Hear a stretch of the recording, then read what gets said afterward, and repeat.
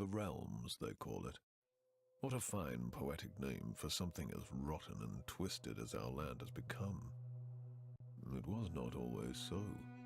Long ago, the old empire, the noblest and most enduring society created by humankind, spanned almost the entire continent of Zerine, the cradle of man. But after several millennia of progress and incomparable achievements, inevitably, the empire began to fall into stagnation and decadence. Desperately holding on to their privileges and resisting change while trying to avert the collapse of the realm, the emperor and his theocracy took to measures that were worthy of true despots in cruelty. Subjugating weaker realms, enslaving whole nations, strip mining foreign resources, oppressing imperial citizens, war on several fronts, genocide. Eventually, the gods could no longer tolerate such horrors wrought in their name. Foretold by an abundance of divine omens, they descended upon the empire to right its wrongs. Thus, in a chain of dreadful events that became known as the Calamity, they annihilated the empire in a matter of days.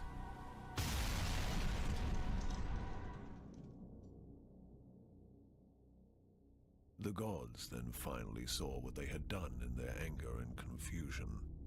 It is said that so much grief and shame filled them that they were broken and they left this reality, never to return. The continent and its inhabitants seemed dead, but at length survivors began to crawl out of their hiding holes and faced a land that no longer welcomed them. Arcane anomalies, the fallout of the Calamity, now riddled the continent, and people realized that they had to share their new home with changed and twisted creatures. Terrible beings entered through the cracks in the tapestry of reality and rose to rule over the natives. In time, these new powers rebuilt the fallen empire in their own image, and the River Realms, now godless and vengeful, reincarnated from the ashes. The inhabitants of the land, such as I, now eke out a living under the crushing rule of the new empire. The continent itself constantly resists our every attempt at building a cozy home for ourselves. As travel is dangerous, many ventures specialize in transferring cargo and passengers over bleak and deadly leagues of land.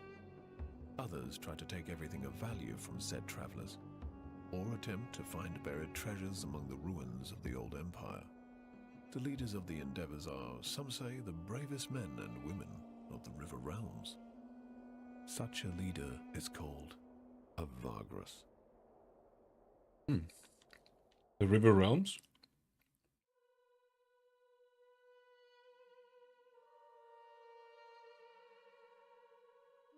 The River Realms.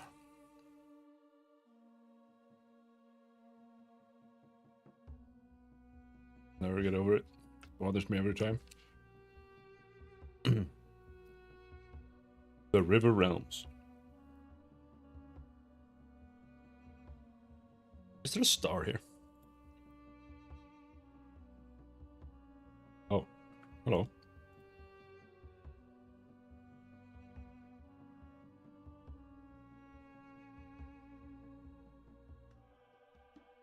Hello, Holty. It's going all right. Oh, what's new?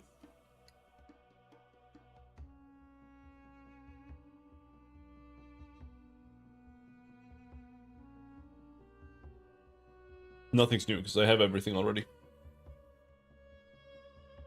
All right. Yesterday we had just won an auction for the blood of the Empress. Now we need to return it safely back without getting reamed.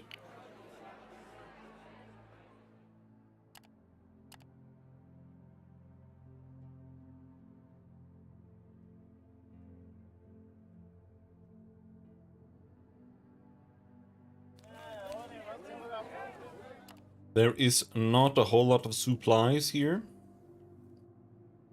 Should just go straight to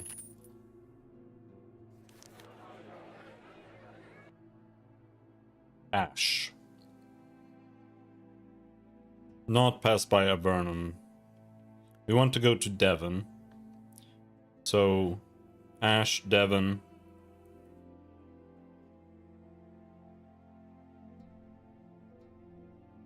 Ash.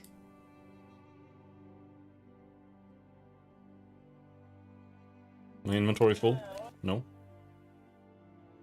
Eliminate, eliminate, rescue. Molten Tongue, Plains of Bone.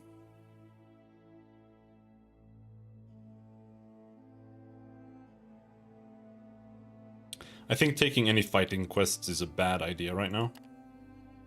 We only got 2 there, which is a little sad, but it's better than nothing.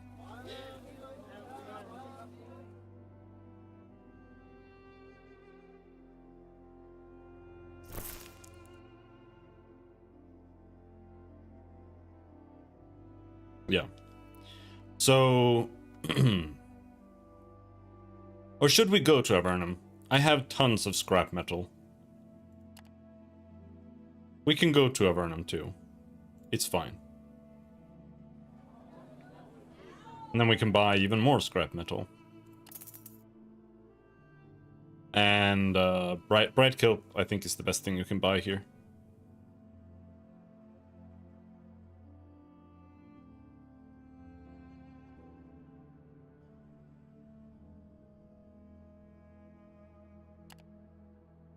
Bright kelp.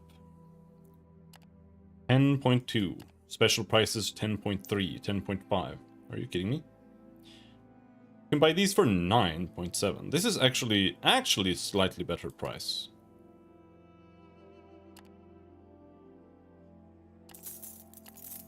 Costs 2 rep though. I assume this costs reputation. I don't know. I almost hit the point in my new Terra Invicta campaign. Is this a new one, or? Because I thought you started a new one like a week ago. But considering the game, it could still be the same.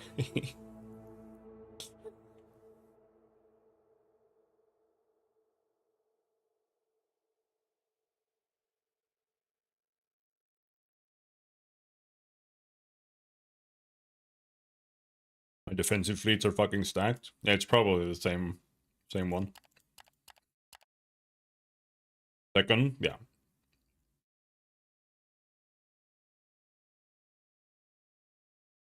It's just funny how long it takes to get to that point. Is oil cheap here?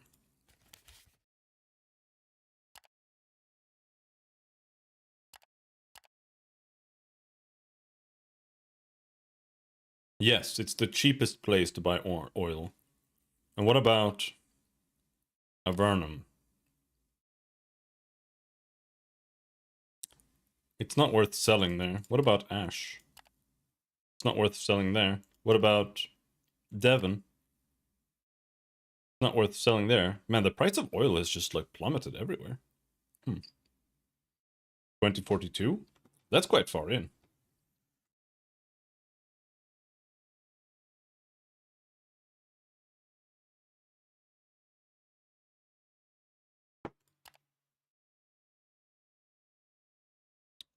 Maybe I don't buy oil then.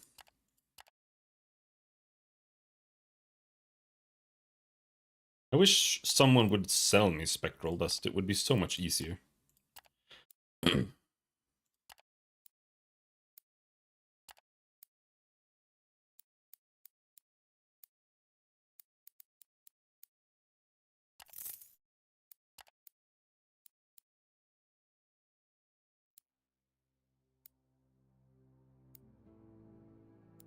I don't really want to sell the crystal lamp. I feel like that might have a function. Could be wrong though.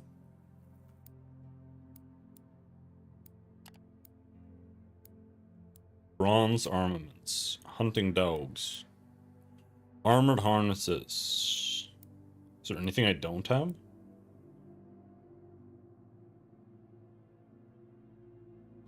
I don't have one energy crystal, but whatever.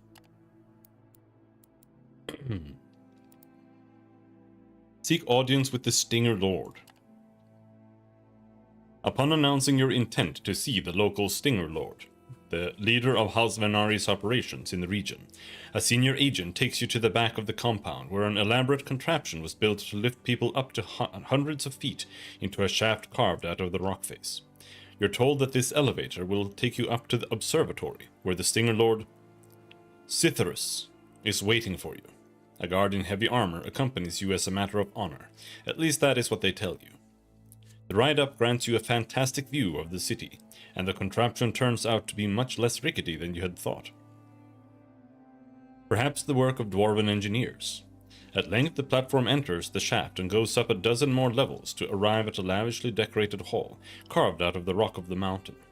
You are then escorted along corridors for a few more minutes, step through intricately carved wooden double doors, and gasp as you realize where you ended up. The spacious room around you is the inside of a large domed structure on top of the cliffs under which Larnak occupies the large caves. Above you, a complex system of tubes, gears, ropes, chains, and intricately forged brass components occupy most of the space, leading your gaze onto the largest piece of the machinery, a gigantic brass telescope, one end sticking out through a hole in the hemisphere crowning the building. The lower level of the room reminds you of a lavishly decorated office as well as a laboratory of both natural and arcane sciences. Welcome to the observatory, Vagrus. A sharp voice greets you, and you have to turn your head for a few moments to identify where it came from. I hope you like what you see. The originator of the voice is a man who is standing in front of a glass wall section just beneath the dome, with his back to you, admiring the view of the desert below. He turns to face you and descends a set of stairs to meet you by his desk. He is tall, lean, and long-legged, towering over most. The exquisite robes he is wearing betray wealth and taste, but you can also see blades hidden in his attire, indicating that the Stinger Lord can fend for himself. Indeed, his piercing gaze, manticore tattoo, athletic build, and demonic aura all allude to a dangerous individual. I am the Stinger Lord, Cytherus.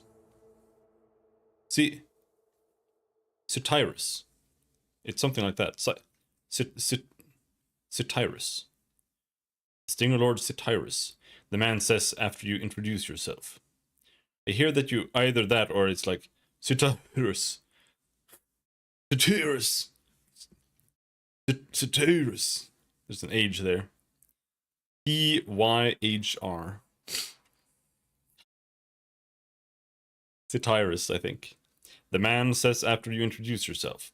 I hear that you have been in our good graces for some time, Vagrus, and I would never deny friends of House Venari an audience. Please sit. He indicates a comfortable-looking antique chair facing his neatly ordered desk, places himself in his own seat with his elbows on the high arms, so that he can fold his long fingers in front of his chin. Now, tell me why you wanted to see me. I sense that we will do great things together. The realms are aligned thusly. Do you not believe in signs and portents? You should. A wise man can read between the lines. You make yourself comfortable and consider what to ask of Lord Cytyrus. I actually don't know. I just kind of went here. Ask him about House Venari's interests in the area. I am certain that you have already come to the right conclusion, that our prominent presence here means that this region is important to House Venari. Lord Cytyrus indicates the chamber with a wave of his hand. And then this base of operations was built to accommodate senior staff, and more elaborate activities. But if you are interested in specifics, Vagrus, I can tell you that this region presents some less than evident opportunities. Despite the arid climate, mushroom production underground is sustainable and fairly lucrative. We have several outposts that harvest the sought-after fungal crops. Bright kelp is naturally the greatest asset in the city itself, and because of the proximity to foreign lands, as well as what you might see as a western frontier, the mediation of mercenary work is exquisitely profitable. The Stinger Lord smiles knowingly. I am sure that you will find ample opportunities yourself. The West is still a realm of promise and untapped resources if one is willing to take some risks. Talk about something else. Ask about the Venari hirelings. Have you already made use of our specialists? The Stinger Lord asks you. They are highly recommended. You see, House Venari has always utilized mercenaries to great extent, and it comes as no surprise to anyone that we have by now perfected how to work with them. And so the house is the best source of hirelings, certainly in Terra Supra. We have rigorous training programs and thorough tests to make sure the individuals hired is the best at what they do. Our mercenaries are all fierce fighters too. Go ahead and hire one of them. I am certain that almost any venture such as yours can use another capable hand. Do you think this game would benefit from having a function to read the text for you? Not really. I mean, that's really up to you if you, like, really hate reading. I don't mind. And it's like... Is it just gonna be text-to-speech? This is gonna be Microsoft Brian reading to you. I don't know. Having voice acting could be nice, at least, but I don't know.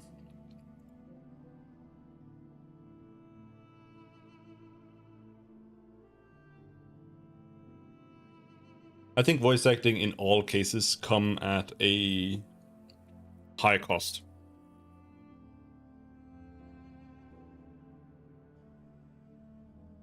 Unless it's like AI or something, where the AI is actually like decent at reading, which I don't think it is quite yet. It's like it comes at a tremendous cost, which usually means that the game becomes worse. More like with the proper nouns. Yeah, like made up words and names. It wouldn't... Could be nice to have like a pronunciation button or something. Perhaps.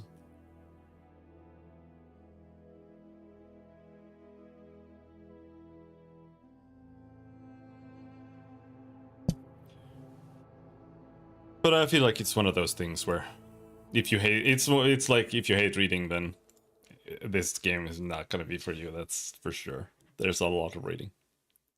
There's almost too much text. Like, I don't even mind that there's that much text. When I'm not streaming, like, I get it.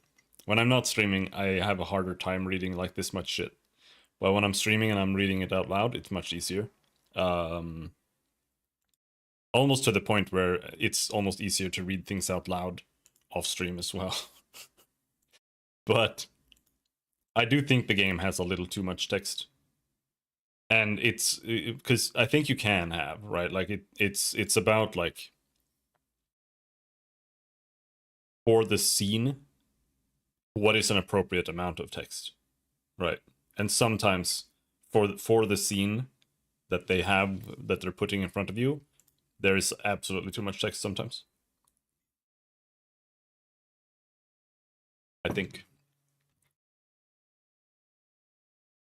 But I think overall it's pretty good. Actually.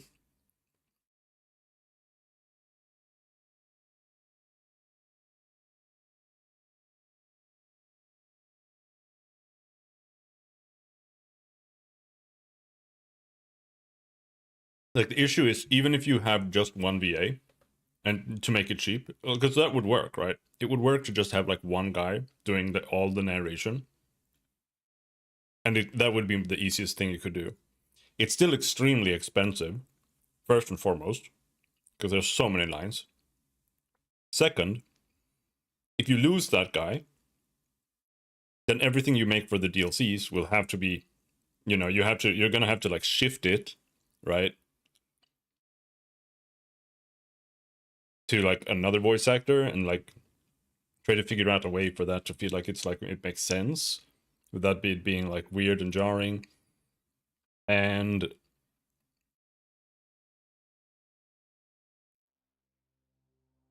it also makes it hard to add new things Because if you have voice acting for like 90% of stuff, the rest of the 10% not being voice acted will feel like you're like walking into a wall.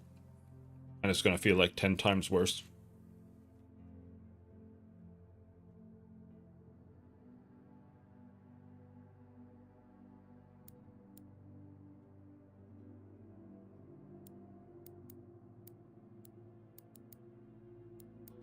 Offer your services. Man, I don't really want them.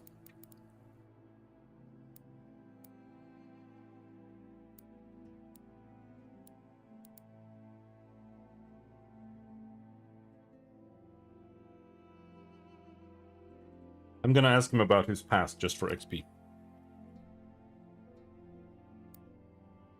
Oh, we don't get any XP? There are a few moments of silence as the Stinger Lord Satyrus is calmly drumming with his fingers on his high chair's arms. His smile is mysterious.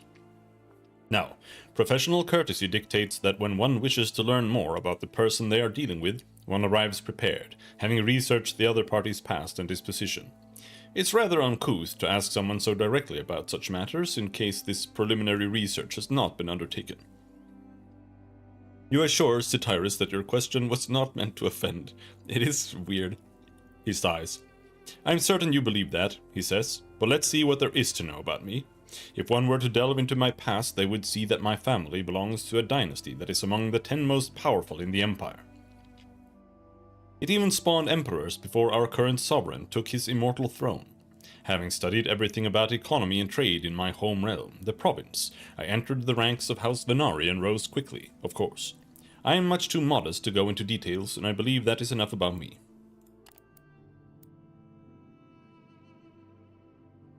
Did that refresh? News refreshed. I don't think that was it. Ask him about the sandworm situation.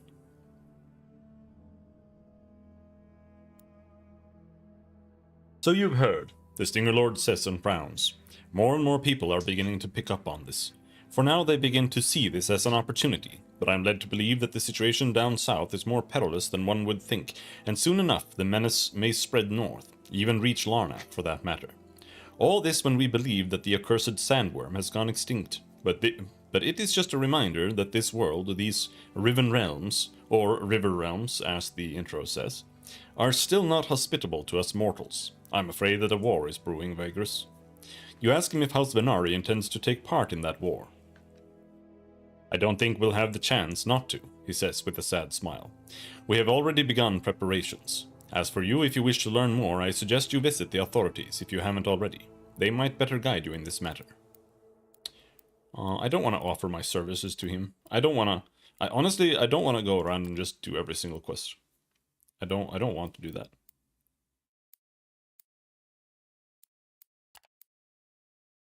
Exquisite weapon. Jade figurine. No, I want to buy the Dwarven compass. Wait, I thought you could buy the compass here.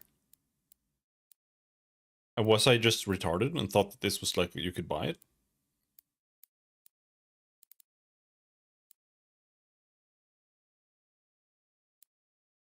I don't want to sell the crystal idol. It feels like it's special.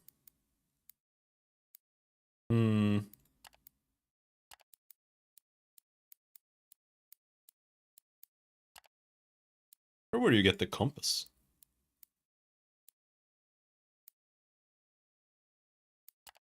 How's our medicine stocks? Let's buy some medicine.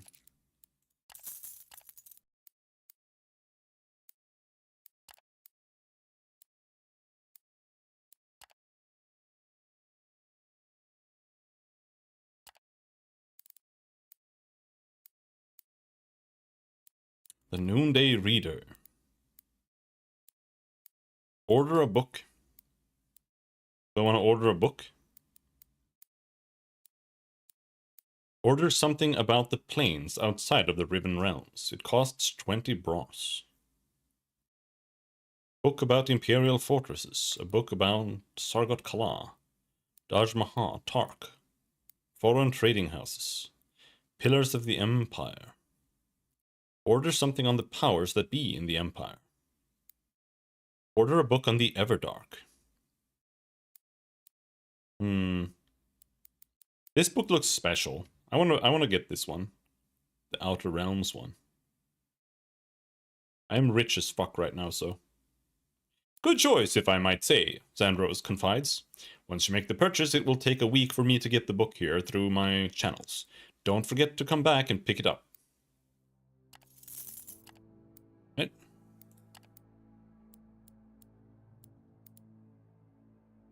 What's going on here? Religion required. Religion 1. Savvy 5. Alchemy 2. Herblore 2. Alright.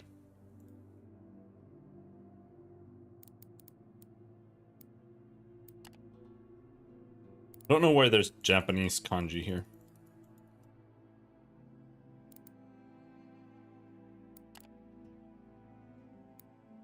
Take a walk around the bright kelps. Take a look around the pools. Nothing.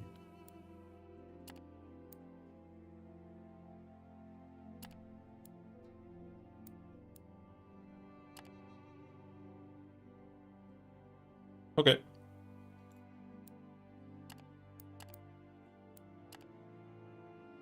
So we now go to Avernum, then Ash. Is there any point in stopping by Utvorar? Yeah. Do I still have obsidian blades? Yeah, let's go sell the obsidian blades in Utvorar. That sounds like a good plan. Have I killed any slaves? Oh, hold on. These guys are friendly. No, I haven't killed any slaves. Actually, oh, I haven't killed any slaves today. Okay, I haven't killed any slaves today.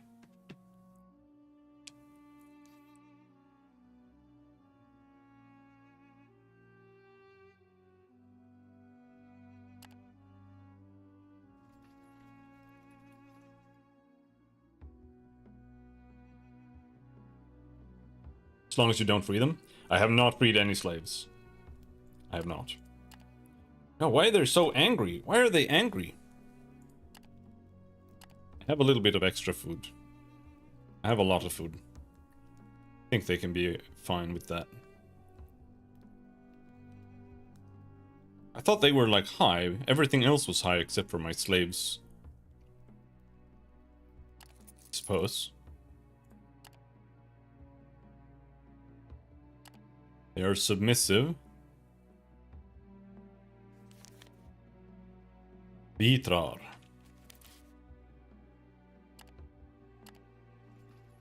We can head by Vitrar and then go up that way, I suppose.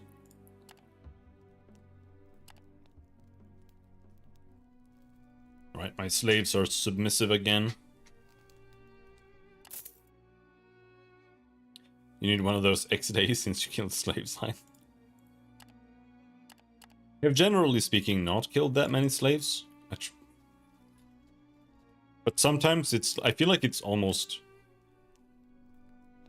like a necessity to kill them.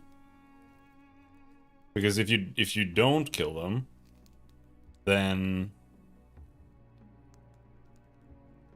you end up having to take care of them and protect them. And if you just have them with you at all,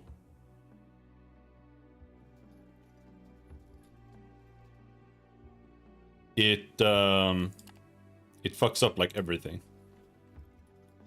Because then you can't post guards properly. And then everybody gets mad. So, like, taking on slaves, if you don't have, like, tons and tons of guards, it's like, it'll kill you. It's so bad.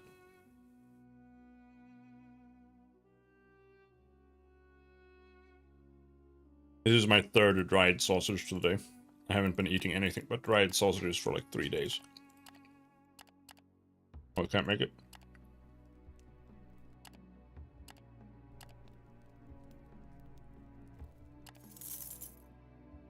It's nice though. Yeah. At Coop, they had They have dried sausages there now. I think it's their own brand.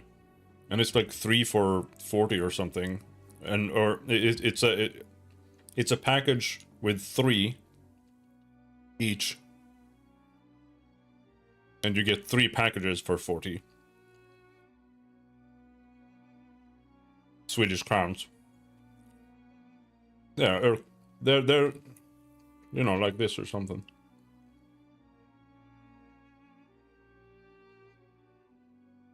It's Urkorv, basically.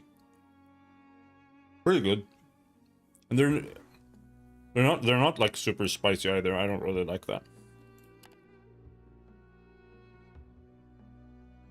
The Oasis. Rest by the lakes. Chill. Feel amazing. +3 resourcefulness. Alright, they have a bunch of supplies here. I'm just gonna buy the supplies.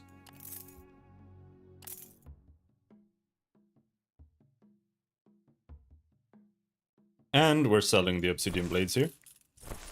Thank Jesus Christ, I'm finally free of those. What's good here? Herbs?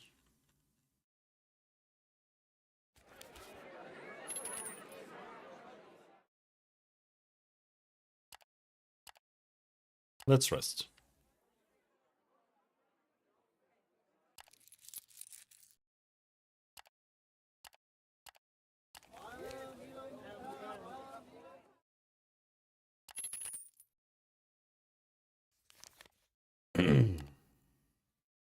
We are currently in Ditrar. Just got some chorizo from my local butcher. Do you mean chorizo? Or is that another sausage? I don't know. Maybe you just forgot how to spell it.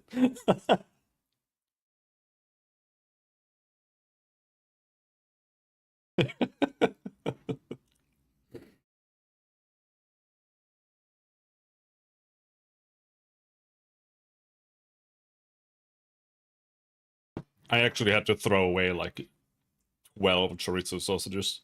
It was sad.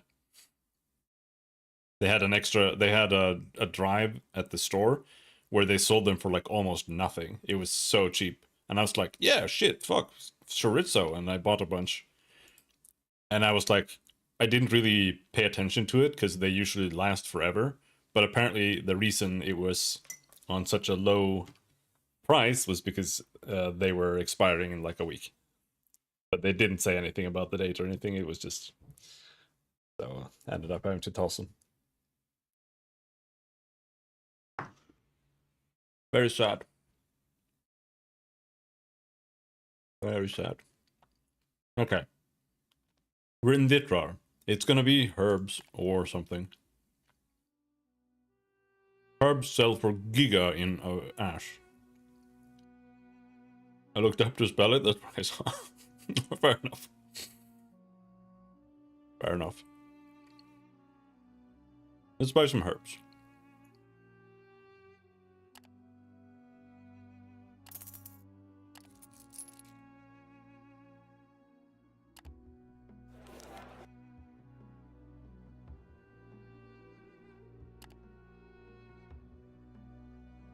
What is that? The Writhing Oasis. Huh.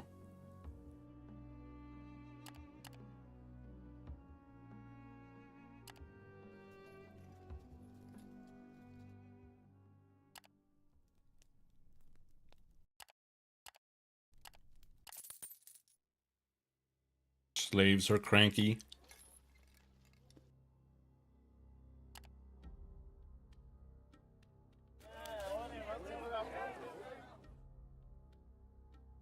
I don't think there's anything to do here.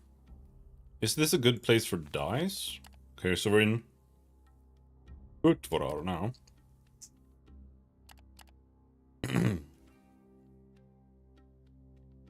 Dyes.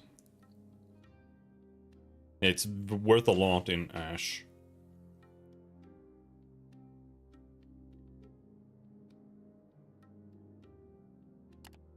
Sure, we can buy some dice.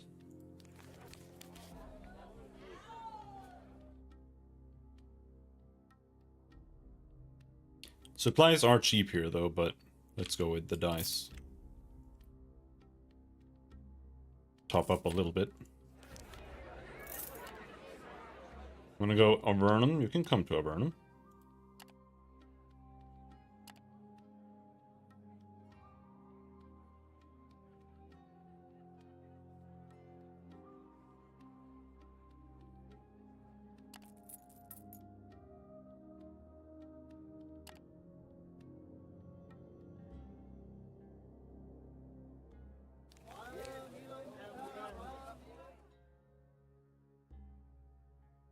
More dice. Some of the tribe's young are willing to join your comitatus as warriors.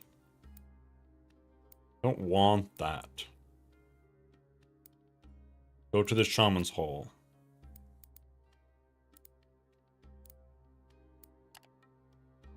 I've already asked this, but I think I have to ask it again. Maybe just to get insight. Trade with the shamans. Dwarven gadget, tribal trinket. Sell them a Sadrirar bone necklace.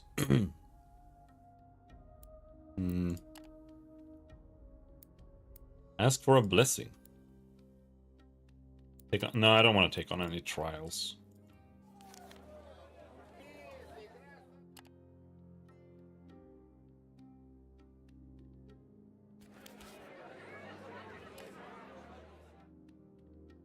I think we just leave. And then we head up to Avernum. Could venture into the mountains, but I'm just not playing an adventurer this time. Oh, roaming undead. Hello.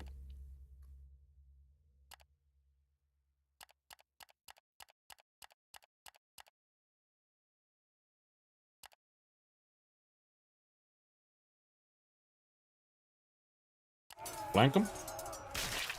Oh, a scout.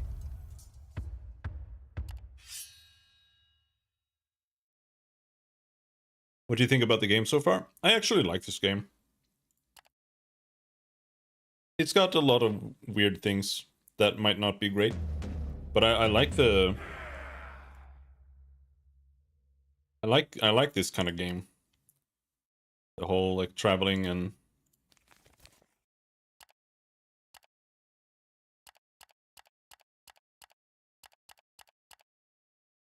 selling items kind of thing.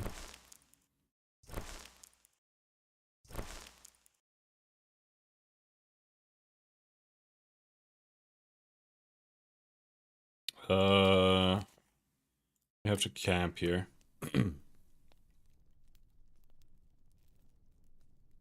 I also don't... I feel like I haven't really explored the game yet, so... If I were to be honest, right now, it's a little bit like... the game feels a little small, like there's not really that much there. But then I have to remind myself that I'm still just walking around in this little, like, square here, right? There's, like, 8 major cities I haven't been to. I don't know if there's, like, extra area from in the DLCs where you can go.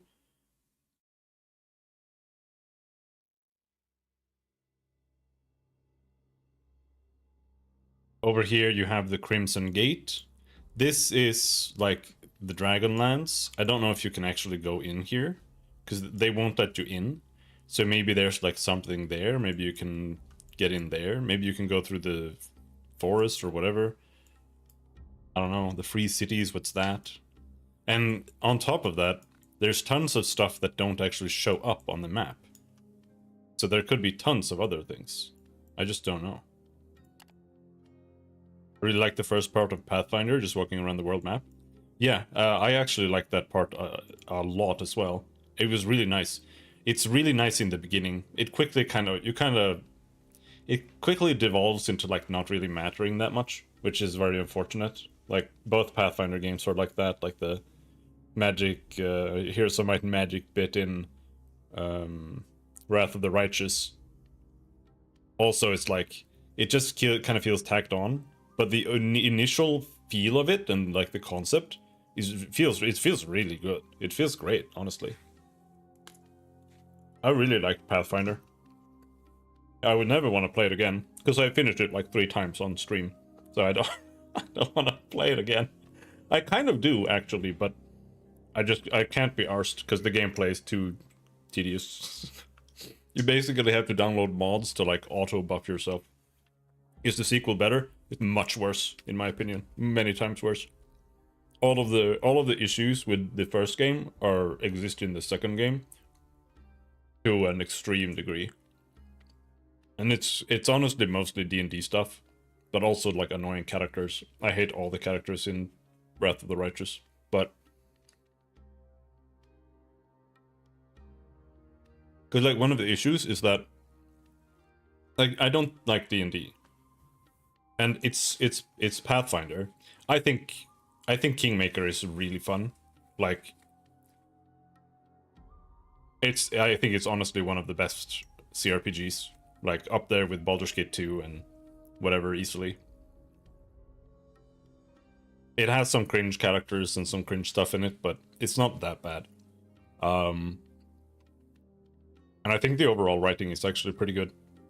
And it has a lot of like role-playing stuff, which is really good.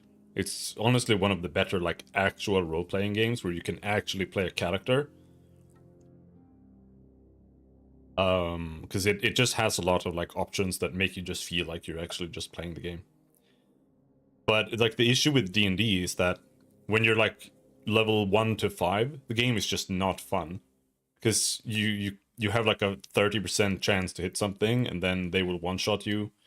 So it's like you're just quick saving constantly and quick loading constantly. And then the game becomes too easy after that. When you become stronger, you're just going around like instantly one-shotting everything. And then in order to like deal with that, they have like bosses that just are huge like trolls or whatever. And they all have like 40 strength and they have power attack. So they go up to you and they hit you like 4 times and they like guaranteed hit because they have 40 strength. And they just instantly would like kill any character that they attack, even your fighters. So and Wrath of the Righteous is like that, but it's like when you're playing Kingmaker, that issue is like it's there, but the troll boss is like, let's say he's like level 9 and you're like level 8. In Path of the Righteous, it's like you're level 10 and every single boss is like level 25. And they're just like, if you can't kill them in the first turn, they will kill half of your party instantly. It's so stupid. And that's like an inherent issue with D&D games that is, yeah, you can't really get away from it. It's like D&D games just work like that. Baldur's Gate works like that too. It's always been that way. It's just what it is. Because you can't really make bosses in D&D, because you just make like high-level characters. You know, what's a boss in a level-based game where... Because it just becomes like a high-level creature. And because it's higher level, it has a much higher chance of hitting you, and it just instantly kills you. Like, I don't know. And that's how Baldur's Gate plays out as well. You just pause, and then if it's not a wizard, you just throw spells at it, and it like dies or whatever. And if it's a wizard, then you just like try to get rid of all of its defenses, and then you insta-kill it in like 1 millisecond when it's vulnerable.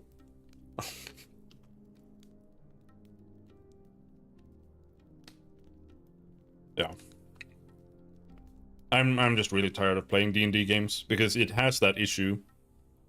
And on top of that, in the Pathfinder games, you basically have to like pre-buff before every single encounter. You have to stand there, you have to cast like literally 16 buffs with your characters for every encounter. Otherwise, you're missing like 30% hit chance.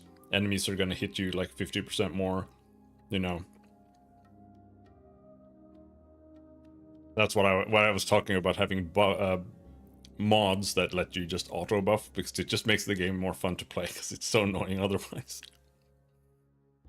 Because all of those spells have like cast time and stuff, so you have to stand there and like literally click and manually cast the spells on all of your characters, and then you get stressed out because it takes time to cast all of these spells, but your spells also have like durations, so you also have to be like fast about it. Yeah.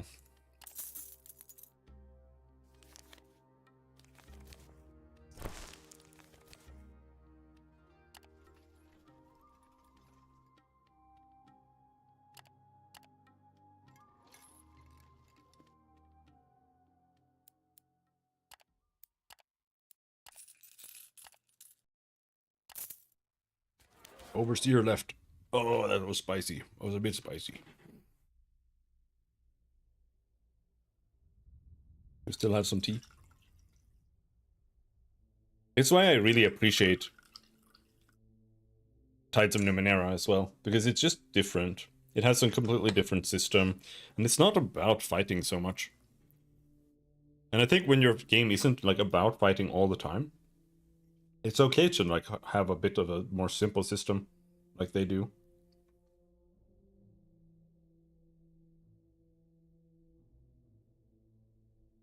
I actually installed it the other day, and I was about to replay it, but I've already replayed it like 1,000 times with like every single character, so there aren't that many party members to bring in the game. I really like it. I really like the story. I think the Changing God is super cool. It's a super cool storyline.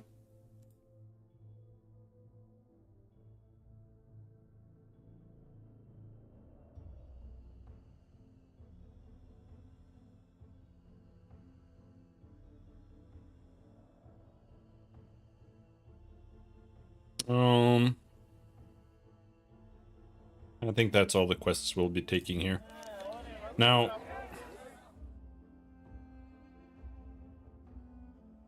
I wanted to sell dice here. It's not worth a lot here. Replay Torment, Planescape.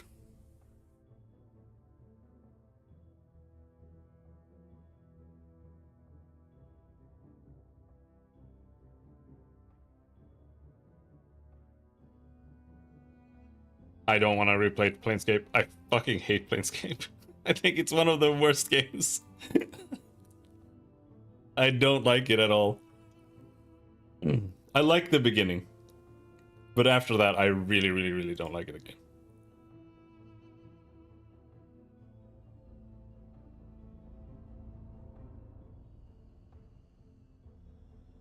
I think it's cool, but it like... I don't know when you played it last, but Planescape Torment, it like devolves into... It's like playing Sam & Max. Or like Simon the Sorcerer. Or something. Like, the way you actually like play the game and progress becomes so ass, like a third through the game.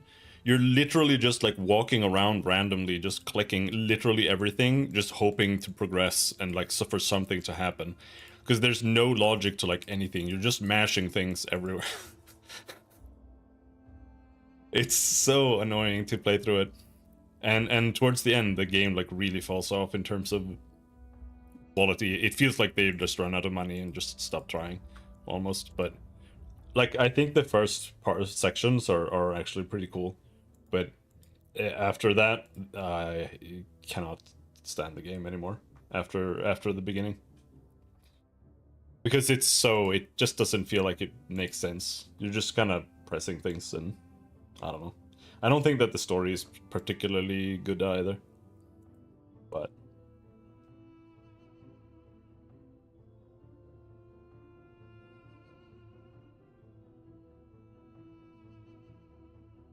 I was thinking of playing Icewind Dale at some point. I actually have never finished Icewind Dale 1, but then we're back to D&D. However, I will say I actually think the old D&D games are much better. I think Advanced Dungeons & Dragons is 10 times superior to Dungeons & Dragons 3.5 or 3.0 and forwards. It's just so much better.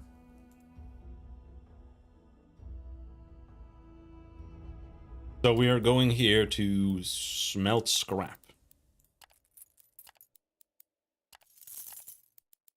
Alright. So how much stuff did that give us? Too much stuff. What do we sell here? The herbs go to Ash. Get rid of the bone.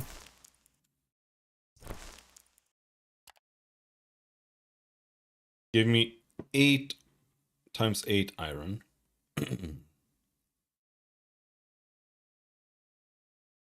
We're good.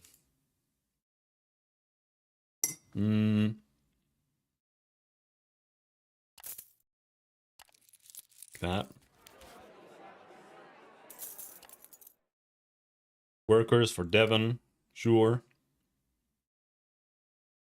Workers for Mirage.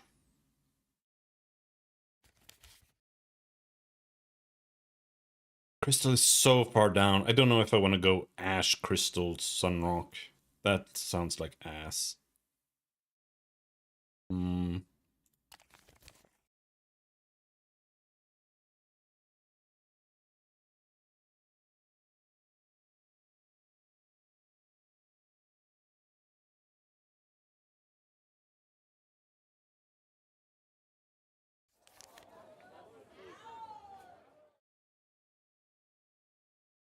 Now the question is just, what exactly do we have here? 50 mushroom, 15 linen, 40 chitin, 25 hides, 75 hides.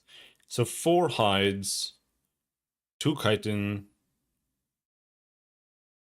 2 mushrooms.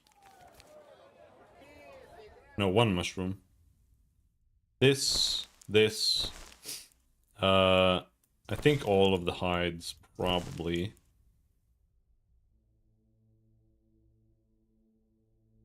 Chitin.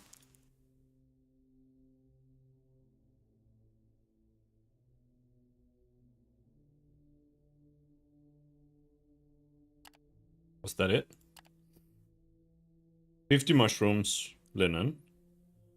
40 chitin, 25 hides, 75 hides. Yeah. Okay, so the rest we could sell here if the price was decent, but I think the price here is just not good. We don't have any escort quests. Escort. Forsaken Colony.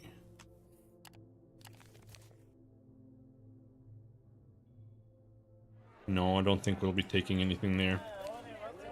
But we should rest. Actually, let's... we explore the city first. Loud shouting echoing near the bazaar calls your attention to a side street where a small patrol of the Avernus Legion is in a quarrel with a half-dozen Sadirar youngsters.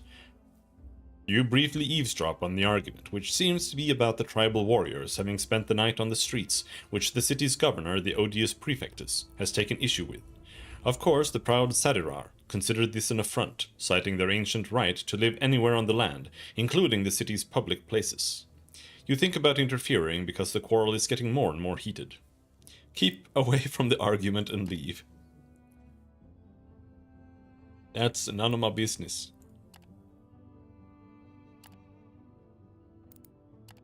I didn't order anything. I don't think there's anything like really worth ordering.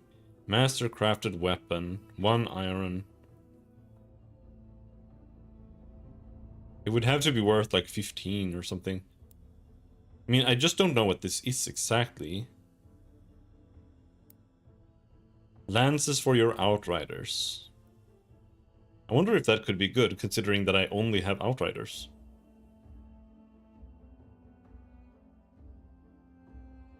Can you buy 3 timber here?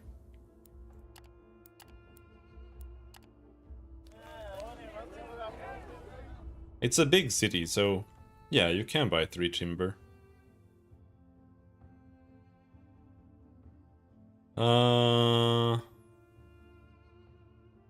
Well, I'll have to sell 1 iron.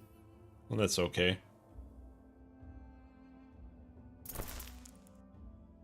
Three timber.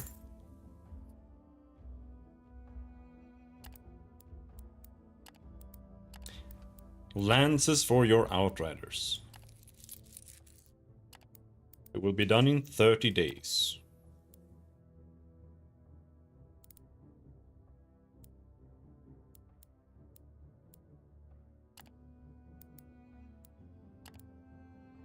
You can sell moondust to the carpenters. They love moondust. They love it. You can trade moondust, which is cocaine, just to be clear. You can trade it for slaves somewhere, but I just don't think it's worth the effort. A shipment of coffee beans. This is easy. We just need to figure out where coffee beans come from, which I don't really know. Ask the capos to mediate with the law on your behalf. What? Do I have a... What? What do you mean mediate with the law? Do I have some kind of bounty on me? Unknown faction.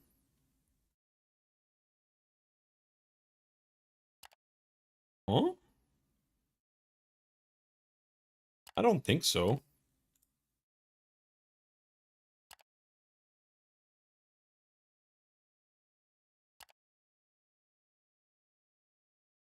Weird.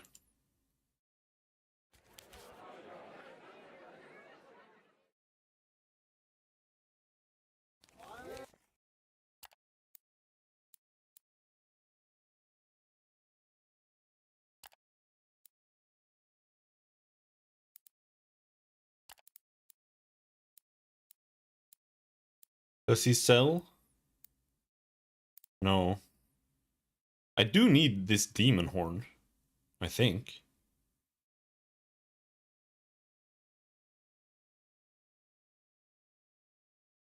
I have one, but I think I need another one. Let's buy it. Scrying orb.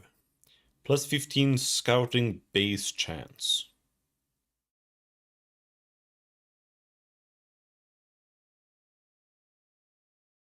I feel like this is really good.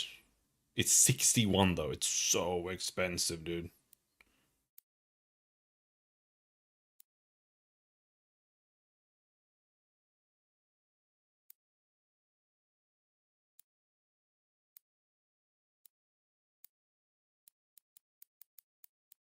But for whenever I might need to scout, this could be really good to just have around.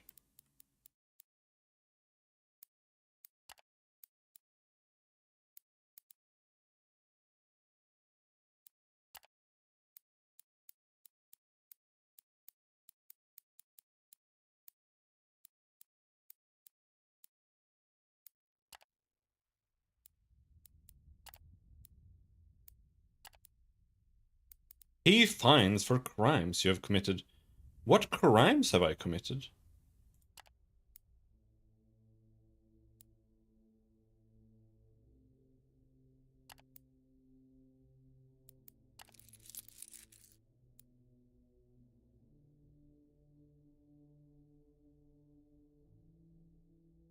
When did I gain criminality? Or what? It might have been when I threatened that woman in town and failed. That might have given me criminality, I suppose.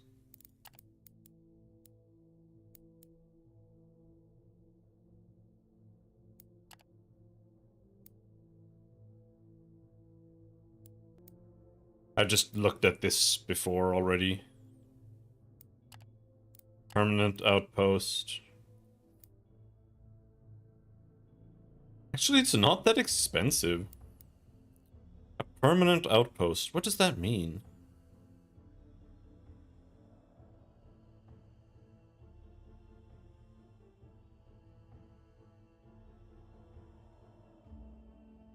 We can buy a permanent outpost for 250.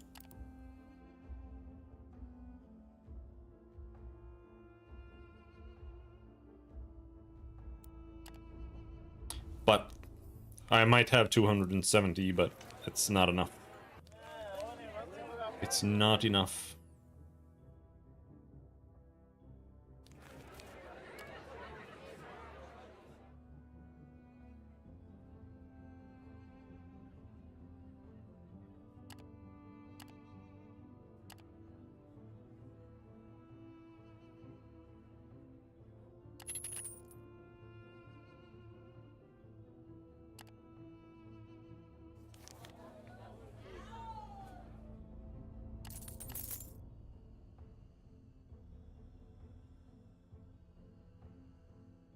Alright.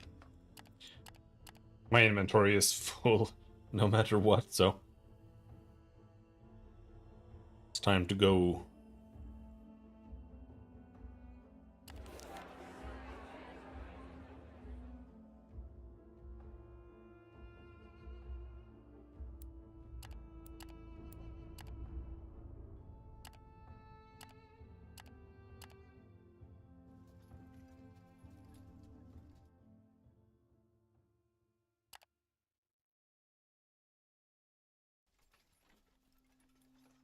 Nope. Okay, if we push it, the morale is gonna drop, so let's not do that. Oh yeah, I want to talk to him. Talk to him about your shared origin. Well, this is the first time I've seen something happen because I am a Dark Elf. Oh yes, our shared lineage has not escaped my attention. It has not. Ren smiles faintly before continuing. But as I've been known to say, Dark Elves are varied. No two alike. Us, you and I, are also not alike. But I do confess that us being Dark Elves does make me lean more towards putting my trust in you, Vagrus. You end up swapping tales and past experiences regarding your kin, and although Renkylon reveals much less than you do, you have a feeling that you have managed to open him up a little. +1 insight, Renkylon gained loyalty. Tell Renkylon that you have decided to aid him in his research. The Dark Elf raises his visible eyebrow. Have you now? His thin lips stretch into a smile as he pushes himself up from his cross-legged sitting position. How wonderful of you, Vagrus. How egregious. You tell him that the two of you are not yet engaged just because of your offer, to which Renkylon replies. Of course, of course. Nonetheless, I appreciate your willingness to help. I really do. Now listen. Learning the elusive art of life drain is no simple task. He already knows it, by the way. I have a glove equipped on him that gives him life drain. It will take a long amount of time and even more resources to master it. A long, long time. Yes, I'll need time to do my research, and I'll need arcane items to further my studies, my experiments. You ask him what it is he needs exactly. Forgive me, it might sound quite vague, he replies. I am but a novice in this field, just a humble apprentice, but first and foremost I believe I must have anything arcane that somehow resonates with magic that can heal wounds, prevent aging, or maybe even bring back the dead. Transfer life force. I'm sure there are scrolls, tablets, and other artifacts out there that could contribute to my research. To my search, very sure indeed. Then there are locations, secret locations that hide a great wealth of dark knowledge. We will perhaps visit those, if I can pinpoint any. Until then I require you to aid me by giving items of magical knowledge to me. Will you help me? You tell Renkylon that you will do your best. He smiles. Scrumptious, he declares. I am looking forward to whatever you can contribute.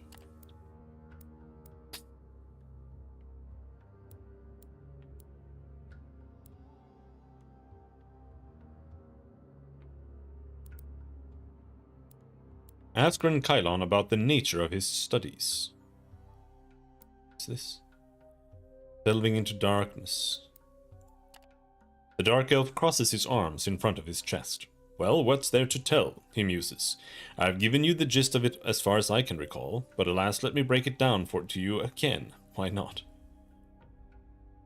He clears his throat. So, as you're undoubtedly aware, I am in the pursuit of no less than life eternal.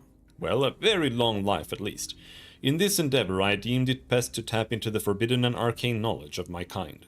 Dark elves, that is, called life drain. It is not a forgotten art, no it ain't, yet still obscure, requiring a certain amount of sorceress skill, which I unfortunately lack at the moment. You ask Renkylon whether this can be rectified. It can, he nods.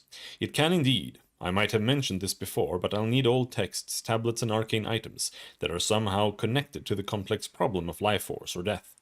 I am sure, yes, positive, that we'll come up upon these during our journeys. Bring me such items, and I shall enhance my knowledge. Oh, yes, I shall. You ask him if there's anything else. Well, I assume there are also ruins out there, he replies. Ruins that hide records of immeasurable value to my work. But let's not get ahead of ourselves, yes? Let's take one step at a time.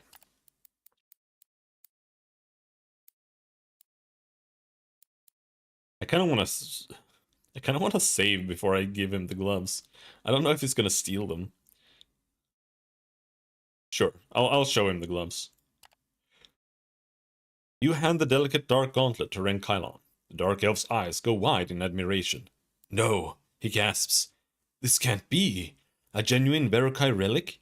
I don't even dare to ask where you got it. Was it the prince? But no, such a question is completely unwarranted.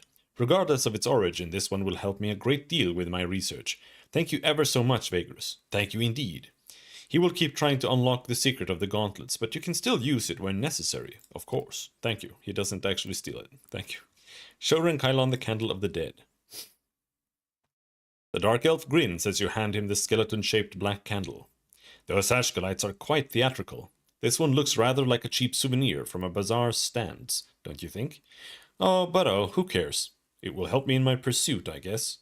He will keep trying to unlock the secrets of the candle, but you can still use it when necessary, of course. Of course. Give Renkylon one of the arcane texts you found during your travels. You hand over the relics. Renkylon raises his one visible eyebrow. Not bad, he says, but I'll need more for my research. Once I'm done with this, give it a few weeks, I'd wager. Give him one of the ancient tablets you found.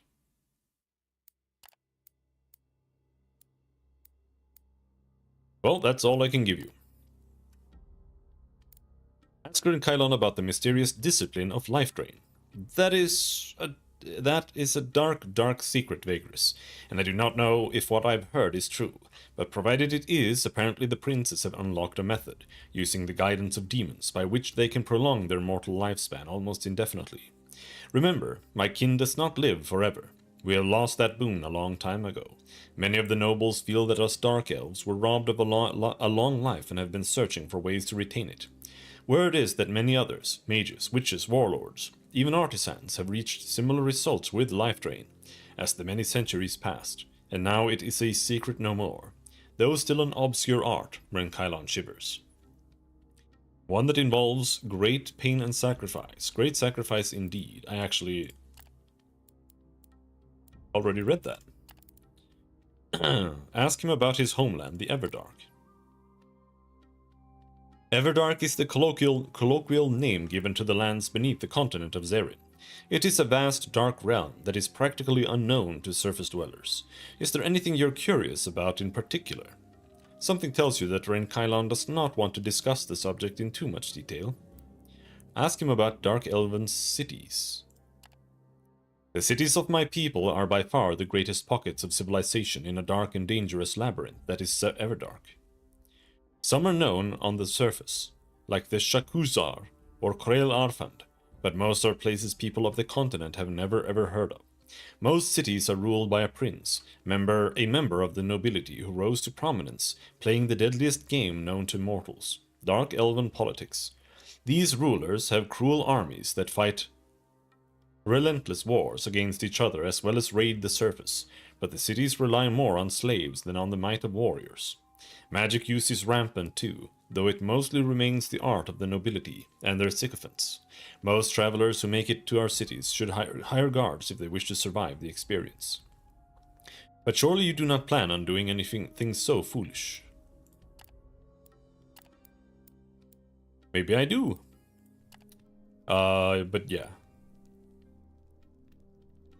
They literally just stole like everything from D&D, just straight up.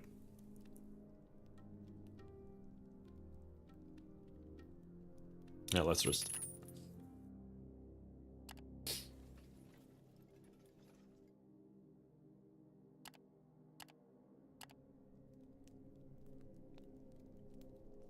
Why are they so cranky, bro?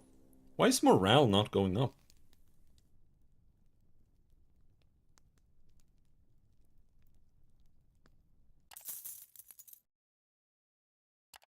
Like, it's still at 4. It should be at 5. I don't know why it's not going up. Today seems kind of odd.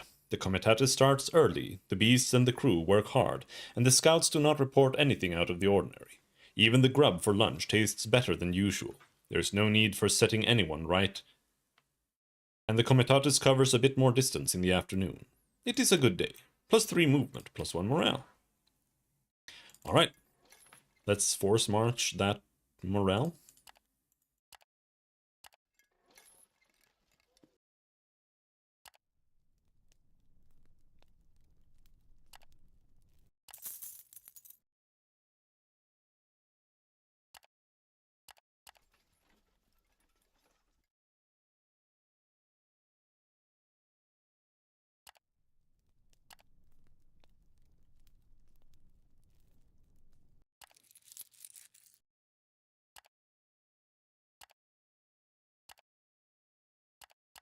Go, go, go, go, go!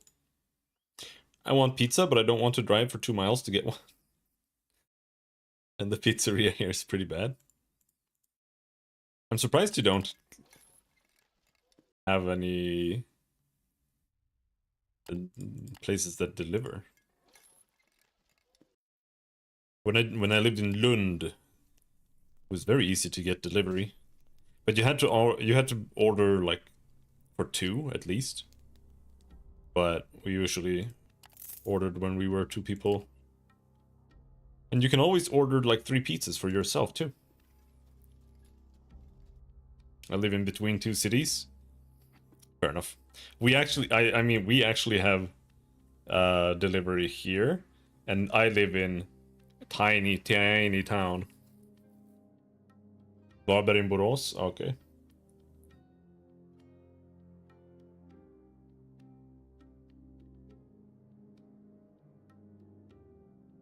Where was it? I was in a small town there.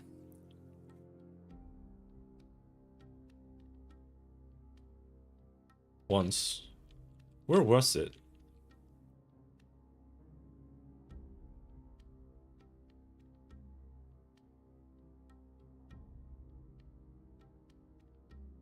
It was somewhere outside.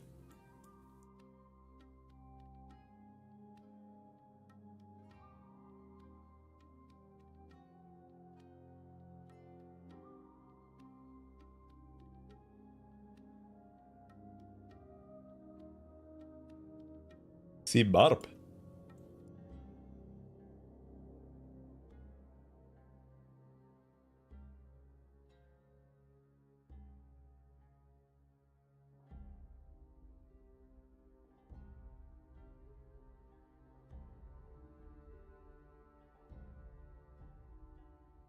Where could it have been? I mean, there's not a whole lot around here.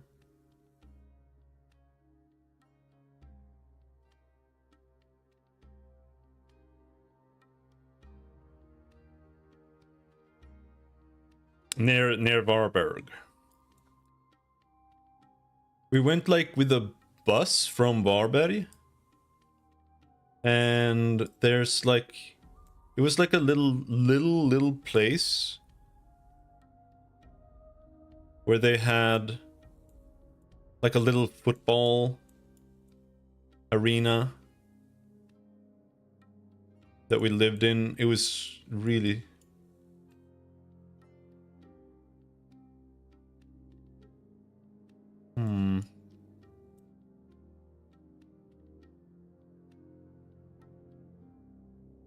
I can't find anything that might be it.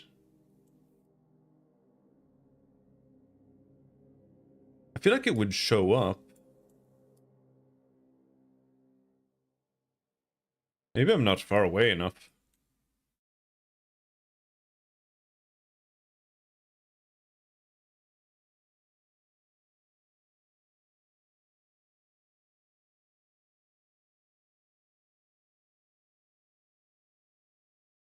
Now I want to figure out where it was. But yeah, it was somewhere there.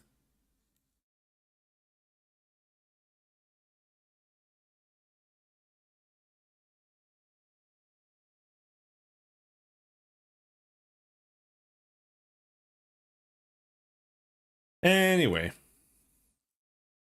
Yeah, we were there for a fighting game tournament thing that we held there.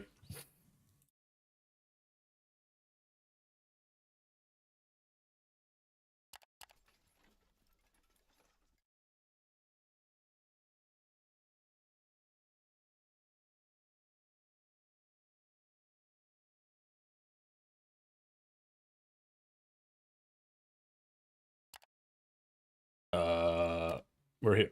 We're in Ash. Turn in, turn in. Next one is for Devon. Let's see. We want to sell a bunch of things here. The last quest is the hides. We don't want to sell those. Bright kelp is in demand here. Sell all of it.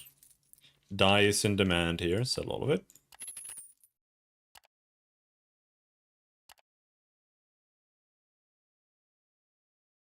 Herbs. Also very expensive here. I think we'll sell all of it. What about the metal? I don't think the metal is worth selling here. Like iron.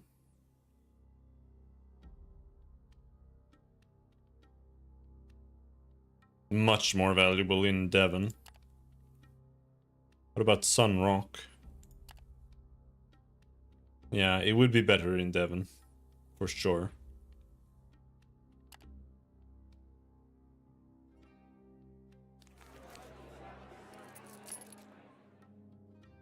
Passengers for Devon. Tradesmen for House Okwo to Torzag. We can maybe do that. Hopefully that's not a mistake. Because taking on like 10 people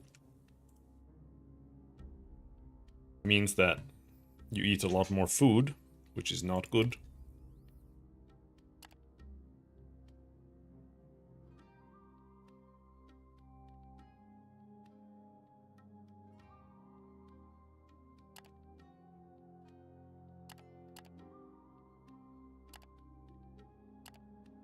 I don't think there's anything you can buy here. No. So, best thing we can do is take these... procure goods to Devon. Deliver contraband, that's fine. Another one. Some obsidian. Blades. We can probably get that past the guards, it's fine.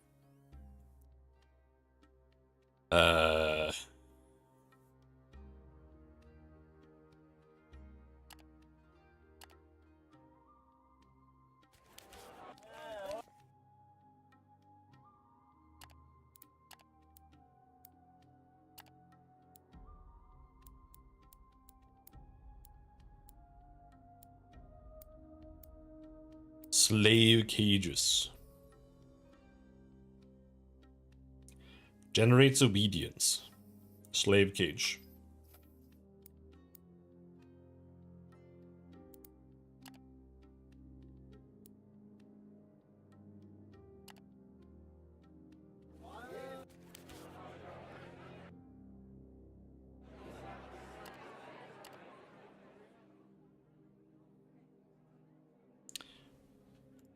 Alright.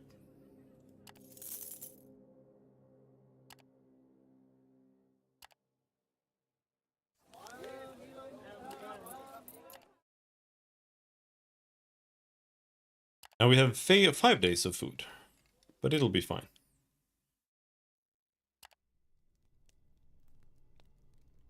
So it says distressed, it says they're gonna go up to steady, but last time they didn't. And now they're steady. That's good.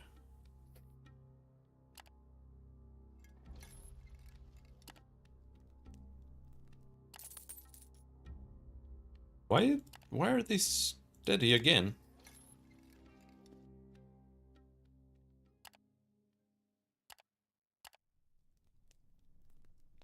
It says 5? Okay, now we're 5. Pay the road tax. 55 required. Why does this keep going up and up and up and up? It's so expensive. Holy shit.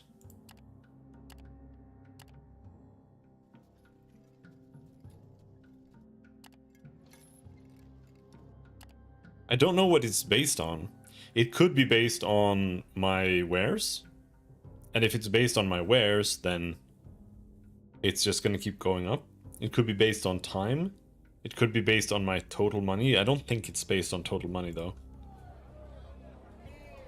I think it might be based on your wares, because right now I have tons and tons of iron on me, which is quite valuable. So that might be it.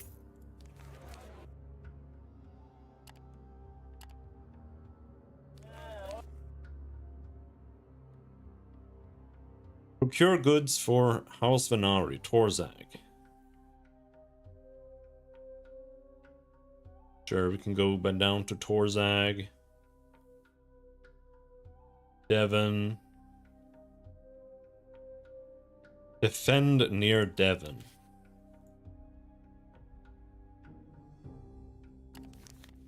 Let's take that. Rescue near Ash. No, I don't want to go backwards.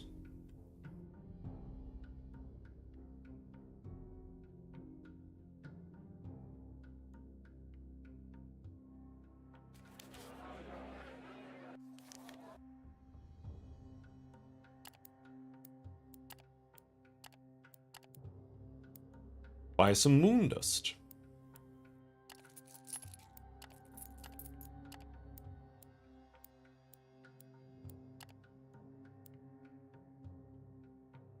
We're gonna fight again? A sorcerer.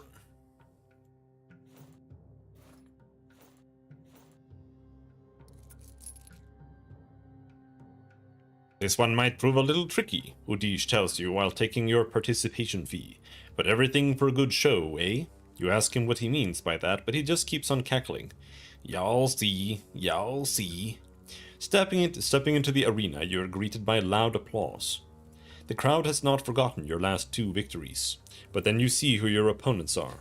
2 undead creatures lurch towards you, commanded by a gaunt figure in faded robes, while a more than able-looking fighter slowly circles around to get to your flank. Comrades.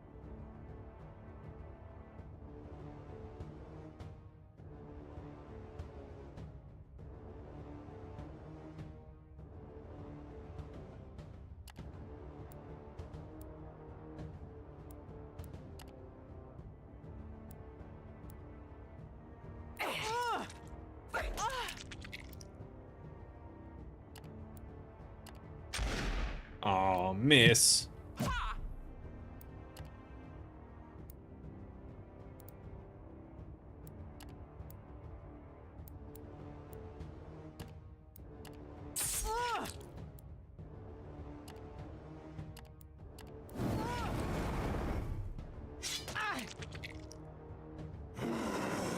That person is dead.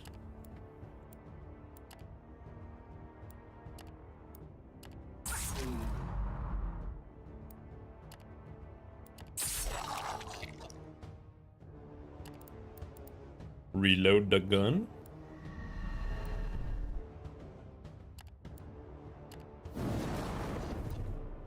Fire does double damage against undead.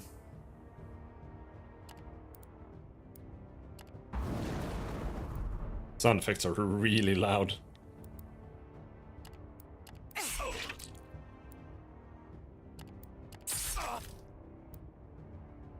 Yeah, this guy was easy. It is not doing anything at all.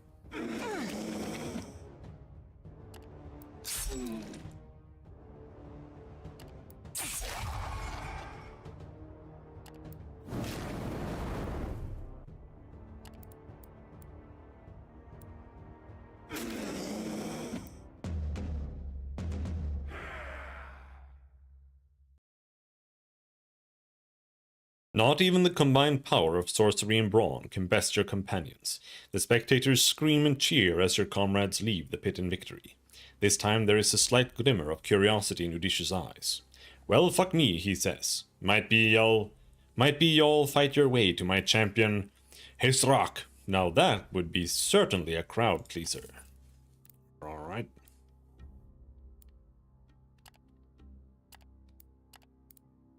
Well, there's no going around the town here. I don't want to steal offerings. I might be trying to play a smuggler, but I'm not playing some kind of freak. Let's buy the supplies. Nothing is worth buying here. This place is ass.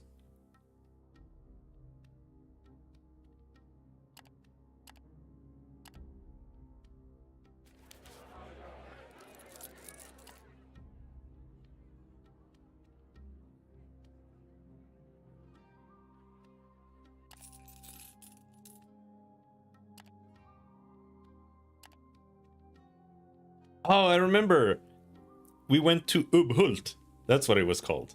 That's where I was. Ubhult.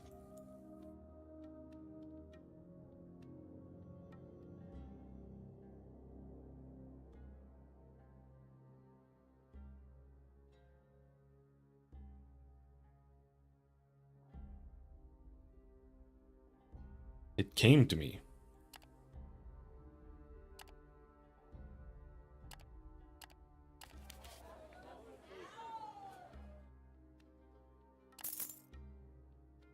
We have 3 days of supplies. But that's enough. We get back to Devon.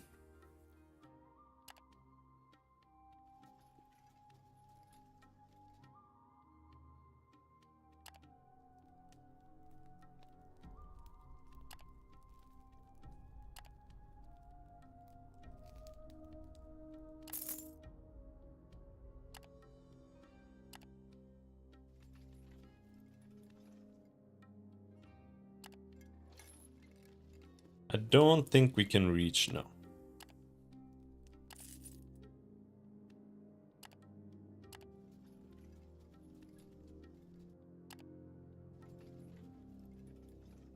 No, I don't want to go to the spires. I want to go here.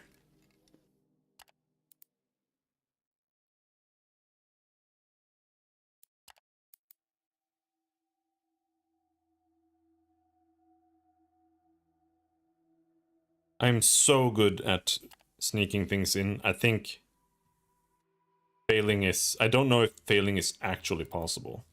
Show them your trade house license. Does that work? The issue of the gate tax is concluded. Okay, so we no longer have to pay gate tax. Which doesn't matter because the gate tax is 3 changers, so who cares?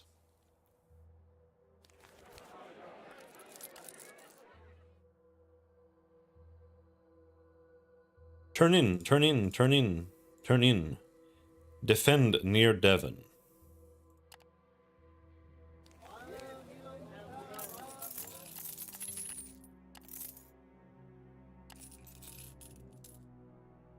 And let's see. 150 cerulean crystal. Right. So if we want to sell anything here, it's the iron, I believe.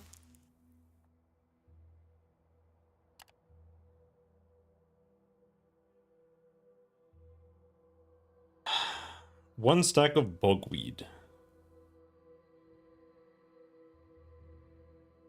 I think maybe we can sell bogweed in...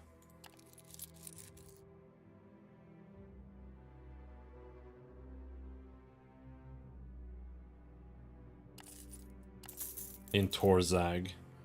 I think you can sell bogweed at least to the wraiths there, but the price might be bad.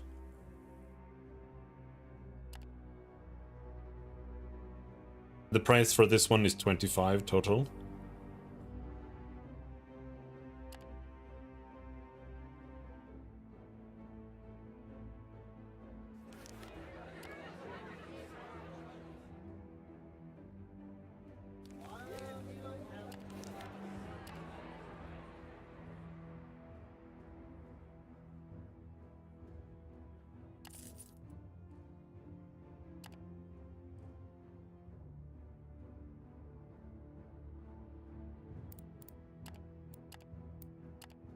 And so here now we want to go... actually...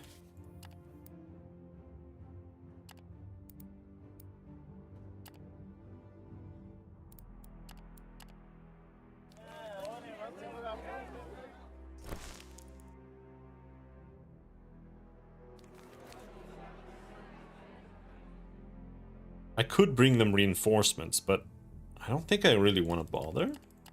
I mean, I feel like I have too many guys. I have 32 fighters. That's way too many dudes.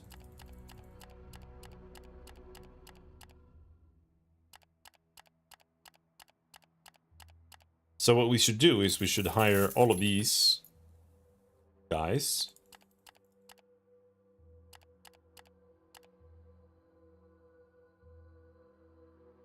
And then we go and deliver them to the defense quest up here, which is there.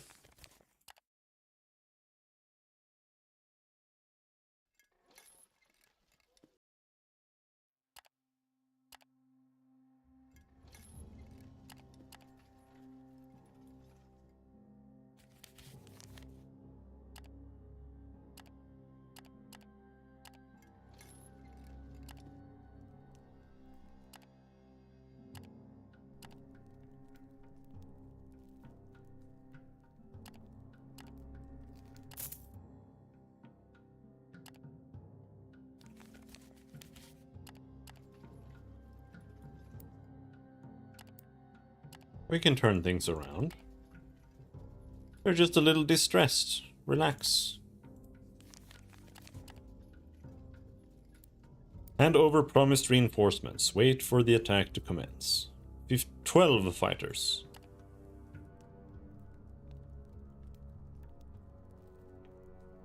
I'll pay them double so that they have good morale. I think having bad morale is really bad.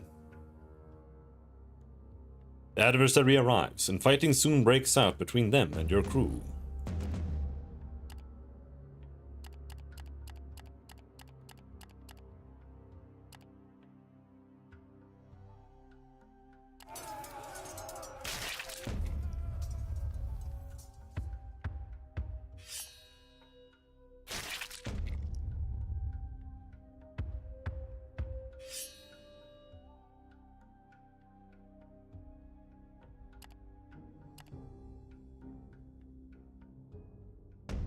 No, my scout!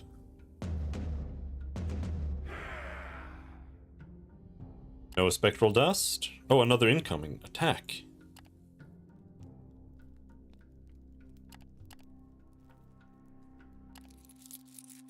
The undead shamble onward. Right. Another flank. Garrick lost loyalty. Well, maybe you shouldn't have been in the fight, Garrick. Renkylon lost loyalty. And no, Renkylon. Did I just lose 14 workers?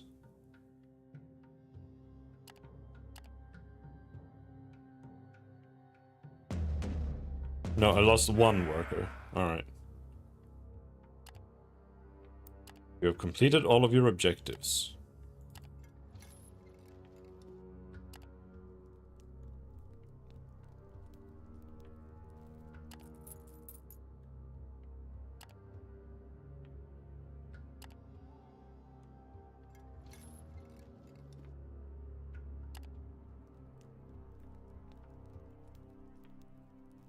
Why is my... Oh, my vigor isn't going up because I don't have enough fighters, apparently.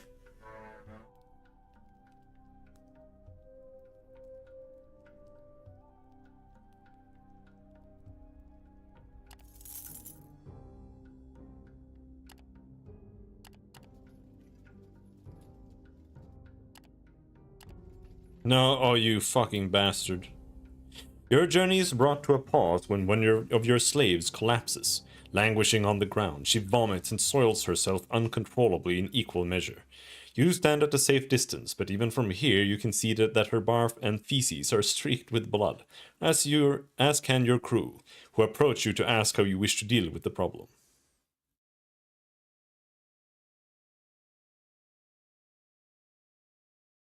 Have them put her out of her misery, carefully keeping their distance while doing so.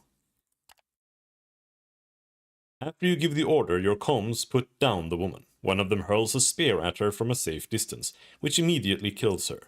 In the aftermath of the mercy killing, all your crew begin checking themselves and each other. Some spit on their hands and look carefully for any discoloration. Others relieve themselves in a bid to make sure that their urine or excrement is not affected. After an hour, the sordid affair comes to an end, and a consensus is reached that there was no outbreak among your comitatus. It seems as though you were lucky this time. All right.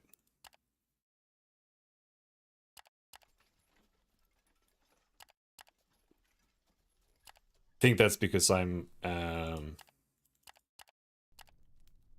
at low vigor. See, this is the issue. If I rest with no guards, we gain vigor, but we lose obedience and morale, which is like really it's fucked already. They're submissive, but that's too low for my workforce needs. Vigor also reduces. No, I don't know what that reduces. Combat strength, defense. Doesn't reduce workforce necessarily. Morale reduces workforce though. And just posting guards just kind of doesn't do anything. But we are back in Devon, so it's all fine.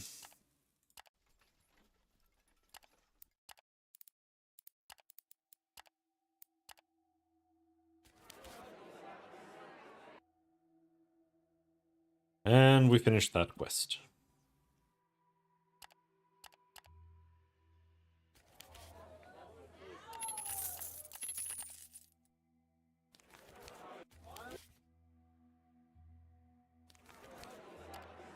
Fighting is hard work.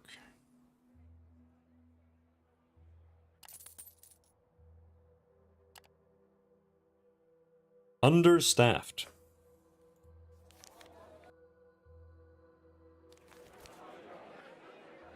Am I really?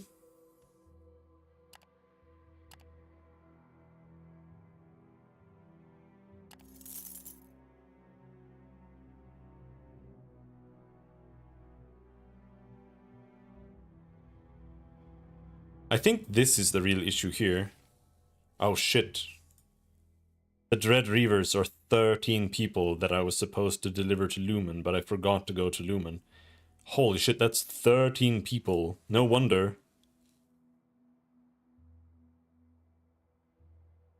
No wonder. And we have even more people. These guys, Torzag. These also goes to Torzag. Alright, so we have to go to Lumen. Really.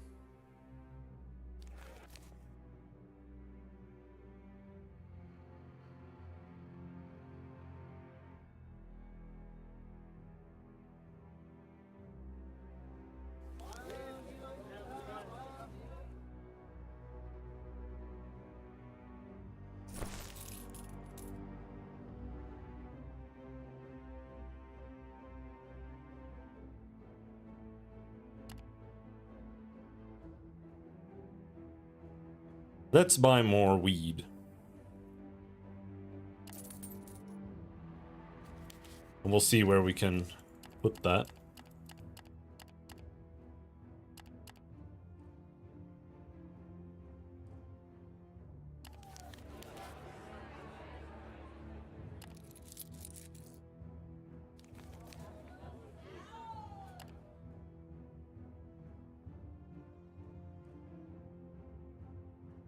Is there actually anything else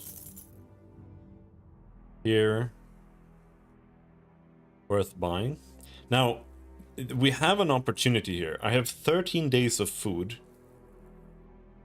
So, if I just bring that back down to Torzag, and we buy all of the food there, we might have a chance of having enough resources to go and do this quest again. And try it at least. And I think we should go down here, and then travel from here to there. Last time I just went straight across here. I think that's a mistake. I think you should go from down here to there.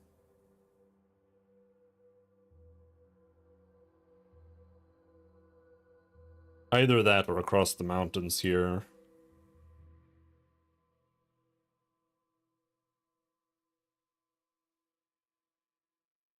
This might actually be better, almost, because here you still have to travel. And this is still farther than from there to there, I think. And you have to travel down here too. Maybe from Crimson Gate would be smarter. Unless you, like, can't actually travel across the mountains, but I think you can.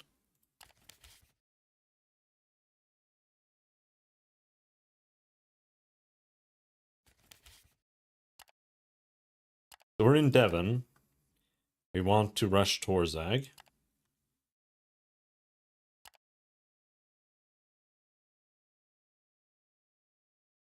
Chitin.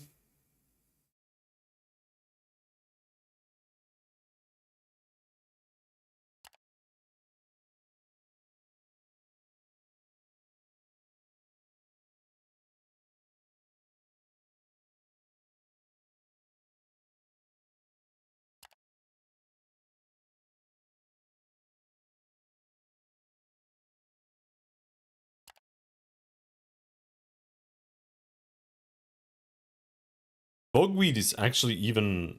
It's worth even less in Torzag.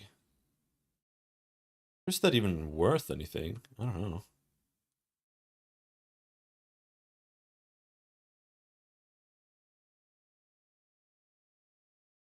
Alright, it's just chitin.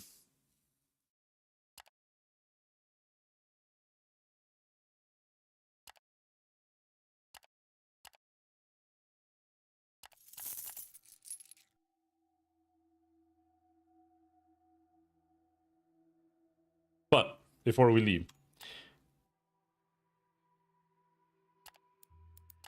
we have to finish the blood thing quest.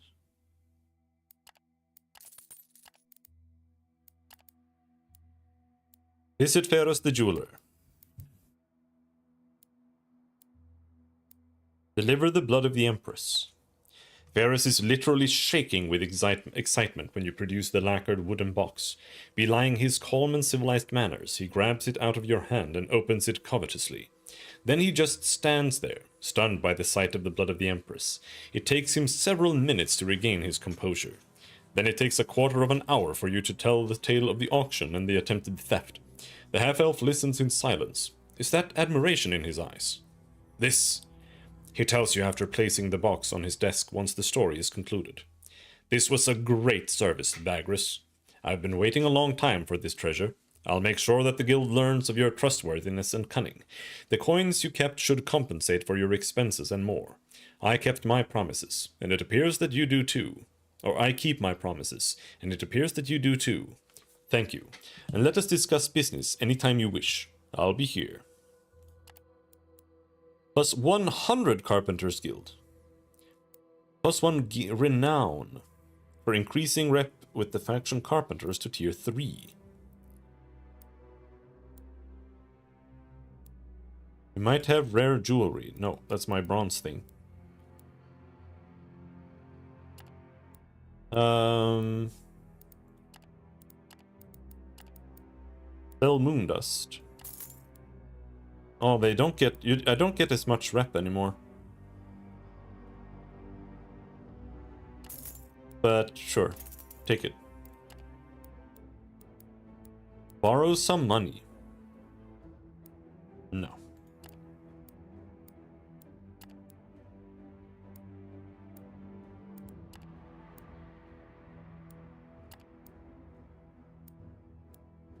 Purchase a small bronze pendant that helps aiming. I actually think this is like one of the best combat items you can have. +5 accuracy is huge in this game.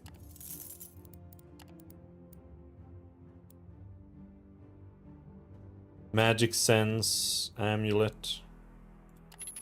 Why not? Buy a rare precious stone.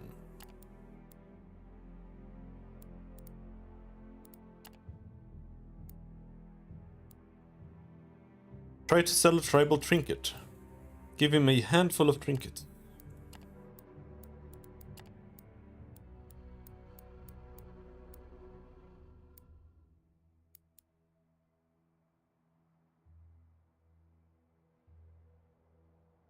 You own 27. Simple jewelry. It sells for 90%. Sounds terrible. But I think I might have looted those from killing enemies, so I think that's probably worth just offloading.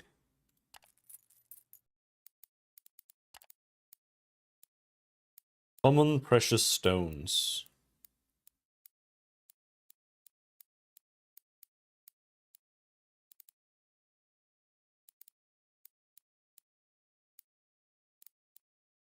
We needed to get dragon bone for somewhere. The dragon bone...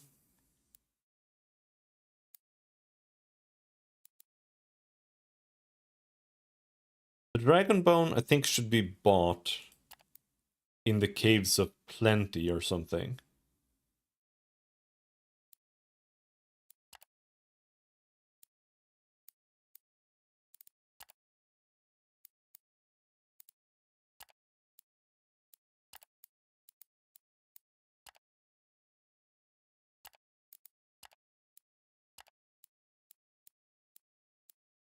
Purchase dragon bones, 100%. This is just a normal price. Yeah, I'll buy a dragon bone.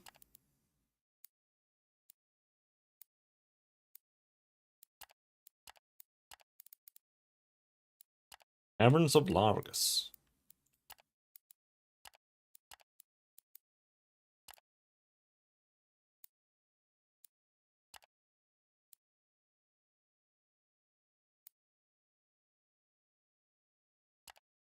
They seem to still maybe want leather and stuff.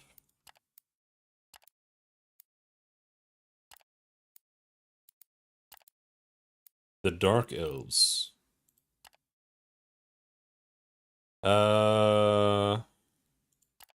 Temple.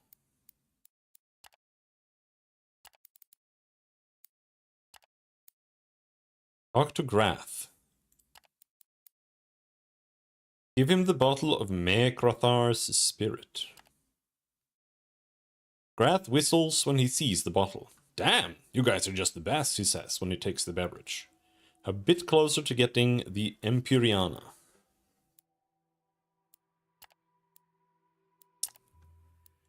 Hanging Gardens. What's the ambush room about? They want 66 bucks to start producing ambush room. It will take over 2 months for the crop to reach size and maturity. Alright, let's get that started. Ask whether they keep some Aran's Bell. Around Terra Supra. That's over to the west, I believe.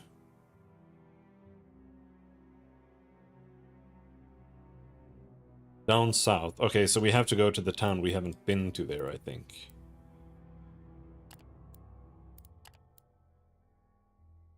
Every 600 days you can buy a pure white crystal. Okay, cool.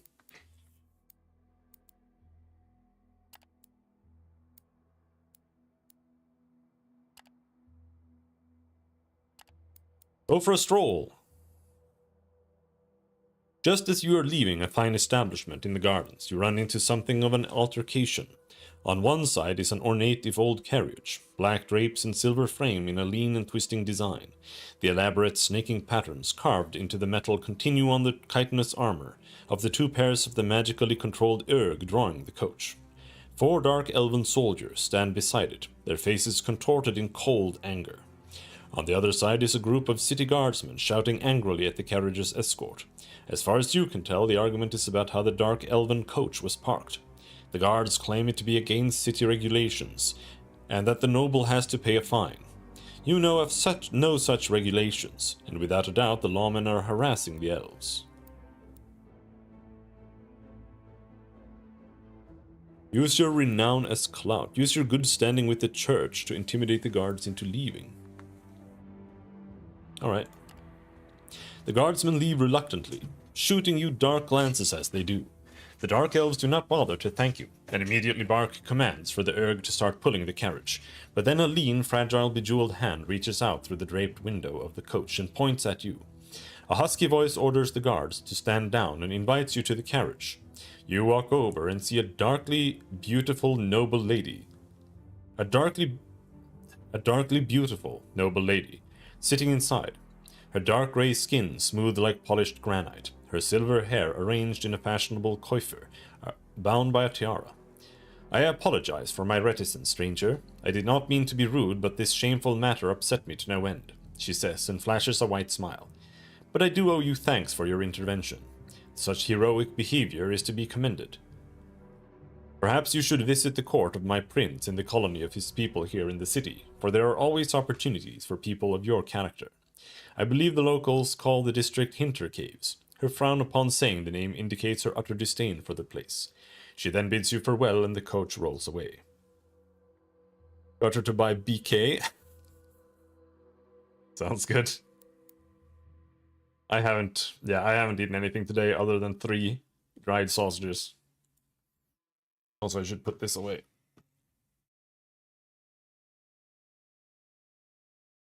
Or maybe I should splurge and eat another dried sausage.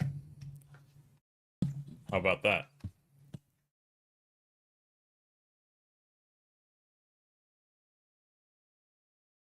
On a diet? I'm just fucking tired. I've just been too stressed and doing too many things. I haven't had any food. I have like some sausage that I have. Some falukorv, but I just hadn't felt like it. I don't know. But when you're eating like I am eating, when you're eating just high protein, high fat, nothing, and no carbs at all, you don't get hungry. Like, I could go an entire day without eating, and it wouldn't really affect me at all. I don't even feel it. It's not an issue.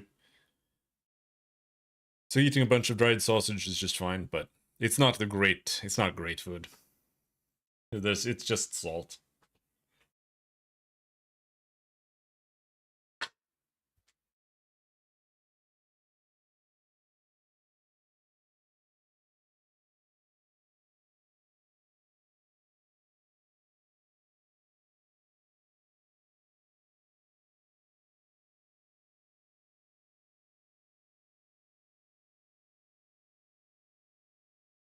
I also eat when I get bored and stressed out, which is like all the time.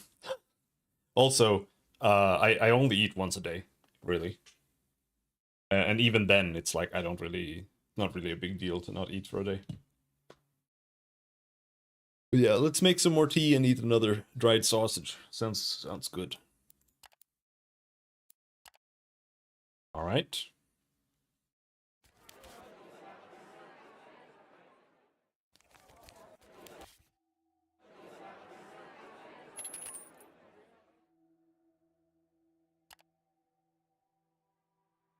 Orzag Shelter. Okay, so we have... Why is the dragon bone out there?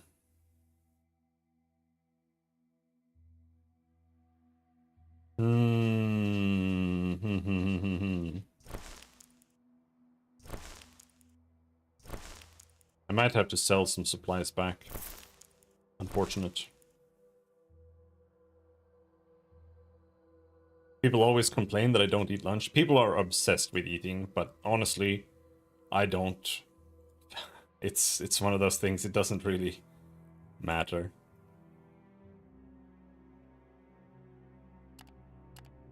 People think you die if you don't eat all the time.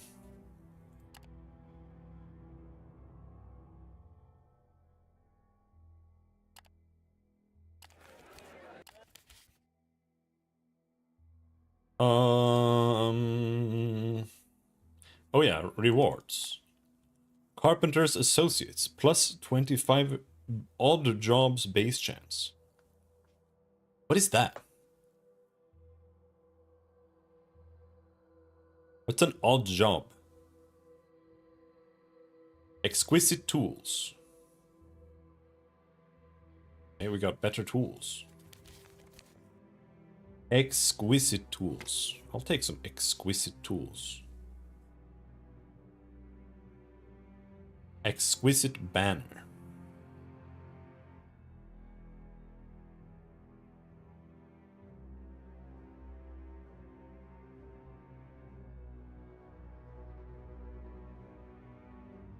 I want to fit it, but I can't put it anywhere. Like, it goes in miscellaneous.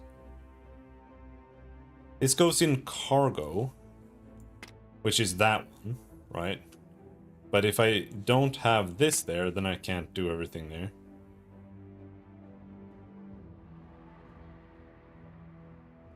My brother, who's a health freak and have worked as a fruginas for over 15 years, says that it's better to have small fasts, like eating good, but much one time a day, maybe two.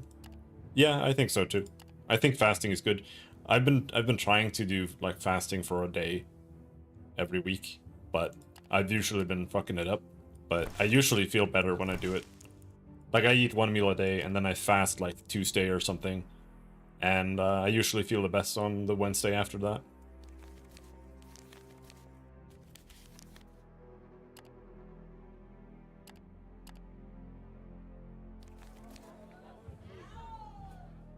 Alright, we good to go?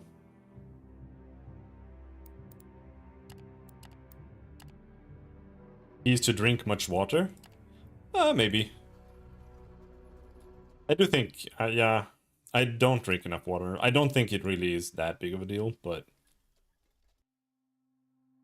it doesn't hurt to drink some water between all the coffee and tea.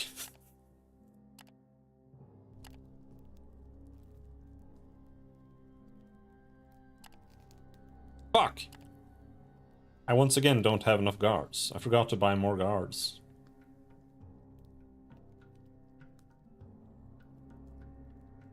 Alright. We'll have to struggle through this.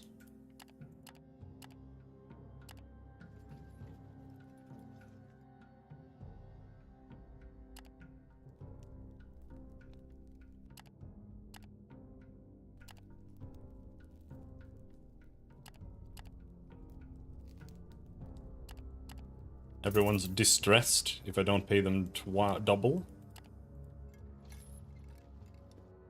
Can relate.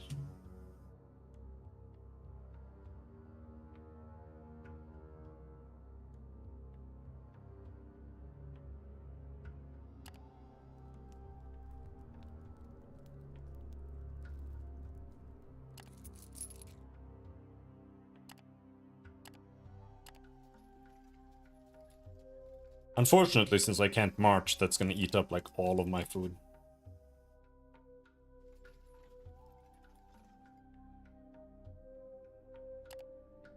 You actually lose 2 obedience on slaves when you march. I keep calling it force marching, but it's actually just march. That's what it's called.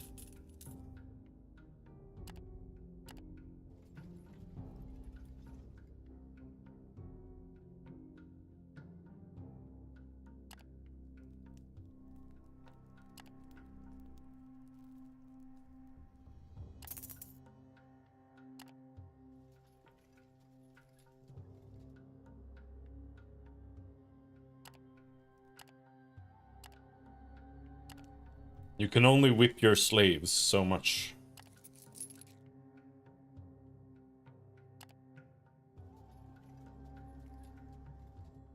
Help! Imperial Necromancer's Mortuary. No, those are friendly. Can we whip?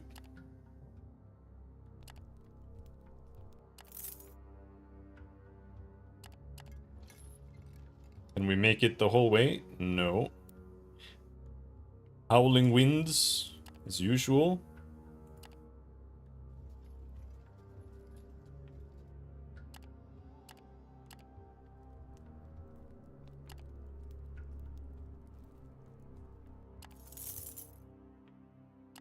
Alright, we made it. That was terrible, though. I lost, like, all of the food that I was gonna use. It's all fucked.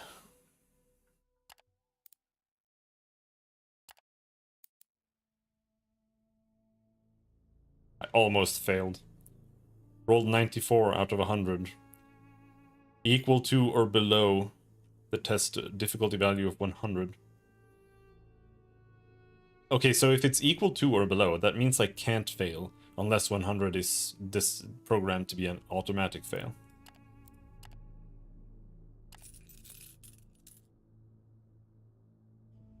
Turn this in. Crowded camps, yeah. Alright. We gotta get rid of these Dread Reavers, which means we go to Lumen now. After we buy a bunch of supplies.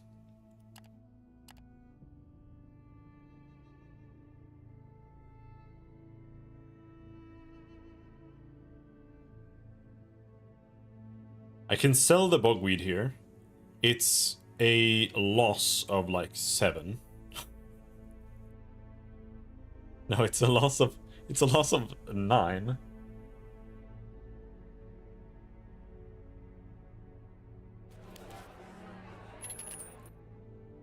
Where do you smuggle to? I don't understand. Smuggling is so hard.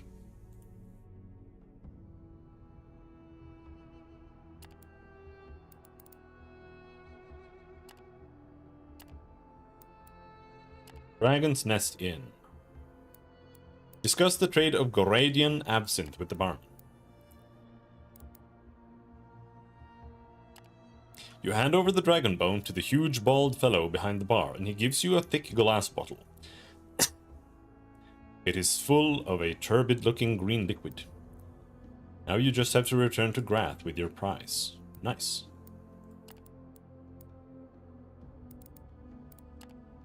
Can we buy some quality booze for my crew? +2 morale.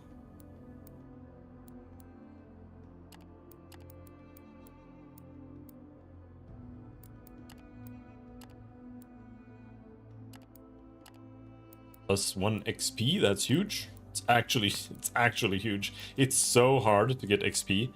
Taking a walk in the gardens and getting +1 XP randomly is like one of the absolute best ways to level up in the entire game.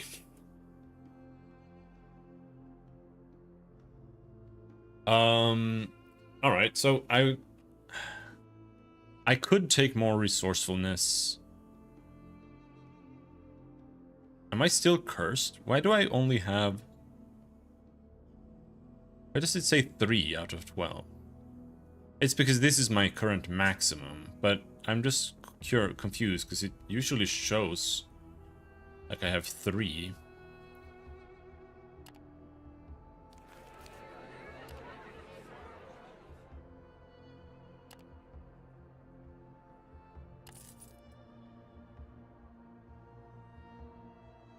Yeah, no, it says 4, so that's fine. All right.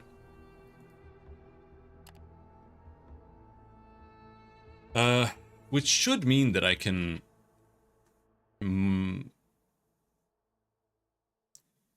can use resourcefulness to turn march points into movement points on the campaign map.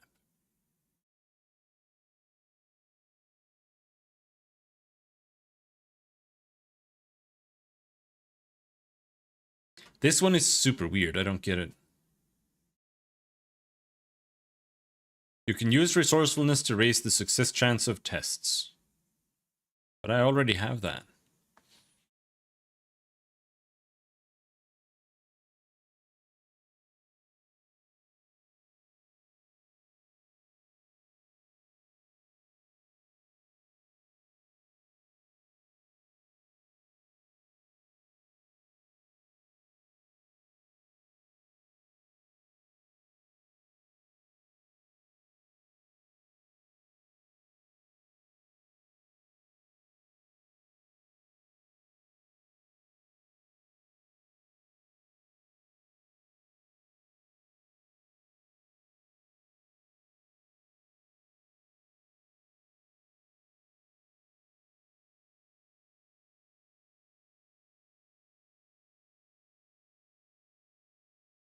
Alright, I'm gonna get the tea.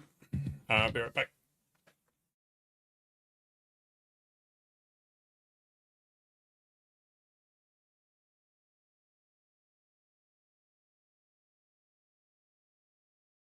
Okay, so it says advanced boosting. With enhance, access advanced boosting options. What, you just get more? Yeah, so I could get this and we could... the question is just like, what does it actually do? What are the boost percentages?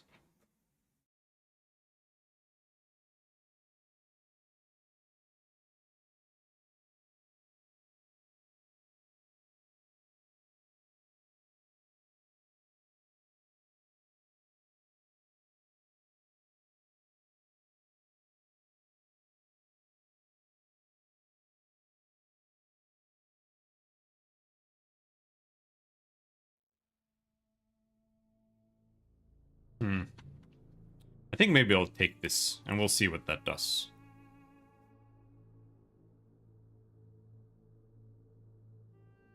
I think resourcefulness is fun. It's just really hard to level up because it costs so much.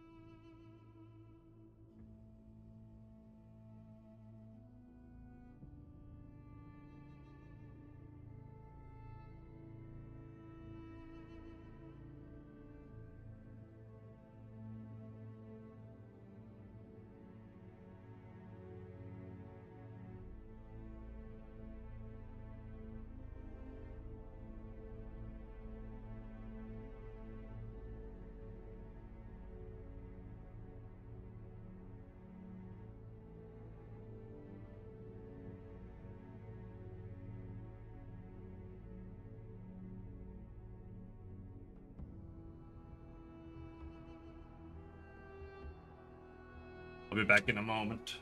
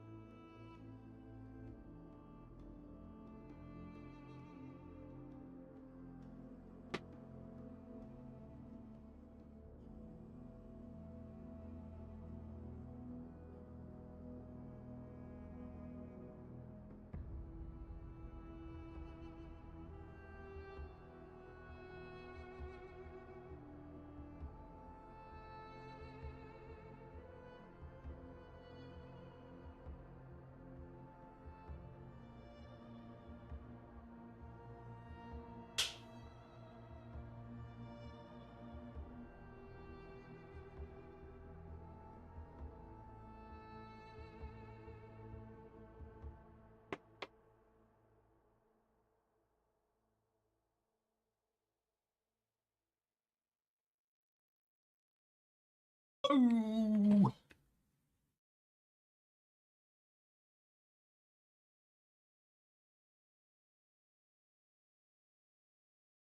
I need to cut my hair tonight. That's annoying. All right, so we're going to Lumen. We have crowded camps already. This is 5 guys, 5 guys. They actually don't give like any money, so I think we'll just lose money taking them because I won't be able to march.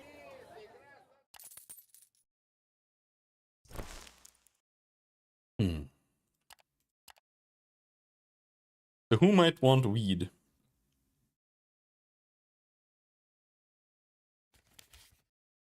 Nobody wants weed.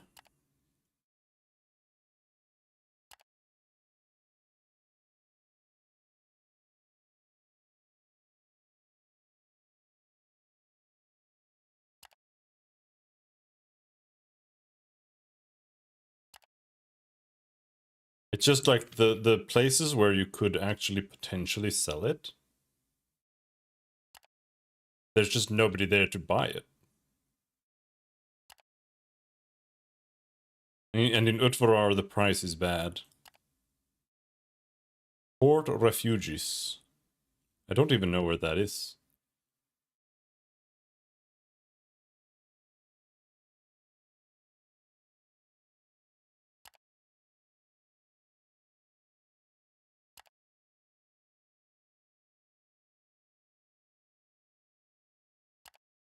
Yeah, I don't know.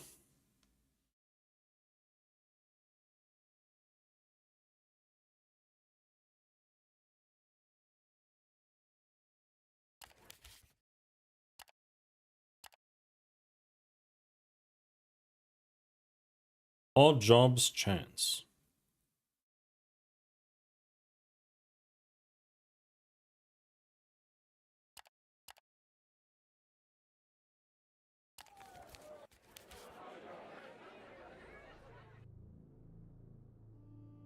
Does it have anything to do with this?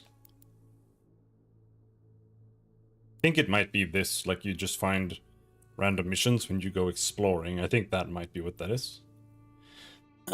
Torzeg's Undercity is ripe with unfortunate souls who live their miserable lives down in the damp twilight tunnels without hope. Sometimes such people try to break out of the crippling poverty and seek work with Komitati. 3 fellows get recommended to you by an acquaintance in the city. They're hard-working, sturdy, as well as willing to walk and fight. Only their gazes are hollow, their light forever lost in a merciless childhood down in the city below the city. Our 3 fellows as muscle. 3 fighters. Alright, sure.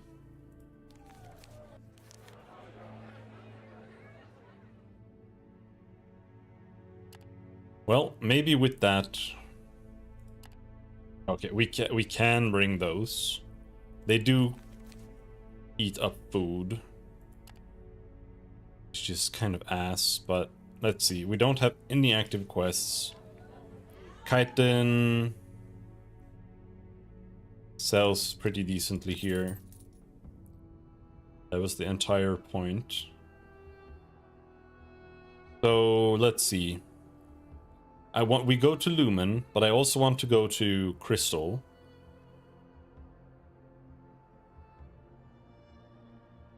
So the question is... eliminate near the singing winds. That's way far down.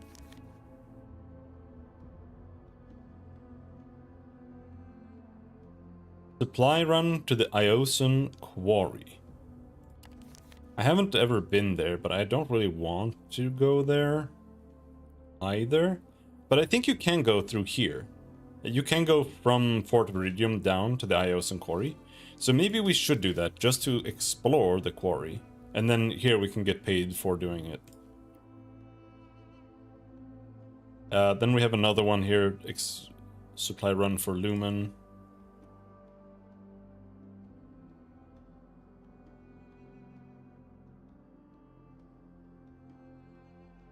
Supply run for Lumen. Supply run Lumen.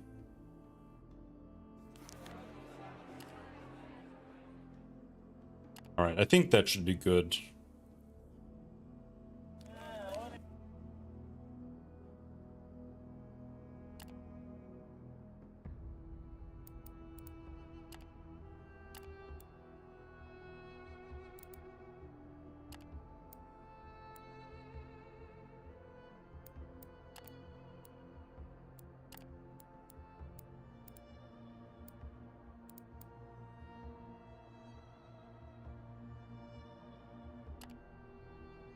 Minus 30 for a blessing. That's not worth it. So bad.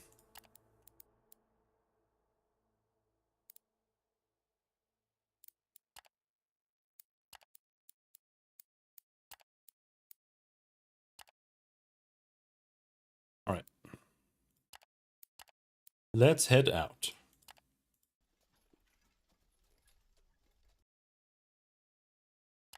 The soundtrack in this game, I like the soundtrack. It doesn't play enough. It's one of those games where you're just like, why does the soundtrack keep stopping? I really don't like when they do that, but it really reminds me a lot of Tides of Numenera. The soundtrack is very similar to that. And I like that soundtrack quite a lot. Even though it is like, kinda...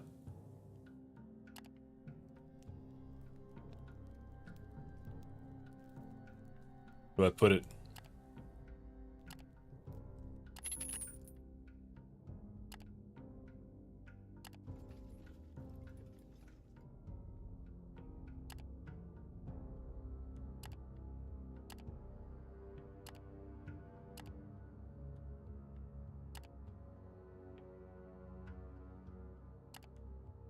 I have to keep marching here.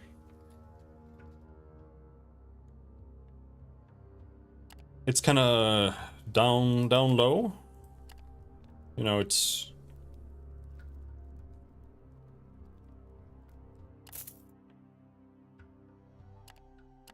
doesn't have like that much of a presence. It's just kind of cool background stuff.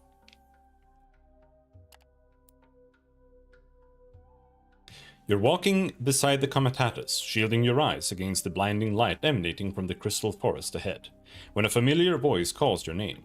Turning towards it, you see an elderly man with a long beard, sitting on a flat-topped stone by the dirt road that leads towards Lumen. "Glad to see you're safe and sound, good master," he says with a toothless smile. You recognize the old man now. He accompanied the Comitatus briefly just around the time you became its Vagrus. It's none other than Agos, that ancient geezer. By the old and the new gods, it is a blessing indeed, eh? He goes on. To see that you've been fortunate on the road. Aye, brings joy to this old heart. Your Comitatus, it looks like it has seen its fair share of peril but prevailed. I knew it, too, ha.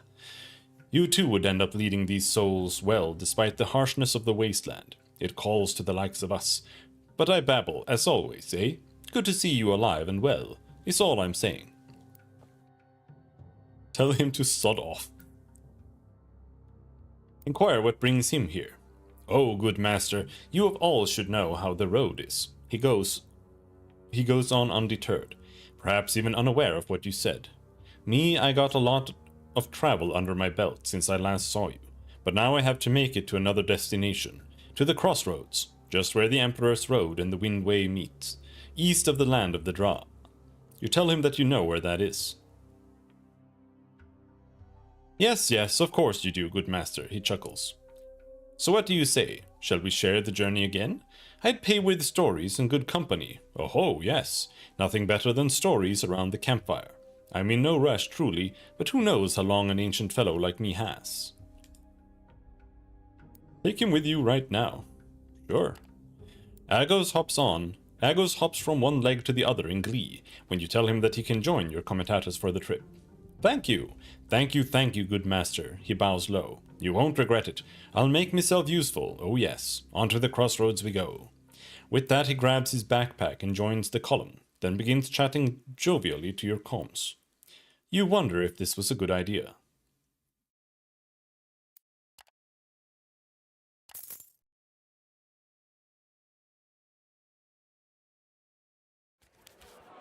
What about the Dread Reavers? Like, we're in Lumen now.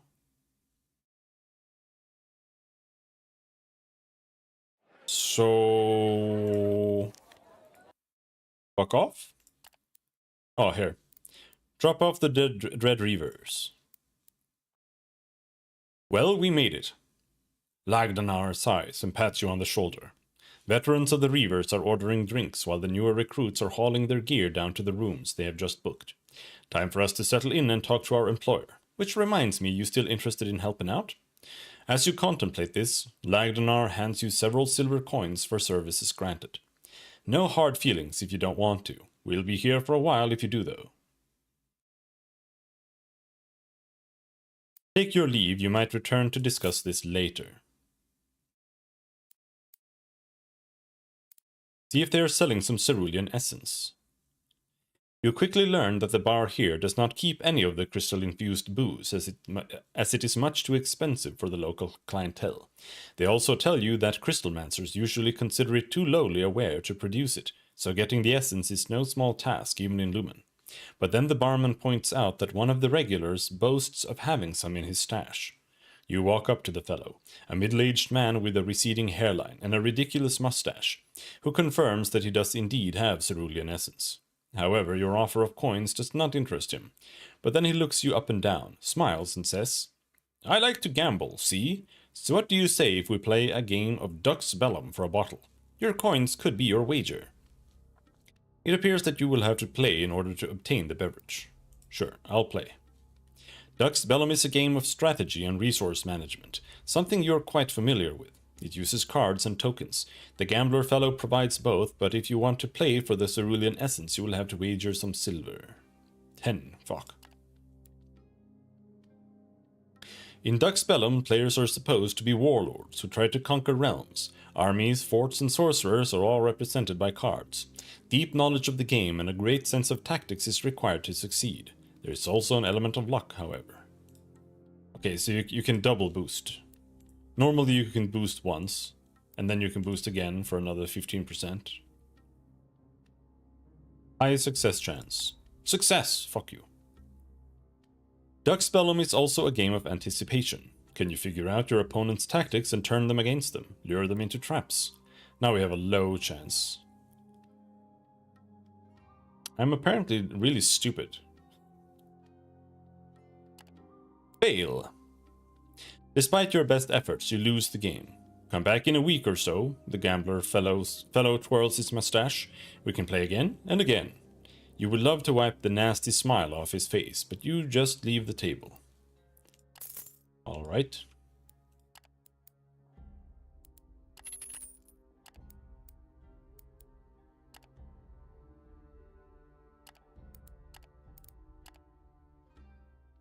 Let's see. Candic. Okay, so I have the residue and stuff for this. A demon horn would come in handy, she muses. You don't have a spare one, do you? She'll pay me for it, but I don't know if this is just that. Well, isn't that nice? Candic smiles. We are actually making progress. Thank you, dearest Vagrus. Keep up the good work. Speaking of which... Now this is a real treat. Candic exults while examining the item you just gave her. I wasn't really hoping to get one, to be honest.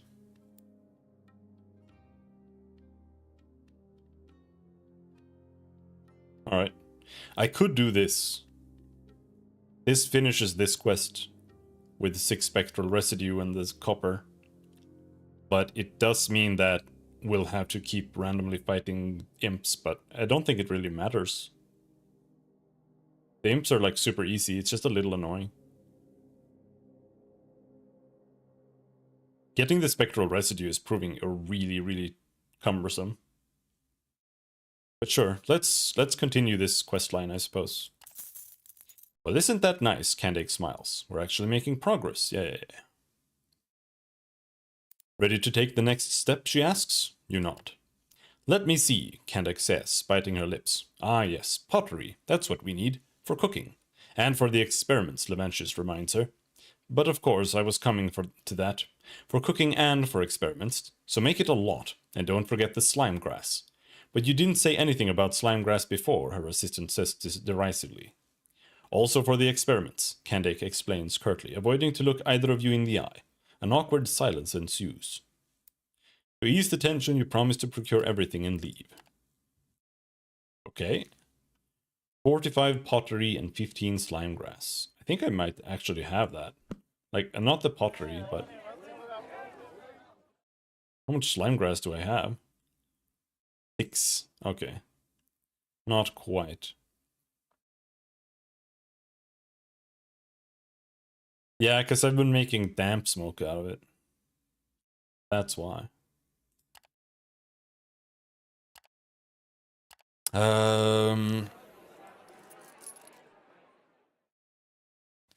Now, I wanted to go to Crystal, but we have this guy with us now.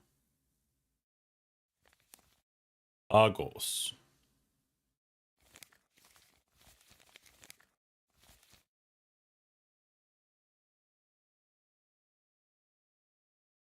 We're actually not missing that much.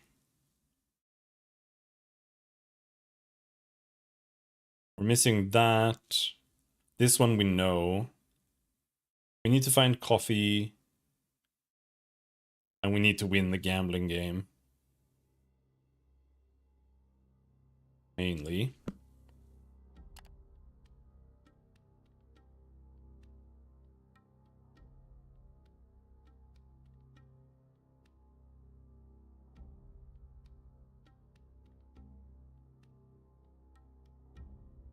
We have a quest for...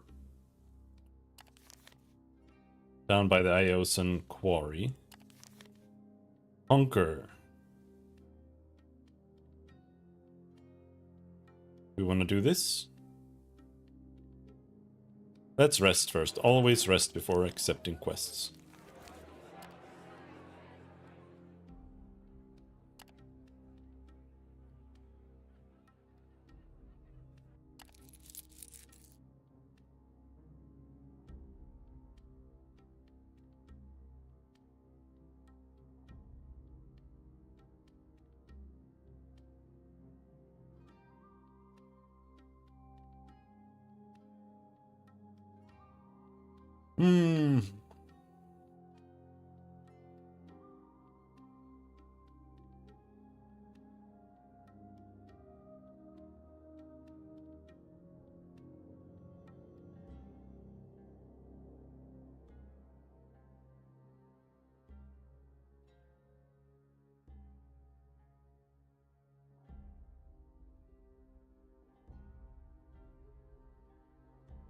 This game is slow though. But I don't really mind that. As you could tell maybe when I was playing Terra Invicta as well.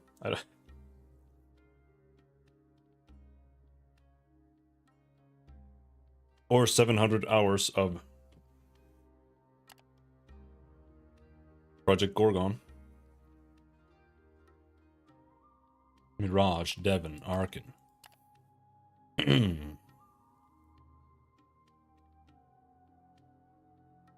Yeah, near Iosan, we can easily do this.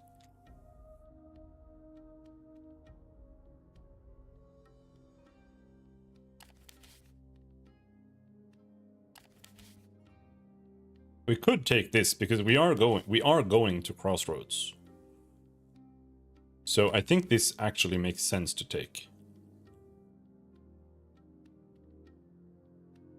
Procure goods to Torzag's shelter.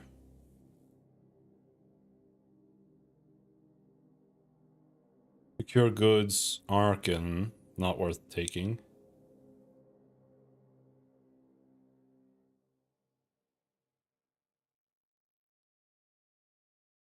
Torzag.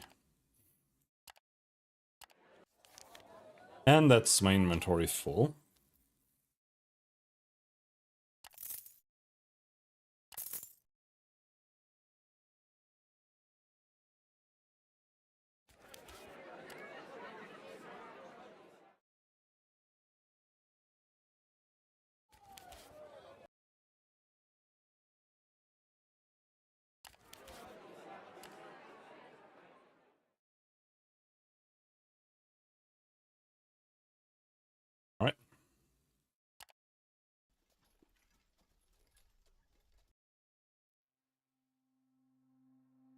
That means we go through here. This should be... yeah, that's doable.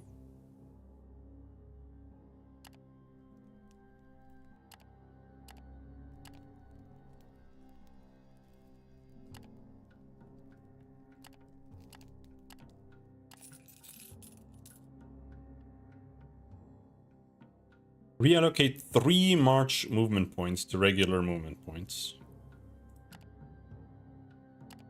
You can do like a giga walk if you want to. Every 3 days.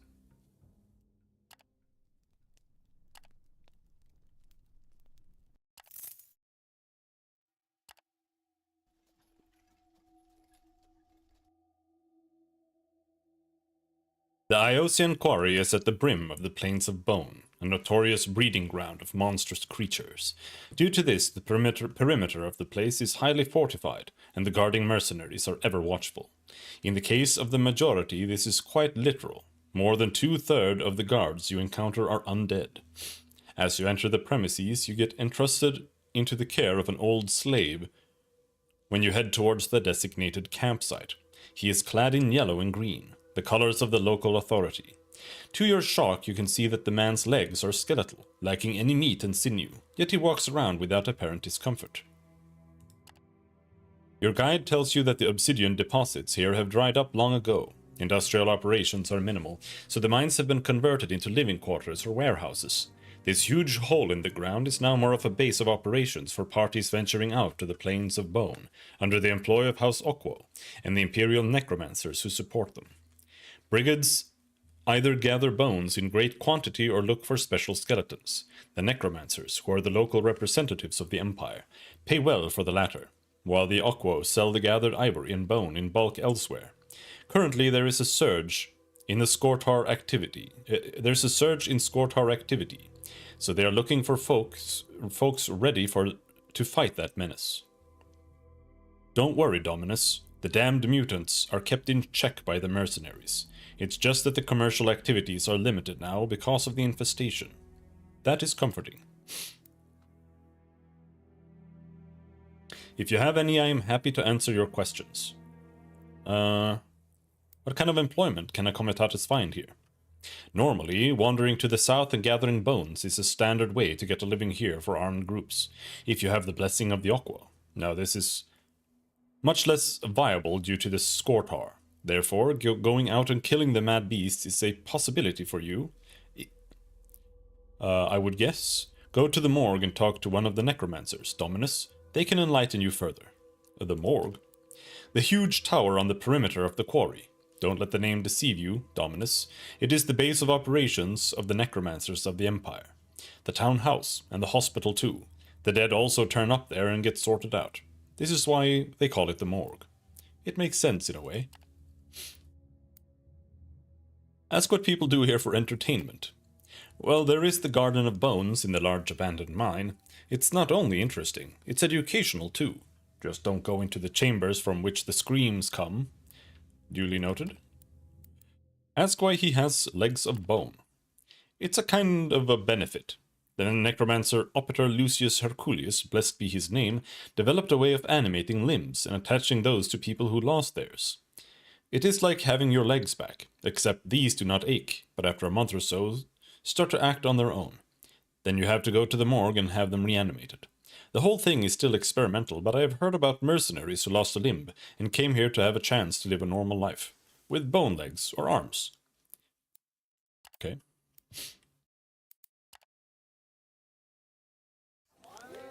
Okie doke. Fly run?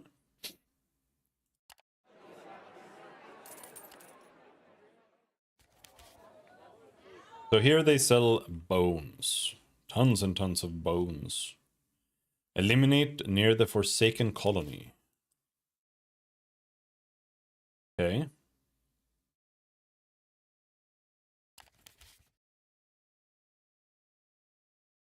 Don't know if I want to do that. Supplies here are thin. We don't have a lot of time to dawdle here.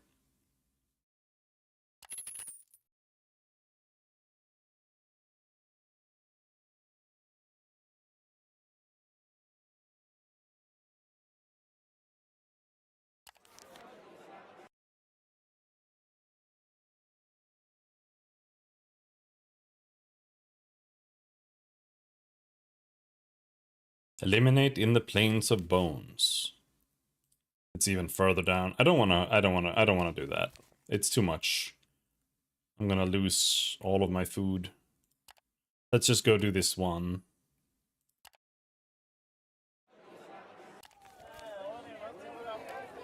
And then we can see about buying as we go back.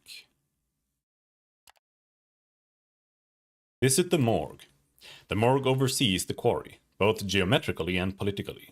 It is actually an abandoned watchtower, built in one of the most beloved architectural styles of the Empire, provisional.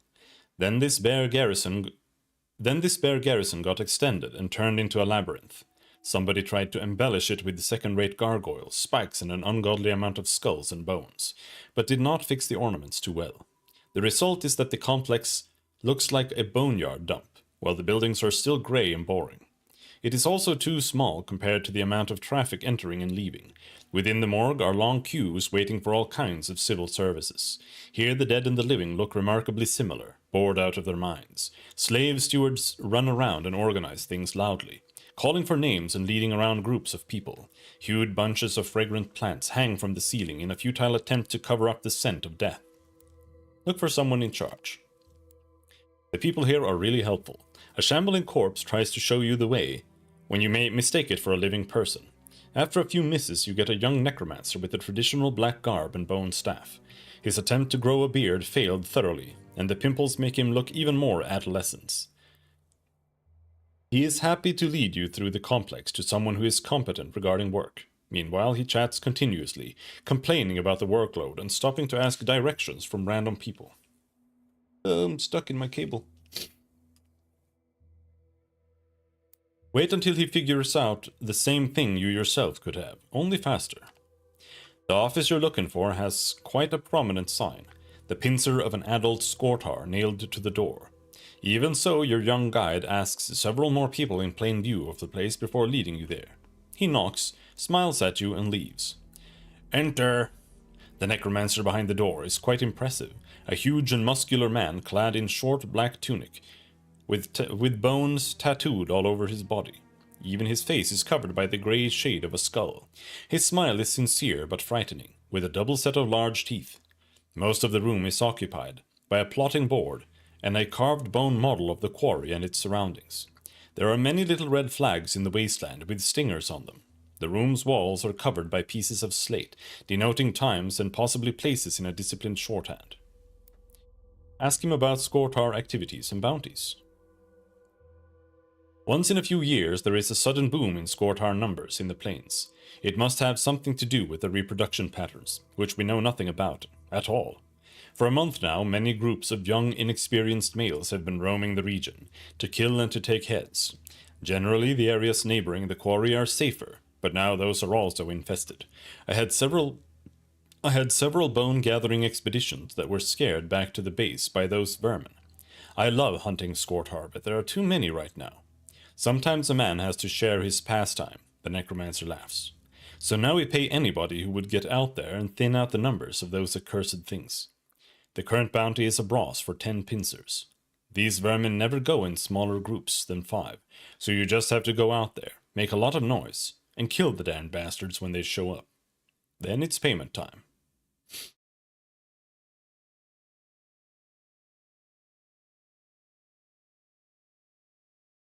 A brass for 10 pincers. I mean, that's atrocious.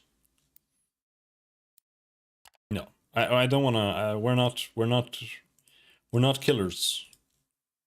I feel like I'm missing a large part of the game, but that's fine. I actually don't mind that. I actually kind of like that we're not doing everything, because that means I can play the game again.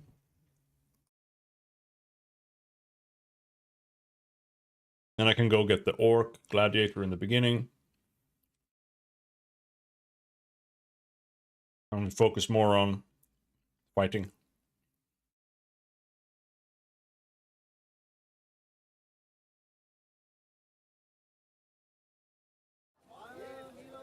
I think that could be nice.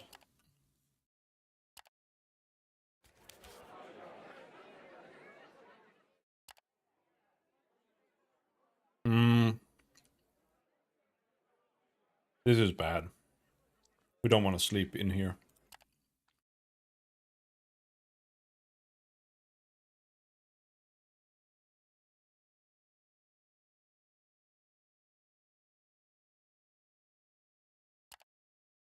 The only real benefit of sleeping inside is that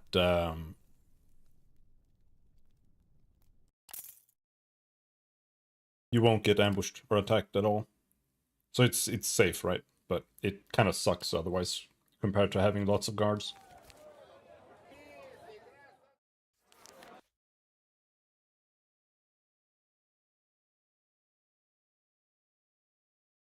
So this is to Torzag.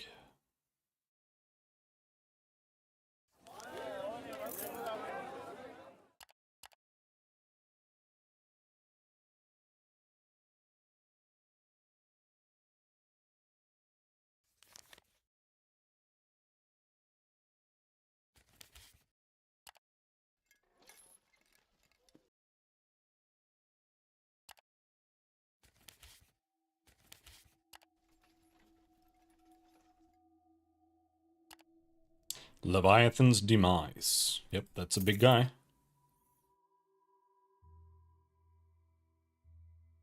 This evening you find Argos around the campfires, telling tales and distracting guards from their duty. Most of your combs are strangely fond of his company, if you're being honest, but things can go wrong in the wasteland if one lets one's guard down. You approach the old man who steps away from his audience and greets you warmly. After you make the observation that he's been talking to the guards, he chuckles lightly. I am merely trying to earn my keep, good master. Argos spreads his wizened arms. One feels so hopelessly useless when one gets this old, but at least I can hope that my stories lift the spirits somewhat, eh? Ask him why he's going to the crossroads. Argos' eyes peer into the night, while he thinks of an answer. A rare sight indeed. Oh, you know how the road is, good master, he mumbles. You take here, then takes you there, takes you here and then takes you there. I am a vagabond, always been, and as such I don't always know where I'm headed. Ah, yes. You remind him that he specifically wanted to go to the crossroads. Ah, yes, good master. I told you that, he clears his throat. Very important that I reach my destination. I have something that I must give to a certain someone. Ha, very important. You ask him who he works for. You cannot imagine that he's doing all this by himself. Think so low of me, good master. He gives you a senile grin. Understandable, yes. Agos is a doddering old fool, but this time he has to do this important task. Just trust him on this one, eh? He is unwilling or unable to give you more, so you leave it be. Ask him to tell you a story. I don't feel like you. I don't wanna. Let's not listen to any stories right now. I want to get to this thing here. You have found your target, and the time is right to take this place. Mercenaries, they're super weak. Do we want a slave? Take slaves?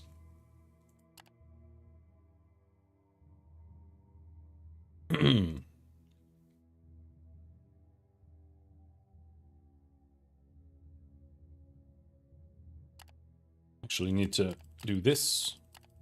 There. Yeah, I thought my chances were low. There we go. So blank. There.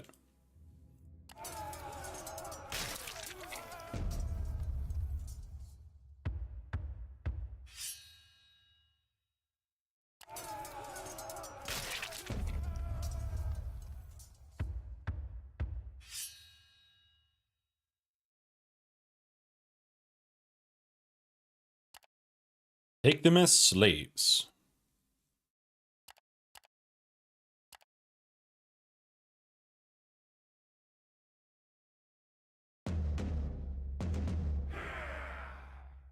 Holy shit. Tons of stuff. Victory is yours for now. Alas, the adversary might return, and you have to decide how to proceed. Wait some days to see if the adversary returns.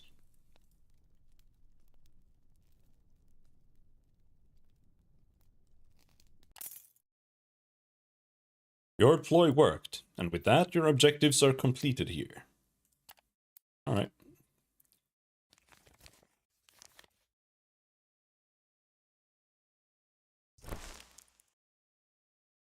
And this stuff we have to just delete and take dice instead of a bone.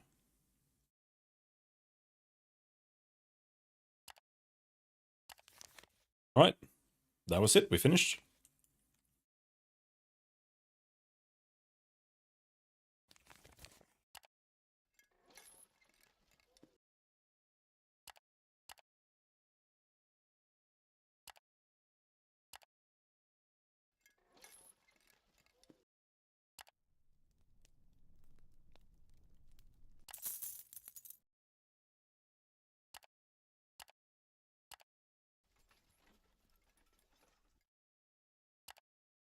We can't make it all the way, so we might as well take it easy another day here.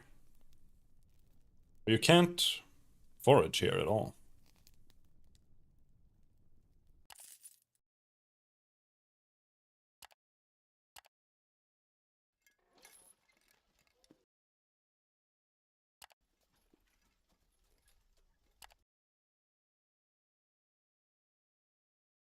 Turn in.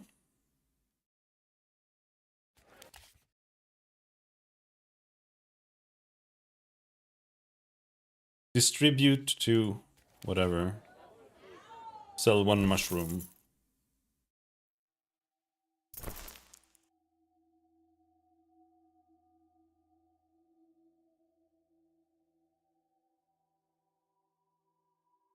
I have too many quests. Alright.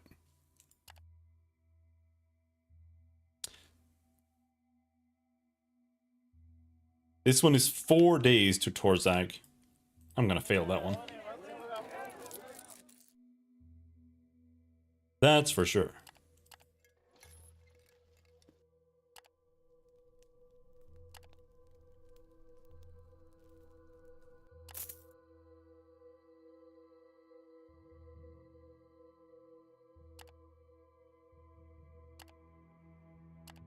Now, I think it's probably closer to just go this way to Torzag. There is a road here, but this road seems like it sucks.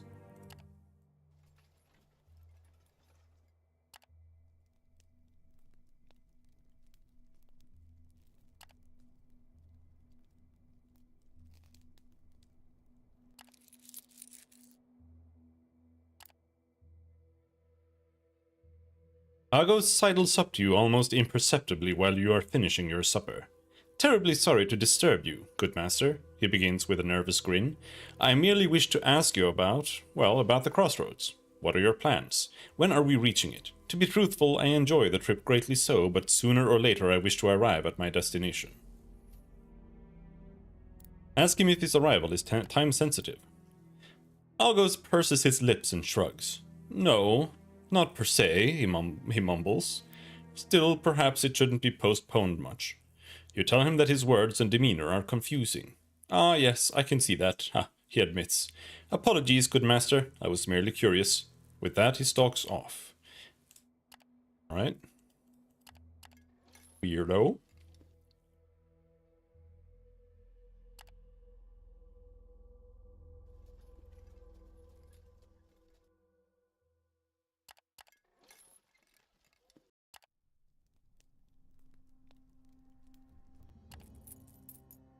And I'm going to take a shortcut through here. But we already failed that quest that I had.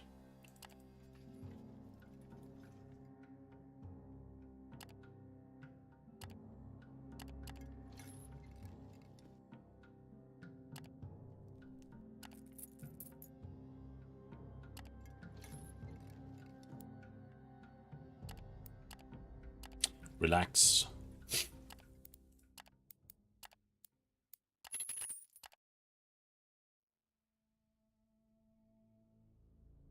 Actually, it's today. We did succeed.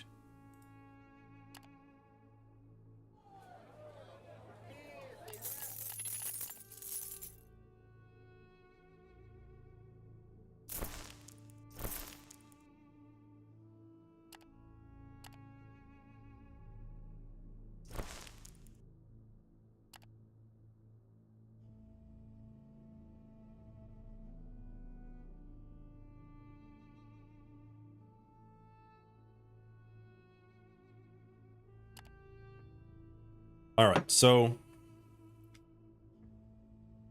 we'll be going to Ventulium. So we should go to Arken.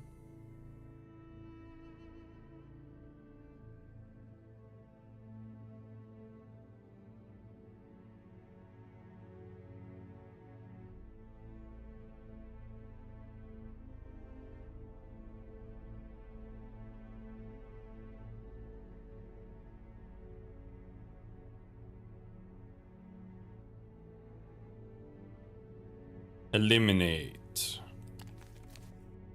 Down. No, let's not go down.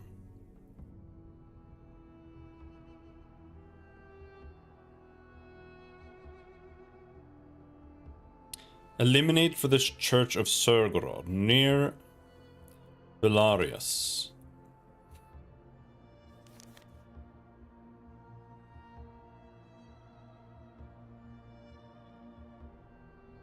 Faction opponent loader skill. I don't want to do that. I don't want to get... no. That's not good.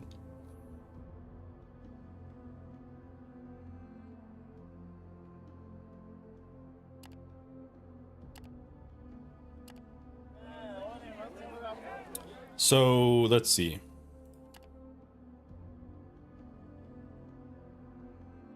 Yeah, we can just buy some more supplies here.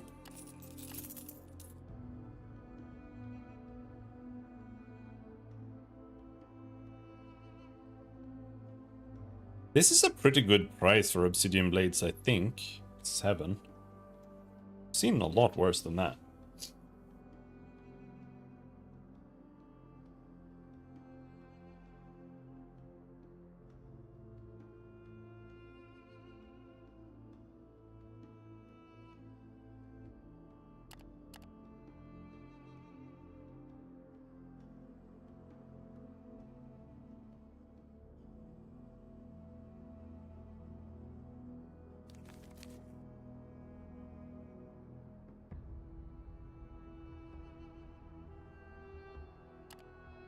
I think it's basically beer. Or something like that.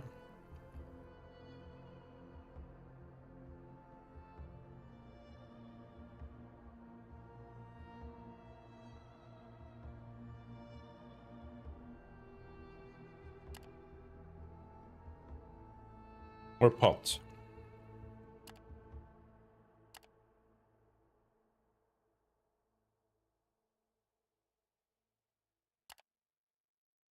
Yeah. 1 pottery.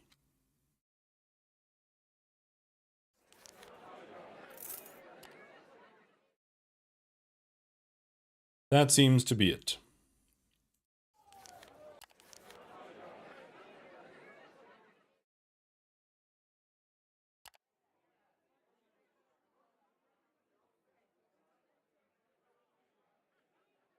Plus 25. Oh, it's this. Oh, I see. Oh, fuck. Holy shit. Oh, I have 36 slaves. Hold on.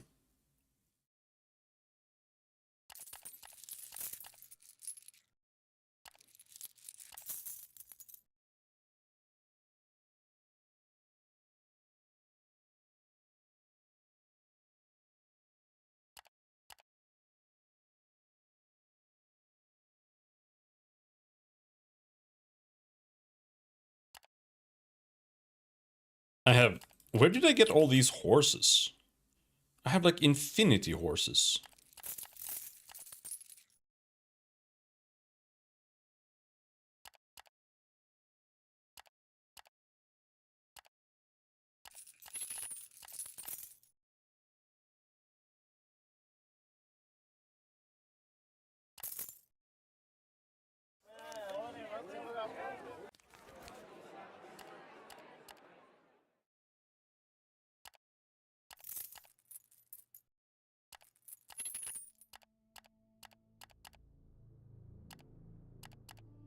Okay, now I have slightly too few, but I have too many fighters, I think.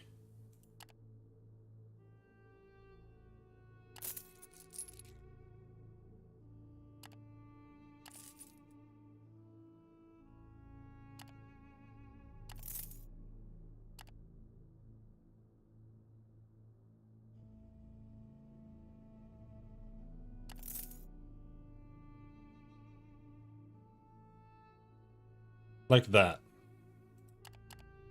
Should be right.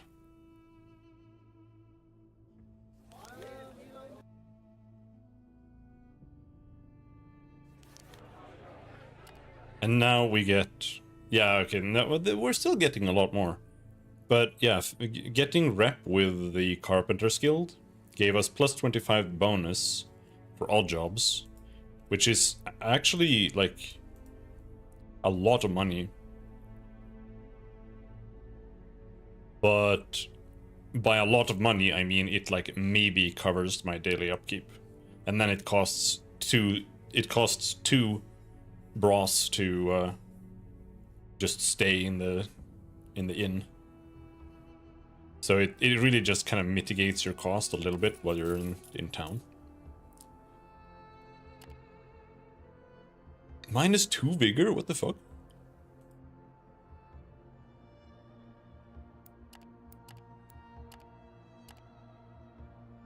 Alright.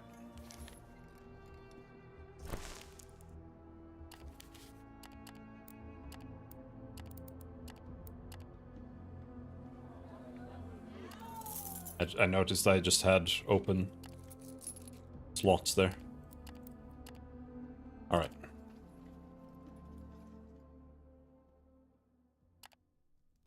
Let's see if we can get to camp. Why was it at 50? How long have I been eating 50% food?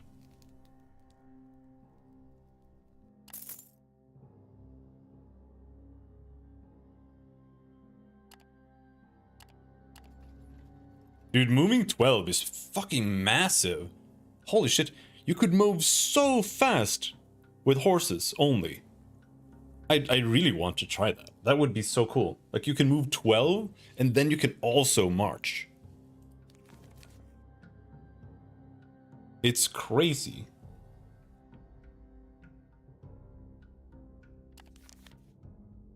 But I think I would play another type then. Like, either the lizards or, like, depending on what they do, the insects.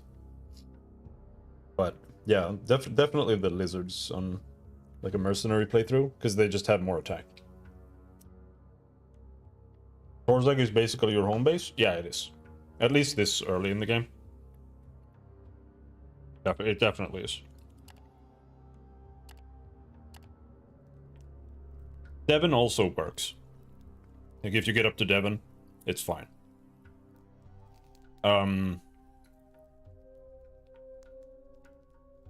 Yeah. Both Larnak and Avernum kind of work too. But I feel like if you're over here, you eventually want to go to Torzag either way.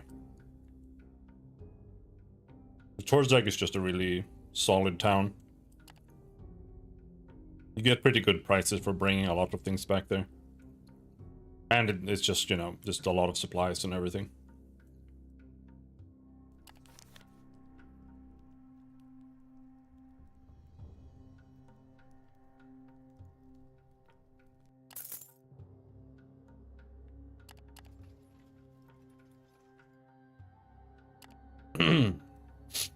All right, so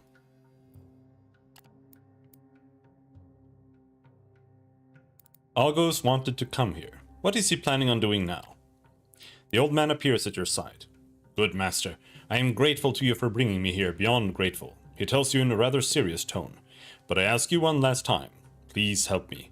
Mine old eyes are not what they used to be, and I have to locate something in this barren, jagged area. Could you accompany me? It'll only take a moment, yes. Perhaps this is the only way to be rid of him. Sure. You spend some time wandering around the great standing stones before heading northeast into the craggy, broken terrain surrounding the crossroads. Agos limps and hops from jagged stone formation to shallow crag seemingly aimlessly, mumbling under his breath. Looking north, you can see the horizon darken and begin to feel a chill breeze on your face.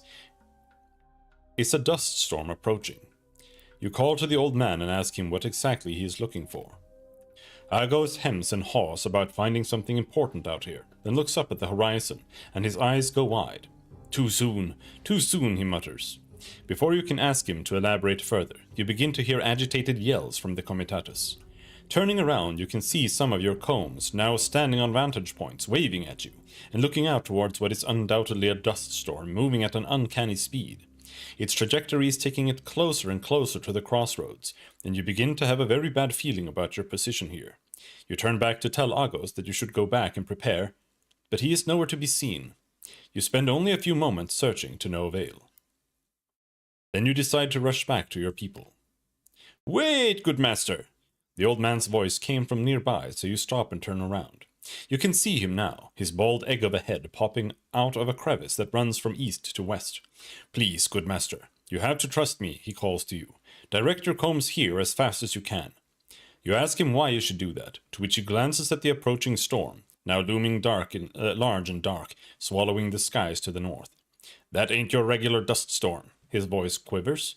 Looking at it, an eerie feeling begins to take hold of you. Are you hearing voices in the wind, whispering and moaning? Your heart sinks, and a cold, cold fear begins to grip your heart. Do as Agos asks and call the comitatus here. You signal for the comitatus to approach you fast, and they comply, lurching into motion as fast as they can. Not a moment too soon either, because the strange storm is about to descend upon the crossroads any moment now. Your combs can hear the eerie noises for certain, yet even from afar you can see them turning their heads frantically to pinpoint its source. Some of them are yelling in agitated voices, "The pilgrims! The pilgrims have come!" To the mention of those unknowable ghouls, terror washes over the crew in one terrifying instant. "Master! Master! Here! Here!" Agos tries to shout over the rising cacophony of the approaching storm and the shrieking wind. He must be at the bottom of the crevice, which might be deeper than you had initially imagined. Join Agos in the crevice.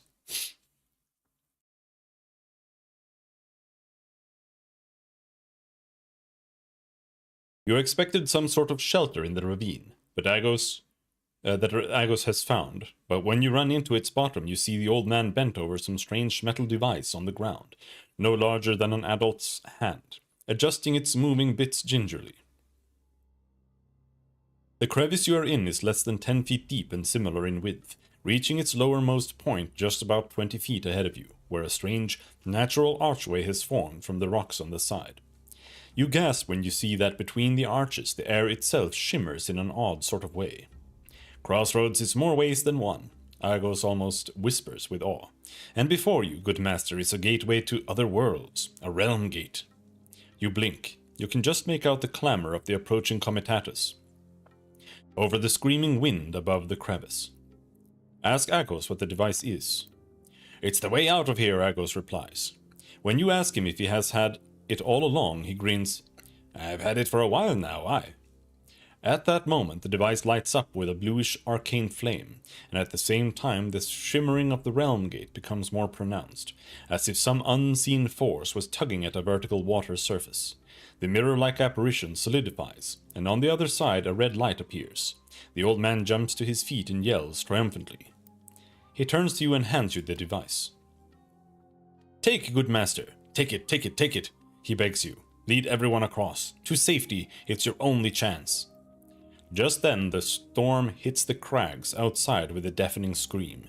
You can also hear macabre moaning, and chanting carried on the winds. Moments after that, your crew makes it to the crevice, and they begin crowding inside, mouths agape with wonder at the sight of the gate.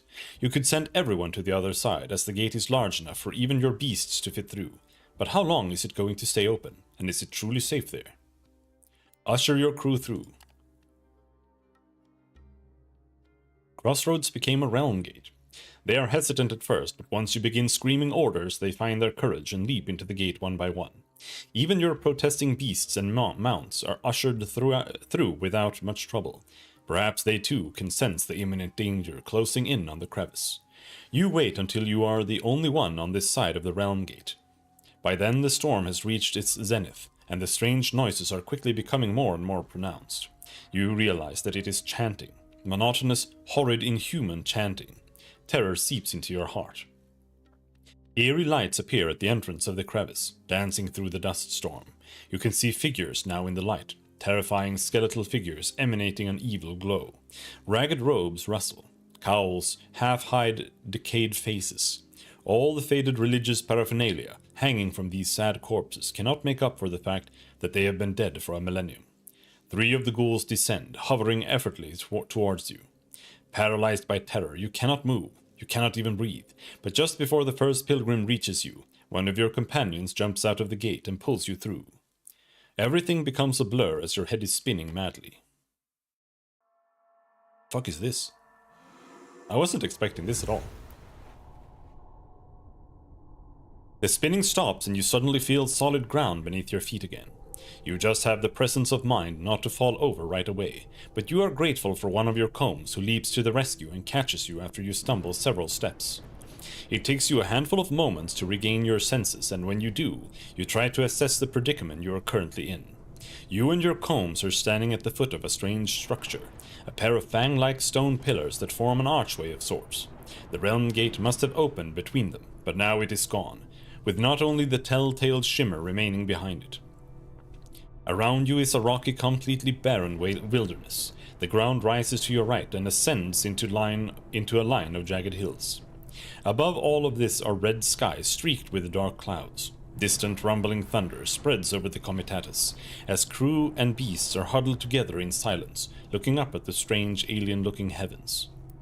You check if everyone else has made it. Miraculously, everyone is accounted for, having successfully passed through the realm gate in the chaos of the encounter with the last pilgrimage. Or almost everyone. The old geezer's gone, someone notices. Everyone looks around, and true enough, Agos has disappeared, but nobody seems to recall when they last saw him. Since he's not here, he must have remained on the other side of the gate, however unlikely that seems. You glance at the strange device he handed you. It's now dormant like the gate, its mystical glow having faded completely. You sigh, then notice that most of your combs have ascended a small slope on the other side of the Fang Gate and are now looking out over open terrain. Hoping to perhaps use a landmark to identify where you are, you join them. And when you do, you forget to breathe for a second. Looking out over the area ahead, you realize that you're standing on a huge island floating through roiling red skies. Your gaze is drawn to the largest landmark on the island, a cyclopean crumbling fortress in the distance, slightly to your right. Further right, just beneath the jagged hills you arrived at, lies a crystal forest of a deep red hue, surrounded by woods, with leaves of a strange bluish-green color. A now ruined stone road cuts across the odd landscape from side to side, passing beneath the fortress, but ultimately leading nowhere. You get the impression that the island was once part of a larger whole, but was broken out of it and tossed into these odd skies. Above and around the levitating landmass, occasionally, thunder rumbles and lightning forks. You also notice that despite the dark red hue of the sky, the light here is flat and colorless, coming from nowhere in particular. "Where are we?" someone mumbles. I don't have a spyglass. After you, I don't know where to get the spyglass. Like I've been looking for a spyglass or a compass or whatever, but I can't find it. It has to be in some other town that we haven't been to. After you recover somewhat, you gather the more prominent members of your crew and discuss your predicament. It is clear that you are no longer in the Riven Realms. Your best guess is that you were transported to the Outer Realms, the endless magical expanse beyond that of your world, where the gods used to dwell, but is now overrun by foul demons or worse. The device Agos used to open the realm gate is dormant, perhaps requiring someone to recharge it, or else some other knowledge neither you nor your companions possess. Nor maybe if I had the book that I'd ordered a book about the Outer Realms that would take like a month to arrive, but I didn't have time to get it.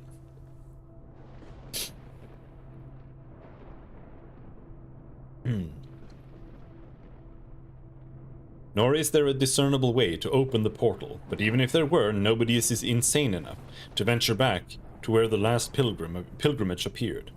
Not for a while, at least. Yet there might be another way out of here. It is then that someone calls your attention to smoke rising in the distance, just beyond the great road crossing the island. It might be coming from bonfires or chimneys, but it is difficult to say from this far. Order the comitatus to move out and try to reach that place. Just beyond the great road, so like over here. The Comitatus is ready to move out after a brief break. Everyone seems to have faith in the course of action you chose is going to lead to their salvation. Some even begin to chit-chat about the strangeness of everything that has happened. Being lost in the Outer Realms after a harrowing encounter with the last pilgrimage. Surely, they say, it's the stuff of legends. Whatever the case, you're ready to begin your descent and reach the source of the billowing smoke. +4 insight. Damn. Hello?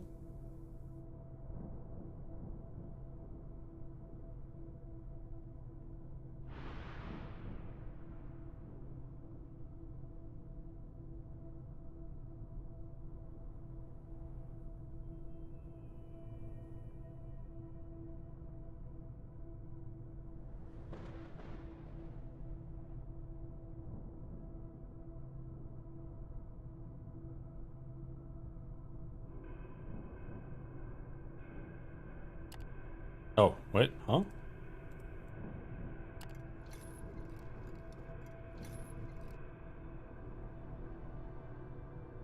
The descent from the Thang Gate is long and arduous, but since there is no sun nor any other heavenly body to mark your progress or the passing of time, it is quite easy to get confused. You are past the bend when the narrow path takes you closer to the lakes of green, glowing glowing fluid that occupy this part of the island. Crew and beasts are getting anxious as a light breeze begins to blow from beyond the fluorescent liquid, and the gases it emits billow closer. You can now see the large objects farther away sticking out of the surface of the lakes, perhaps part of some wreckage or piles of scrap metal. Getting to them, even to be able to observe them better, would be risky, though. Let's not investigate. Fuck it. Out, we gotta survive. Press on towards the village. The Comitatus marches on. Due to your luck or divine providence, the noxious gases avoid the crew for the most part. Some begin coughing while others faint, but then come to their senses soon afterwards. The path soon starts to diverge from the lakes, and you make it without serious setbacks. You press on towards the road and the settlement beyond. Okay, now I have a UI. Because I got a bunch of insight.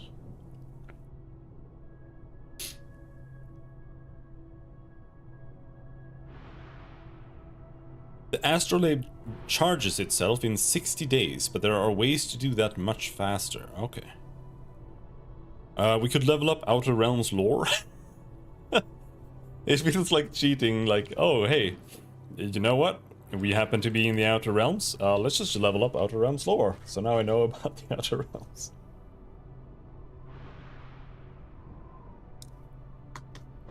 But it feels like the smart thing to do, so...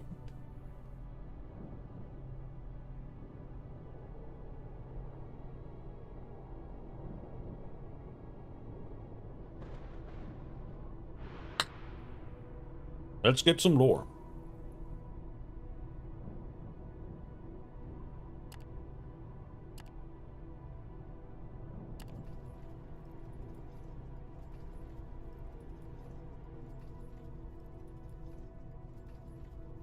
That was easy. I was expecting something to happen.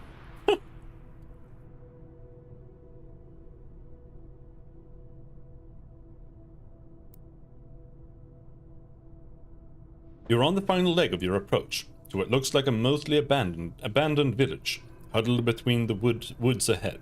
The peculiar square with a gigantic crystal monument and the hills you have just crossed. There is quite a lot of space between the decrepit-looking houses, and it's evident that whoever built them had no care for placement or how streets should be formed. Everything was built from local wood and stone, it seems, and everything is in a bad state of disrepair. Most dwellings must have abandoned long ago, yet smoke rises from several chimneys. It is then that you finally catch sight of the locals. Whoever they are, they seem too timid to come out and greet you. Instead, they are hiding in their homes, having seen you approach across the hills for certain. Most of them are humans, but there are members of other stranger races among them. Your attention is quickly drawn to the pounding of a hammer on metal, signaling for the comitatus to halt. You round a corner to arrive at a smithy, where a tall, muscular man is hammering away at something small on a small anvil, using a jewelsmith's hammer. The man is naked from the waist up, which draws your attention to his alabaster-hued skin. His long, jet-black hair is in a single braid, reaching down to his wide belt fitted out with all manner of metalworking tools. What the fuck is alabaster? It's white. It's a soft, fine-grained, often translucent stone. It's like a milky white.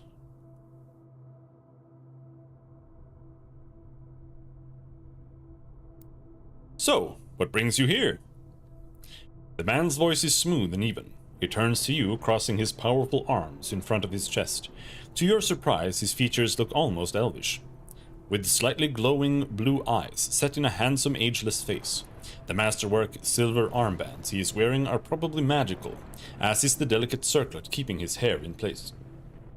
You get a sense of vigilance from those deep blue eyes, and you are certain that this man is a formidable foe when angered. You ask him what exactly here is, to which he calmly replies, "We call it Kadath. It is a sanctuary for lost souls and refugees. People who lost everything and do not wish to be found." He sweeps his gaze over your comitatus before repeating his first question. "So what brings you here?"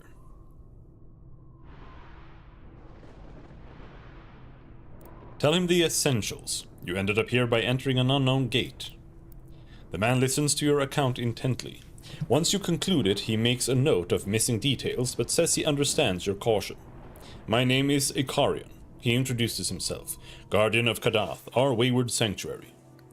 Then he begins to explain where you are. You are on a nameless island floating over the red waste of the Outer Realms. This ruined landmass used to be a part of the fallen Ithil Empire many millennia ago, but when the damned destroyed the fabled realm, that fabled realm and tore it apart, this place was hurled into the etheric skies, where it remains to this day. I know this because I am also an Ithil, one of the last of my kind.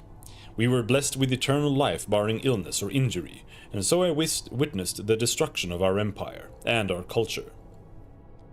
I wandered for a long time after that, a long time. Eventually I came here by chance and settled down. That too was quite some time ago, even though time itself flows differently here. You ask who the other inhabitants of Kadath are. Sometimes realm walkers or wanderers come here through realm gates, same as you, he replies, indicating the onlookers with his jeweler's hammer. Most of them are refugees from conquered worlds. I give them refuge, for I was not given that for thousands of years. The island can support several hundred souls quite well, so we built this sanctuary. You are welcome to stay too, all of you, as long as you adhere to our rules. Hurt nobody in this community, and take your part in the daily chores equally. Though something tells me that you will not be staying for long, Wanderer.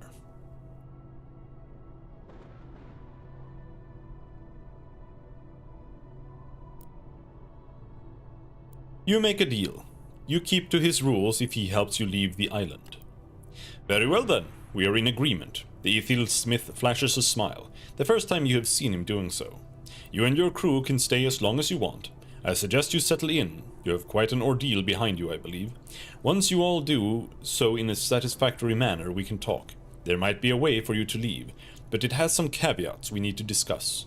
For the time being, the good people here will show you around the village and tell you which houses you can use. You tell him that is fair enough. Ikarion waves his hand and the locals emerge from their hiding places. They introduce themselves to the crew and show them houses they can occupy as well as pens for your beasts. As agreed, everyone will have to join work crews in the forest, because the sanctuary survives via hunting and foraging. Ikarion assures you that there will be enough food to go around. Come talk to me when you're settled in, he says, before you leave to take a look at your own house. And don't go wandering off into the wilderness. You are not ready for it. You leave his presence for the time being. Kadath became a refuge. Warehouse. Oh. Oh, you can store things here. Interesting.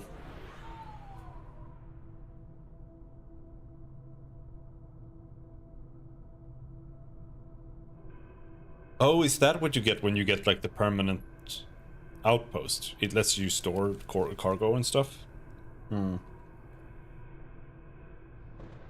I don't know if that's that useful in reality.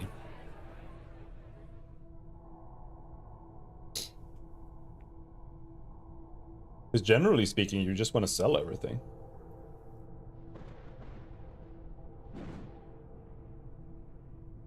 I don't know.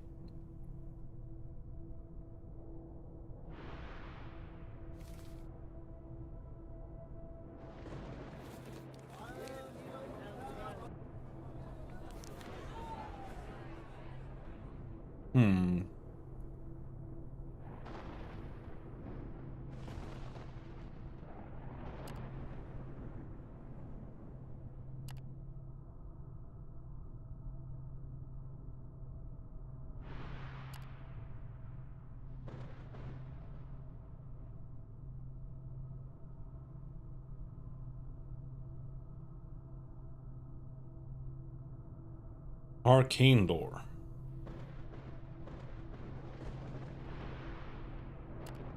I'll take that.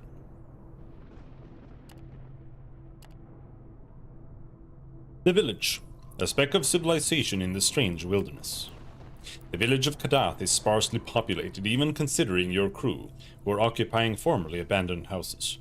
Decrepit buildings are jumbled around the small smithy where the mysterious Icarian toils away during most hours.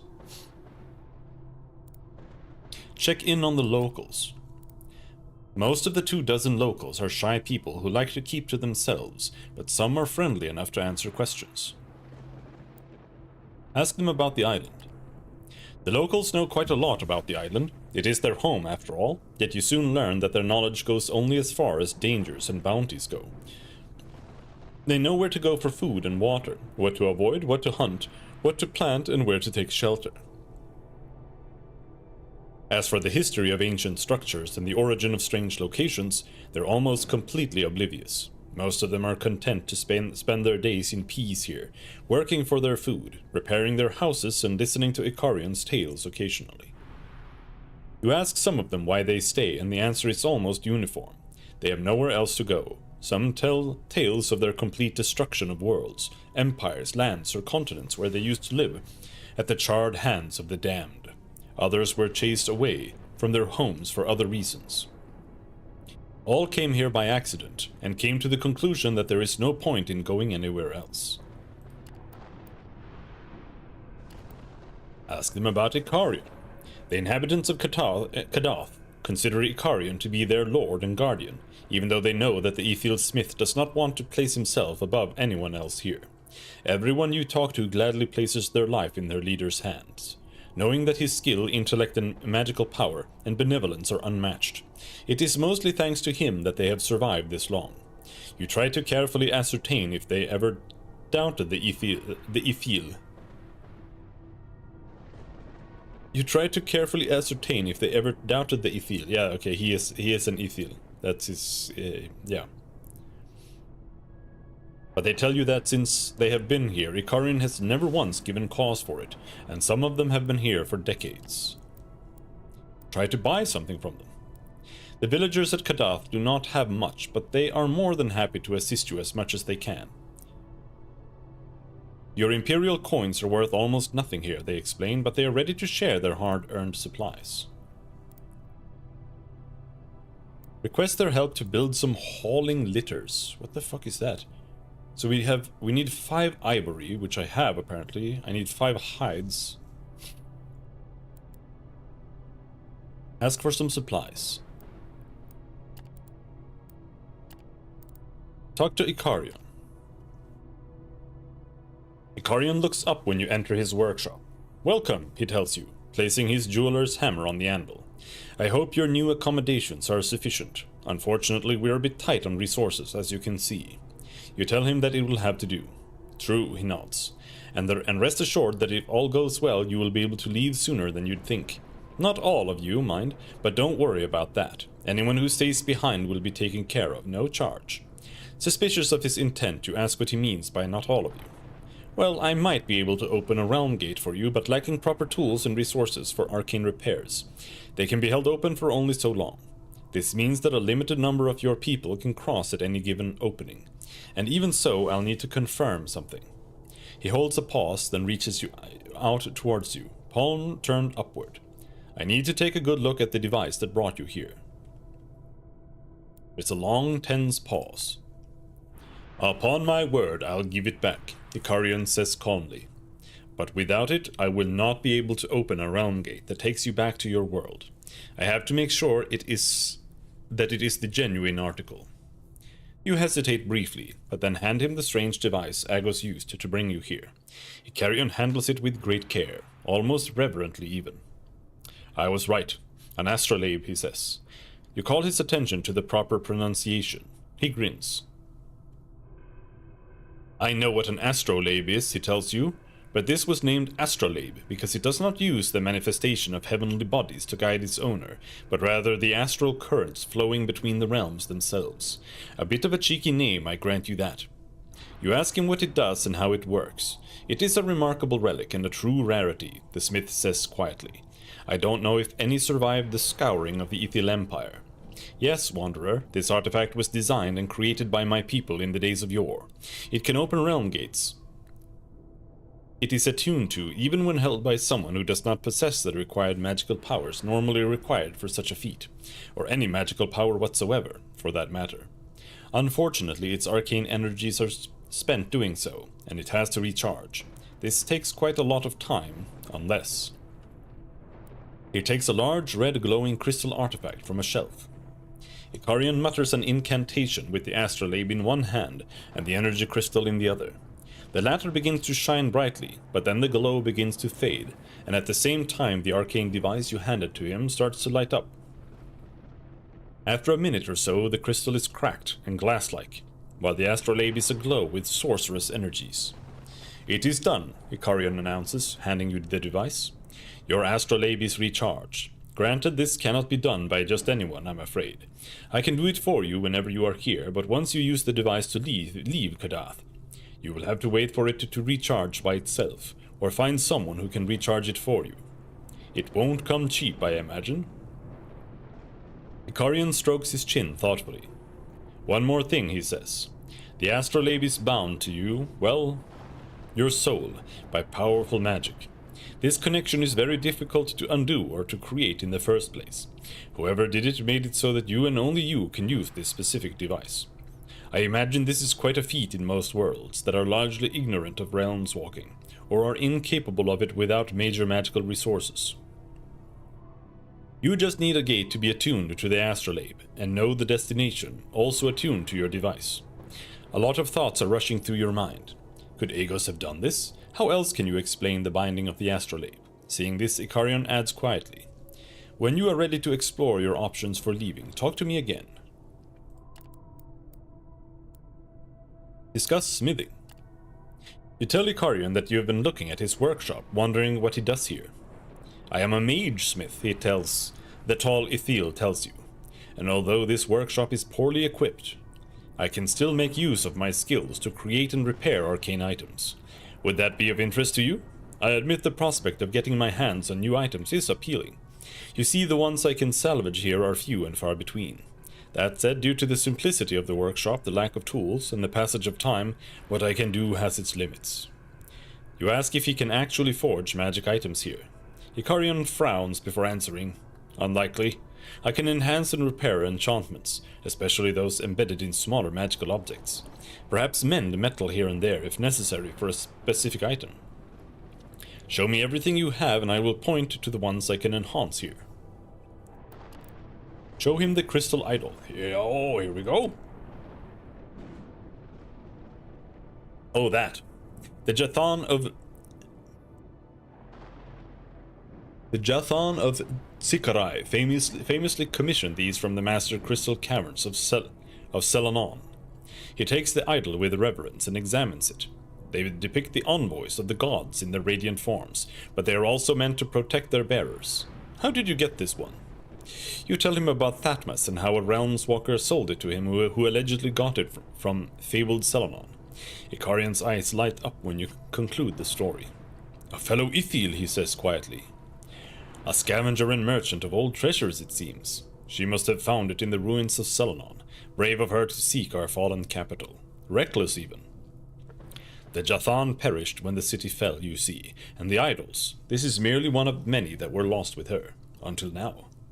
You ask Ikarian if he can improve it, somehow, but he shakes his head. Something is not entirely right with this one, he says with a sigh. The energies contained within are dwindling, and this is divine power straight from the holy envoys. I cannot recharge the idol, for my magic is of the arcane. I am afraid that in this day and age, this treasure shall remain tarnished, and then, in a few centuries, lose its properties entirely. Okay, sure. Ask Ikarian about something. Talk about the astrolabe. Your astrolabe is a peculiar arcane device of magnificent complexity, Ikarian tells you, created in forgotten ages by the greatest Ithil mage smiths. It is a tool that allows you to open realm gates without magical abilities. For it to work, the astrolabe has to be attuned to the target gate, as well as the one you are stepping through. The device has to be fully charged with magical energies, and it depletes said energies once used. The astrolabe recharges on its own after a while. It simply draws arcane essence from the very fabric of reality, albeit quite slowly. Alternatively, you can ask a powerful mage or sorcerer to recharge it quickly. I can do it whenever you come here to Kadath. Lastly, the astrolabe is bound to you by a powerful magic. You and only you can use it, which makes you quite a unique individual in most realms, I suppose. Take good care of it, will you?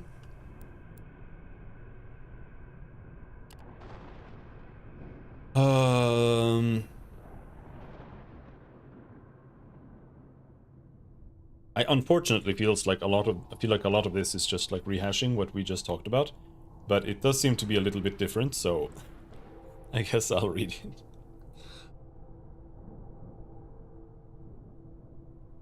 Oh yeah. This island used to be part of a large realm that belonged to the fabled Ithil Empire.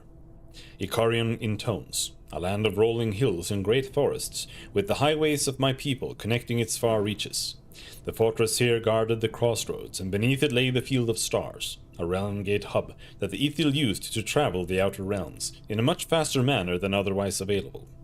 The war against the damned tore the place apart, and this floating landmass is one of the only surviving parts of the land.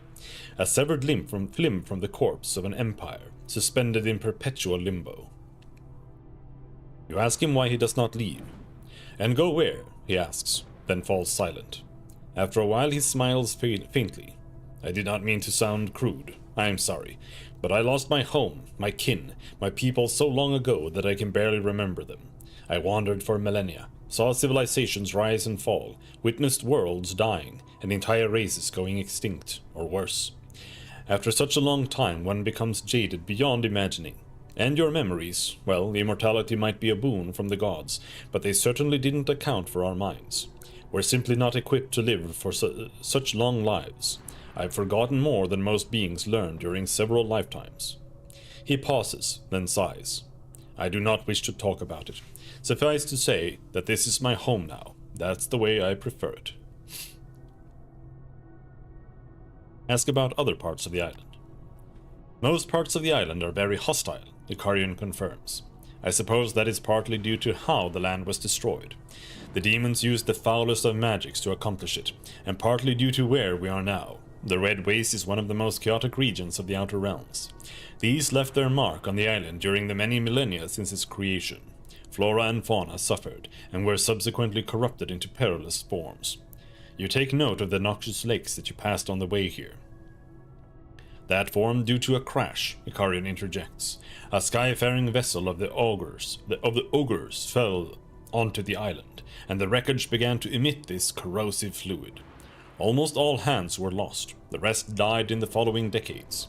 After centuries, the ship itself was mostly absorbed, but the odd part of the vessel and the deadly liquid remains.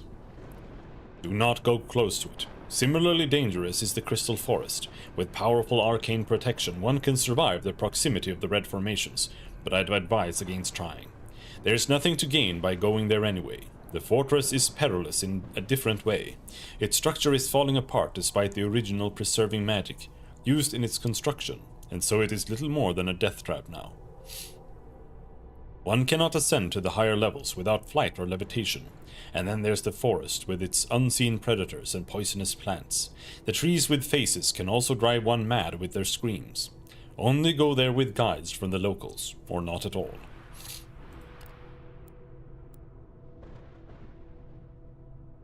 Talk about the village and its inhabitants.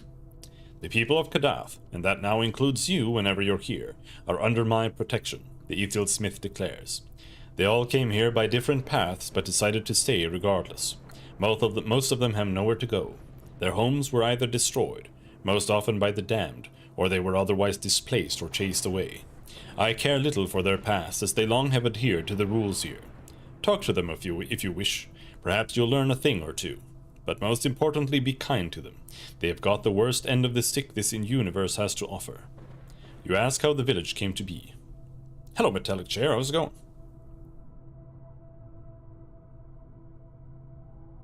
Oh well, as you would expect, I built the first house, the workshop, when I arrived, a long time ago. Ikarian says, admiring the old stones of his dwelling. I've had to rebuild and renovate it many times, of course. Then the rest of the houses sprang up as the need arose. These days there are not many inhabitants, but every 2 or 3 centuries there are periods when most houses are occupied.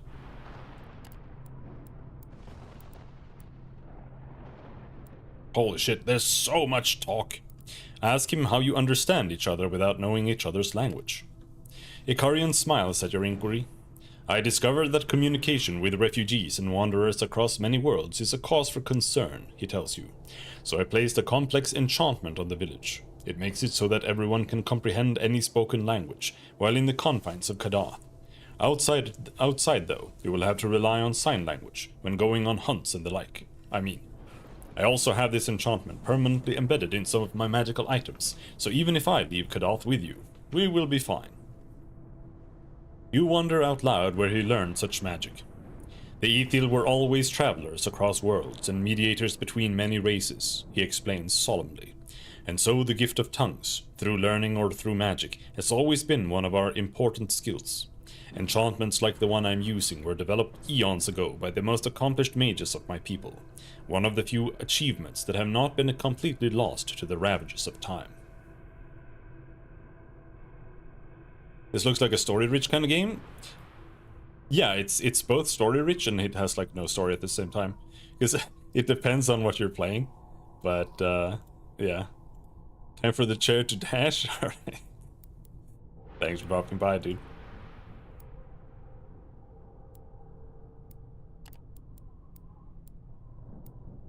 Ask him about the elusive Ethel.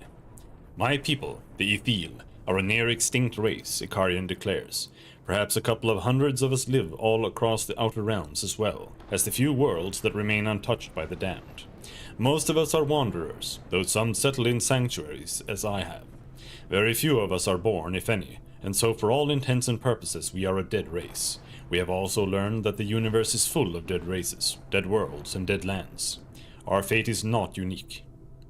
The demons have been greatly successful in their fell endeavor. You tell him that he and presumably other members of his race look somewhat like the elves of your world. I have met your elves, Ikarian nods, and the elves and fae of many other worlds. Their kind is indeed similar in looks and even in certain demeanors to us, but we are, to my knowledge, not related. Others might disagree. I remember a theory explaining their creation by the gods as an effort to correct the mistakes they made when bringing the Ethel into being. But I also read serious treatises on the opposite. Who knows? The gods are mum on the matter. Talk about the damned. What can I truly say about our nemesis? Ikarian plays with the jeweler's hammer absent-mindedly. There is no hint of hatred in his even voice. Our butchers, our failure, our curse. Called demons by many, they are a fallen cadre of races twisted and corrupted into the opposite of what our creators, the gods, wished. Unable to face the revelations bestowed upon him, the original fallen, Omkeo lost his sanity and turned against the world, intent on its destruction out of a misguided attempt to course correct. And because he was one of the most powerful divine proxies of the gods, his fall brought about the fall of many of his peers who became the original demon princes. Soon they fell upon worlds, and before the rest of the universe took them seriously, they twisted their victims into an army of destructive dark beings, demons. We call them daimon, or divided spirits, which was the basis of their dreaded name today. My people were the ones to oppose them. We consulted the envoys of the gods, united many worlds, and even defeated them for a time. Omkeo was brought before justice and was bound at the bottom of the abyss, but then our vigilance faltered, and the envoys disappeared, and the surviving demon princes re-emerged. Still, they had no chance of achieving their accursed goal, while the gods were keeping the status quo. But as we know, that did not last either, and so there is nothing to stay the hand of the damned. Sooner or later, all of creation shall fall beneath their fiery onslaught. It is only a matter of time. Mention the calamity of Zerin, and ask if it had to do anything with the demons. Ikarion considers your question. From what I know about your calamity, we can surmise that it was too major of an event not to be connected to the gods, he poses. Not even the damned could wreak such havoc in such a short period of time. Not even Omkeo himself, should he break free of his bonds. Not in one of the worlds where laws still bind things anyway. To me, that points to the power of gods as the culprit, yet the demons of the abyss could still be involved somehow, as I suspect it is their nature to be close to calamities on this scale. Whatever the case, the ones you call the Elder Gods, the ones who created everything, did disappear from the universe after the calamity that struck your world. They did not turn away from you only. No, they are gone. They forsook the universe, and all the rest of us. If it was not the meddling of demonkind, it is certainly a cause for them to celebrate. Ask him about planar travel and realm gates. Realms walking, or planar travel, is a name for the act of crossing and sometimes creating realm gates and traversing the outer realms. Ikarion says in an instructive register. Considerable magical power is required to open most portals found in worlds, somewhat less so in your Riven Realms, since it was so thoroughly destabilized by the calamity. Out here it is a simpler task, but it's only possible for the magically active, or by the use of certain magical devices like your astrolabe.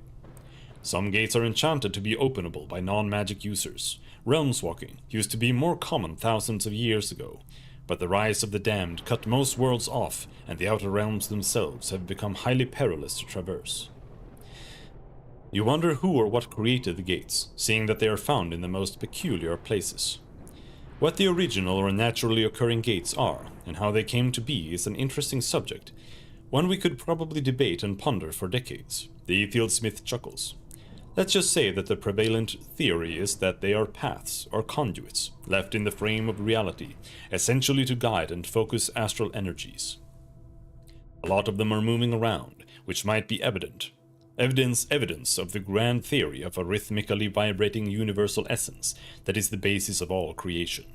But I digress. In any case, this would be indicated that the gates are either a natural occurrence in the arcane frame of the universe, or were placed there by the gods. Then we learned how to create new gates using magic, and the rest is history.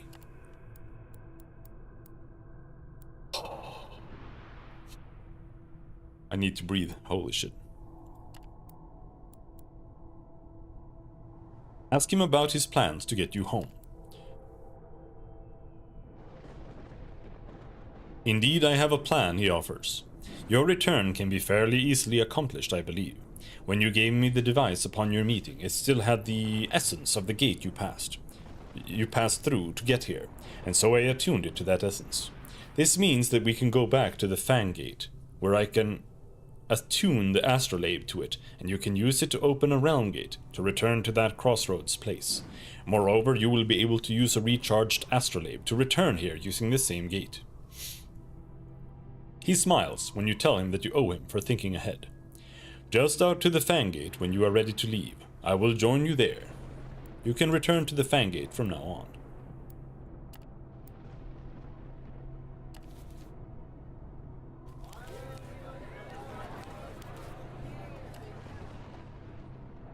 Everyone is distressed. They're not a huge fan of being stuck in the middle of nowhere in a different universe. It seems like we can't actually go anywhere at all right now. So it's really just going back here.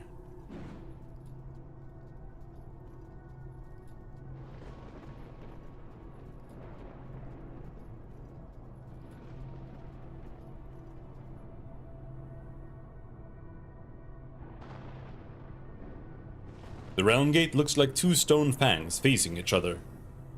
What? The realm gate that looks like two stone fangs facing each other looms on the barren stone plateau ahead. Ikarian is here, waiting. The Ethil Mage Smith is standing beside the fang gate, arms crossed, looking up at the stone arch absent-mindedly, but he turns to you when you approach him. So I hope you are ready to depart, he intones. The gate is certainly stable.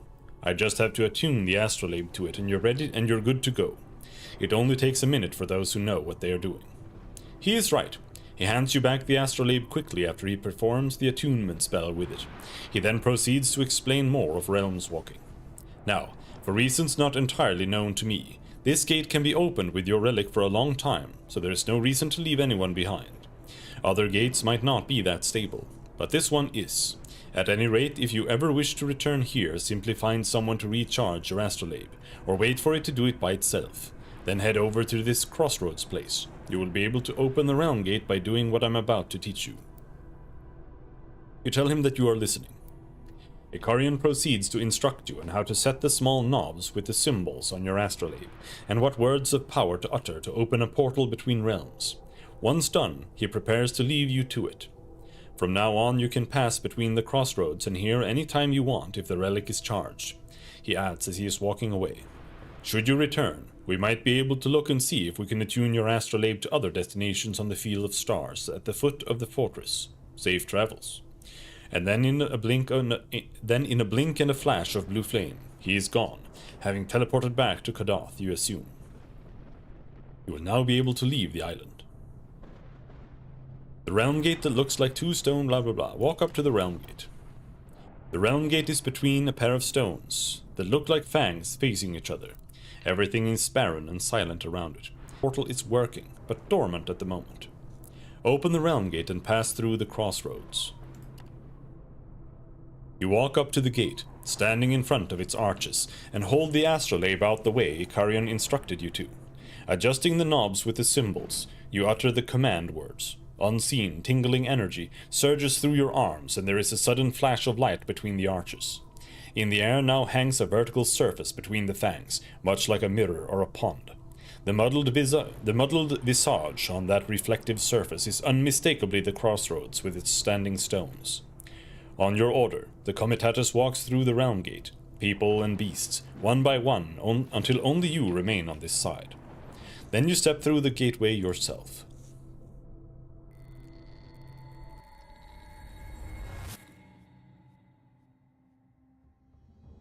+5 insight, holy shit, super levels. God damn.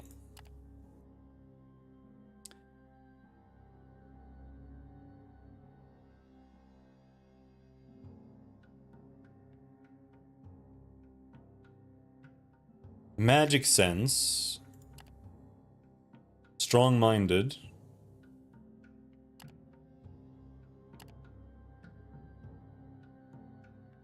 Do we explore this? Look around in the area for a bit, maybe there's something here you missed. You send out a few scouts and even look around a bit yourself. After some searching, you come upon a set of tracks. Nothing curious in itself, given that this soil is trampled upon by dozens of feet at any given time. But these were apparently left by a single person. Not a large group of people, and even more importantly, they don't follow any of the main roads, but lead away into the wasteland. Follow the tracks. You track the footprints for a while. Just as you start to think they are hopelessly lost in the sand, you spy a small object not far ahead. A hut of some sort, if you're not mistaken. But who in their right mind would dwell in such a desolate place? Approach the hut to investigate. You can see that it is not much of a shack as you get closer, but merely an awning riddled with holes, fastened to some sticks that can be adjusted to give shelter from the wind as the need arises. A small fire, really, rather just embers, glimmers before it. Strewn around there are some frugal belongings, an earthenware bowl, a flask, a few crude elements. Sitting by the fire is a scrawny woman dressed in rags. Her age is hard to tell because of all the dirt covering her, and the shaggy mop of her partly concealing the shaggy mop of hair partly concealing her face, but she is certainly not young. Still, her eyes sparkle with astonishing vitality, and she doesn't seem to be surprised or startled by your presence in the least. "Pray tell, wanderer," she addresses you. "You don't happen to have some spare grub on you for poor Buka of the wastes?" "I'm a wee bit hungry and thirsty. The last few weeks haven't been kind." Yeah, you can have 2 supplies, sure. Nobody liked that. Everybody hated that.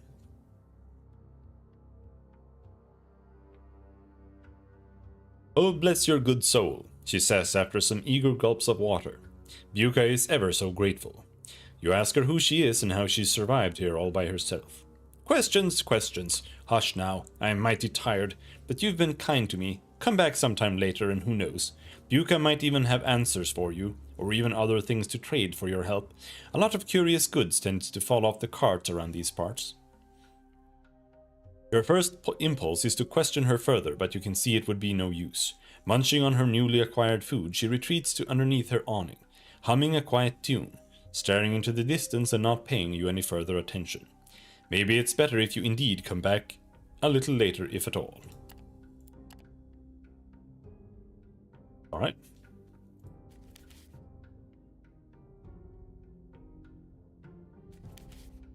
So we head to Arken.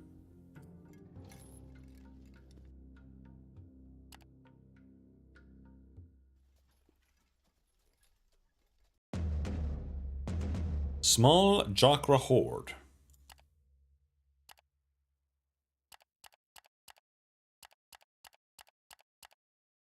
There's no reason to really overpower even more.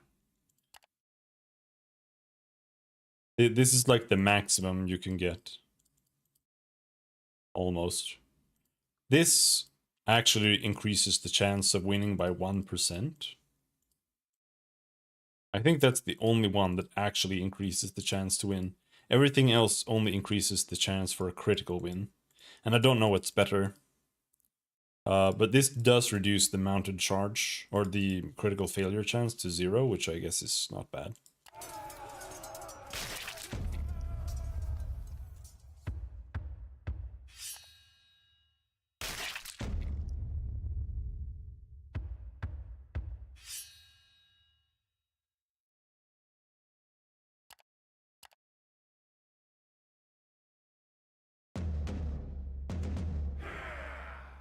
Two hides.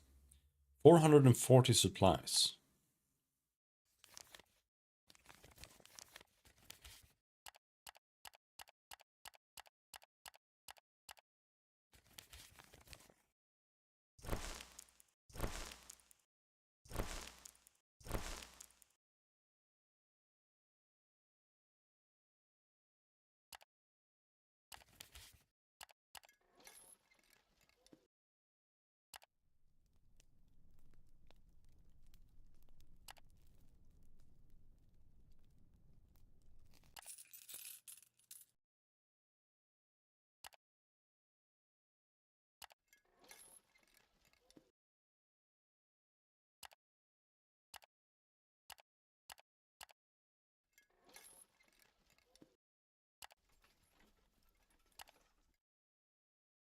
Turn in, turn in, turn in, turn in.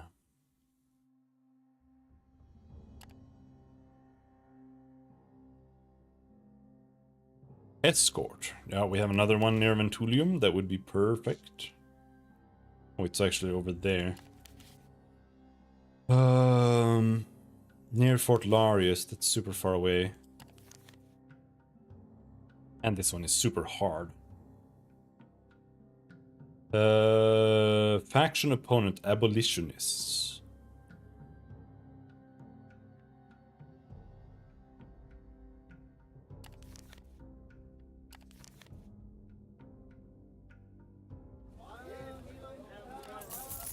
We'll take that tomorrow.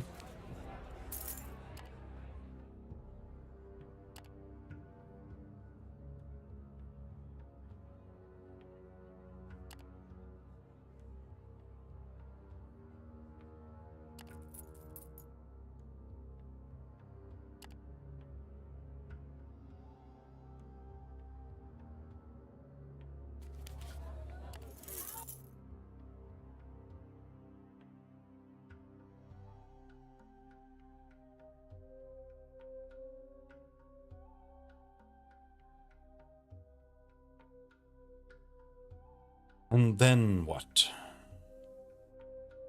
So, let's see.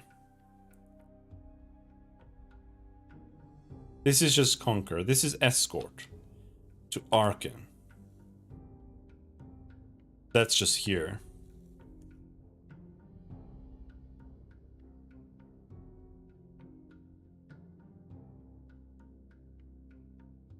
Eliminate for loader skill. Near Ventulium, the Church of Sergorod.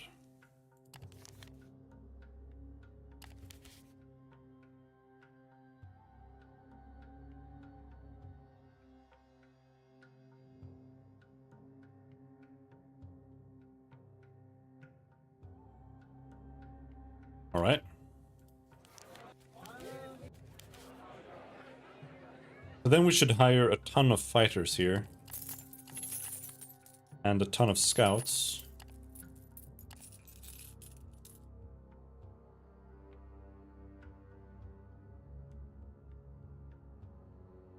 And then we'll need a few more slaves and workers temporarily.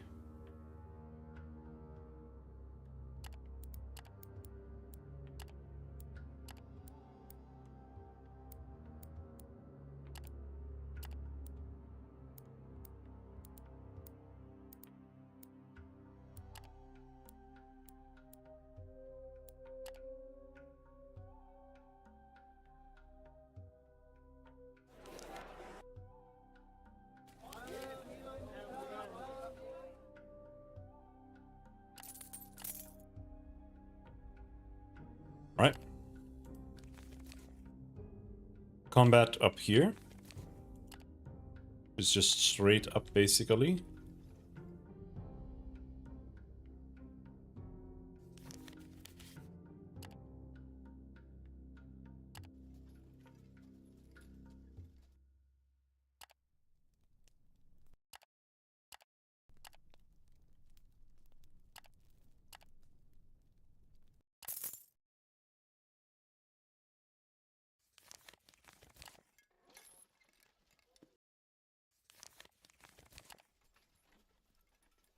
The undead. Oh, yes.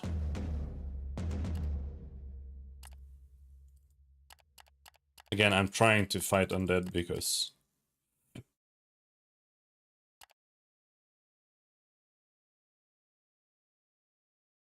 it's the only way to get spectral dust, it seems.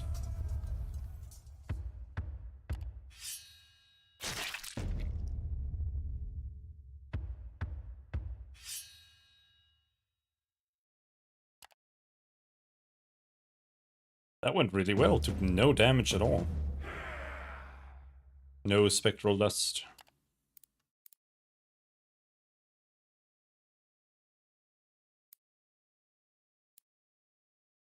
I don't want to leave 12 fighters. Wait some days to see if the adversaries return.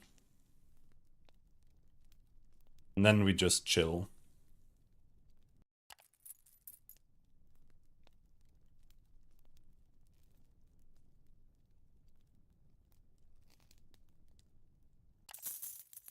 The undead shamble onward.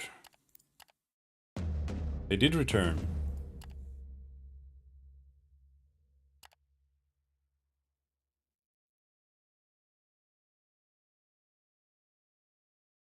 does skirmish do? +2 scout combat. -10 grit. +10 chase. Shield wall. Gives more defense, we don't need that. Intercept. -30 flee, -15 grit. Let's do that. I don't know exactly what that means. Because there's no tooltip, so I don't know what grit does. Grit is a thing. You have grit. That's what I know.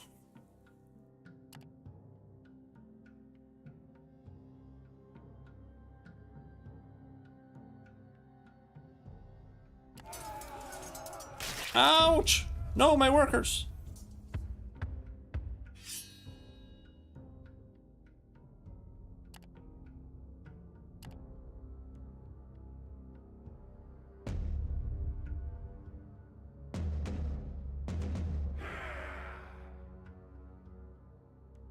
Alright. At last you have completed all your objectives. Where's the next one? There, it's big. That one's gonna need scouting, I imagine.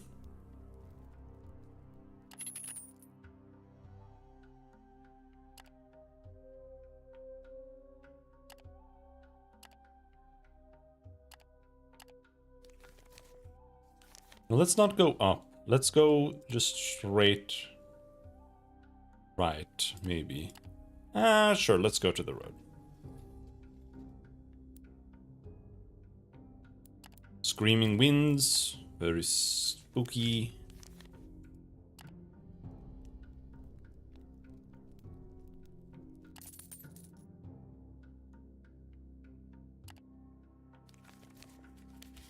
We're now kind of past the stage of the game where you have to like constantly struggle with food and...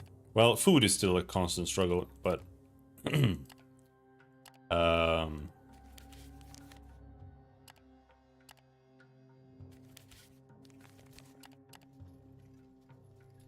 like paying your guys and stuff like that isn't really that big of a deal anymore. I can pay them double the whole time and it wouldn't really affect me.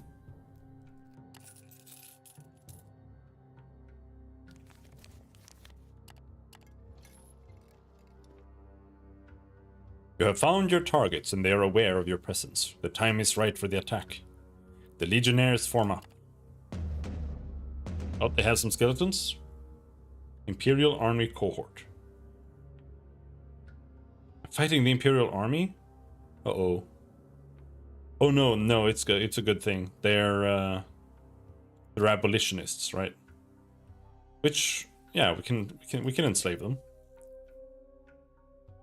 Abolitionists mean that these guys are like the good guys because they're trying to abolish slavery, I think. So yeah, enslaving them, I think, is just poetic.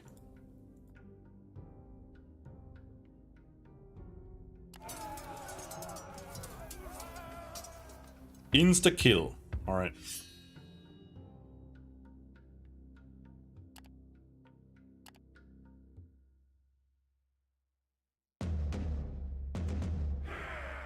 Oh, I gained a beast of burden. Oh.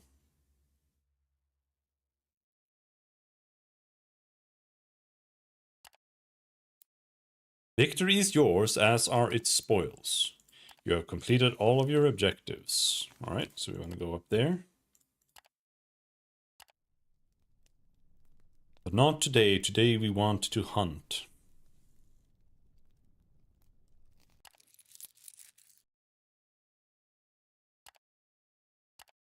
And paying your guys double actually has a lot of benefits too. Because having high morale is more march, more combat strength, more workforce, all kinds of stuff. I wonder what it's like to be on max morale the whole time.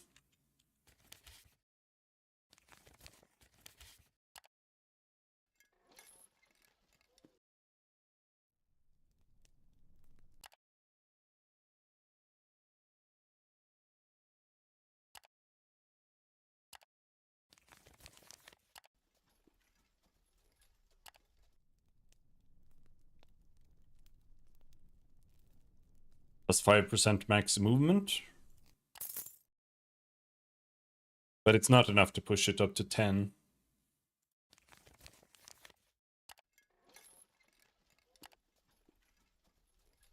This is the location you had to escort your ward to as agreed. Now you will have to wait for them to be done with whatever brought them here in the first place. It might take 2 or 3 days. Fervent. Yeah, plus 10% combat strength, 15% worker workforce, max movement, max march, plus 5% defense. So yeah, being on max is really, really good. So I don't know what about nutrition. Because max morale right now is 9, but can you get that to 10 or higher?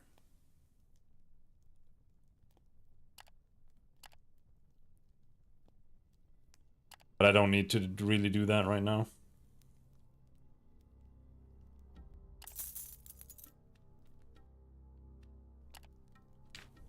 But I think you could probably just have permanent max morale as long as you don't march.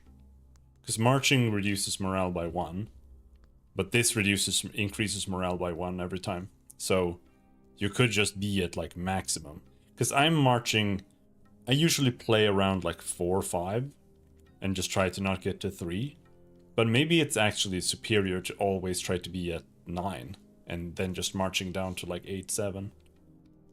That's probably smarter.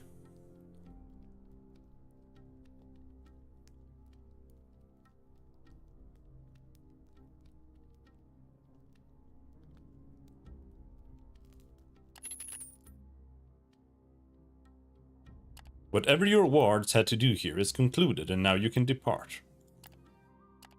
And now we just go back to Arkan.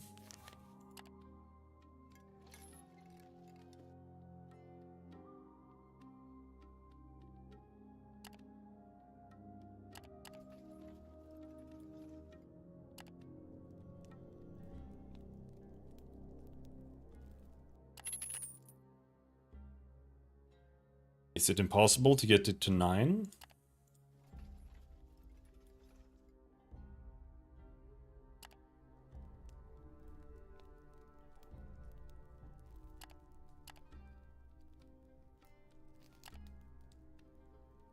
Almost seems like it.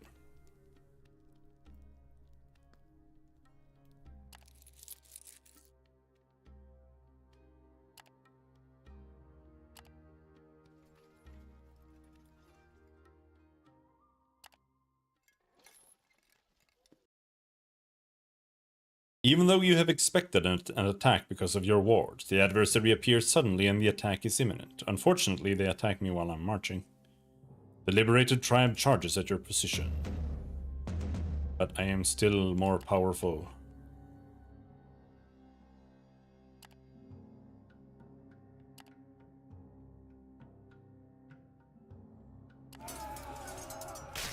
Ow!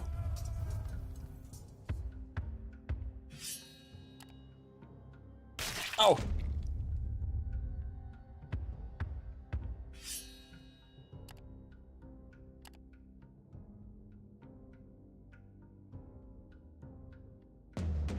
Oh, we didn't lose anyone. Got some moon dust, 1 hide.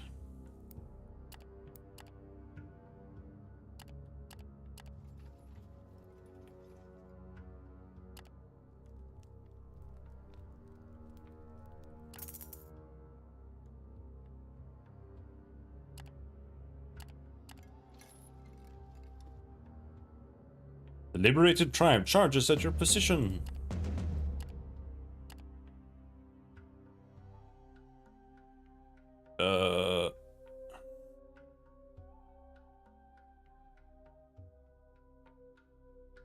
Insult. Ouch. Fuck.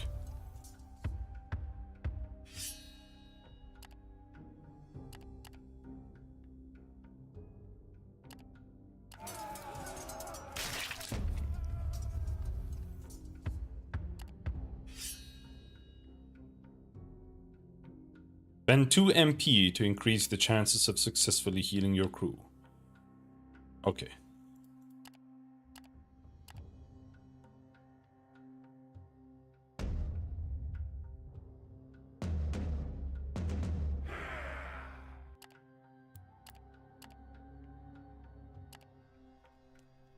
My guys are exhausted.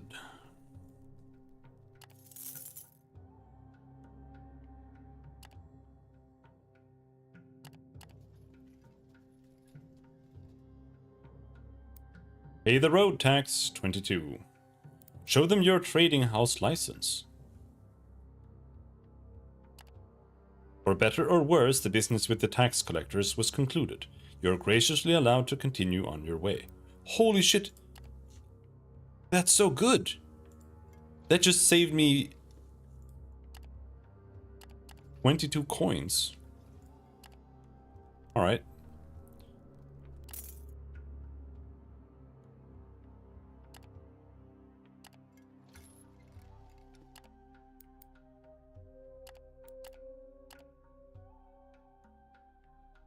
Turn in, turn in, turn in.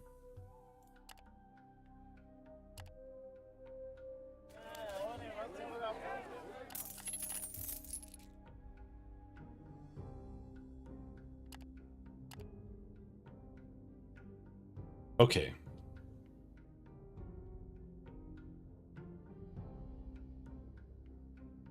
Bring to Avernum. Defend. Crossroads.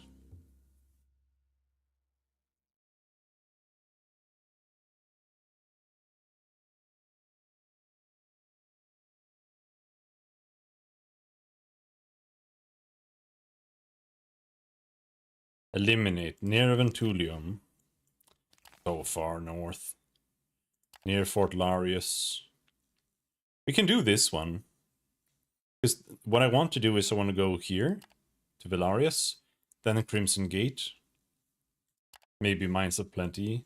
And then I want to try going down here. With supply spot there. Together with the supplies I've just bought here. And if we can get some more there.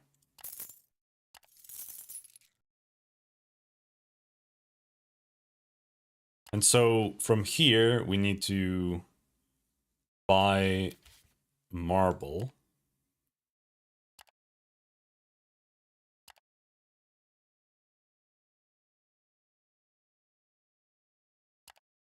We are currently at Arkan. And we want to go Mines of Plenty, the Crimson Gate, marble. Crimson Gate, we can sell marble at. So yeah, let's just buy some marble here.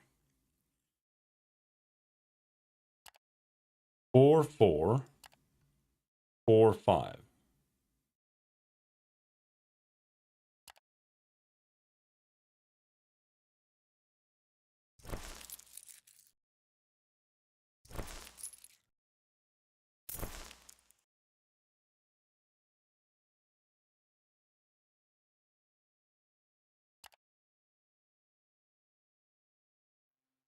Where'd the marble go?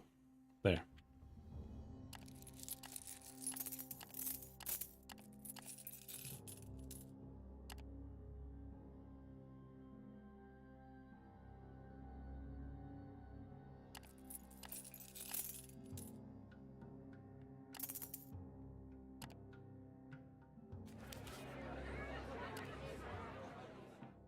Mines of Plenty. We'll take those. Conspiring Slaves. Yeah, fuck that.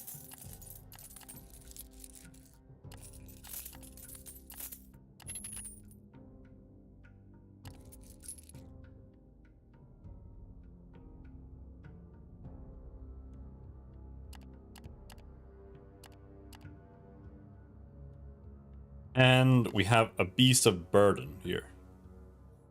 Slaughtering it will give 400 to 500 supplies. That's not worth 23 brass.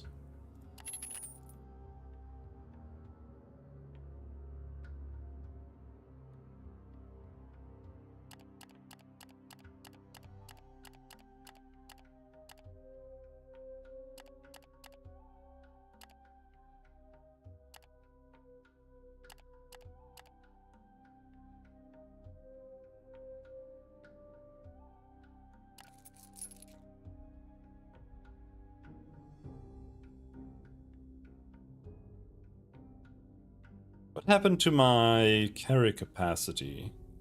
Did I lose a horse?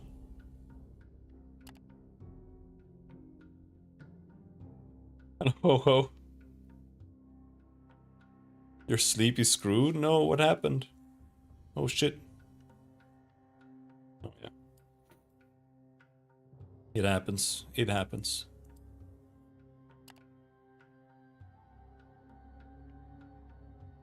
It's going alright.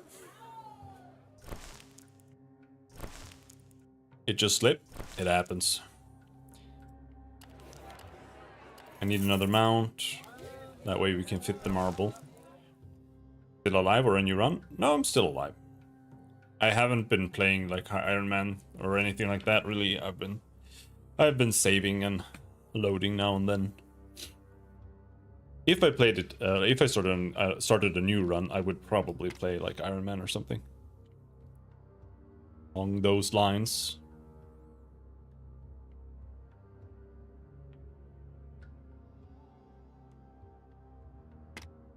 Sorcery lamp, scrying orb, candle of the living. Oh, all right. I think we're good.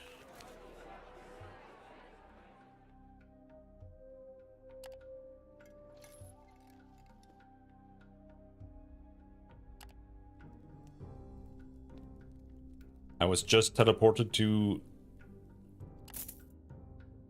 another realm randomly, but I came back. And now apparently we can teleport to the outer realms every 60 days using an astrolabe. But right now I'm just trying to finish this dwarf's quest. It's like, it's over here and it's like impossible to do because you need so much food to go there that when you get there you're like dead already. So I'm trying to just stock up on food, and I'm gonna try going over from here, because you can go here and we can buy some food there, and then we can go from there instead of going from here, because it's should be a little bit closer. And we'll see, I suppose. I also haven't been here.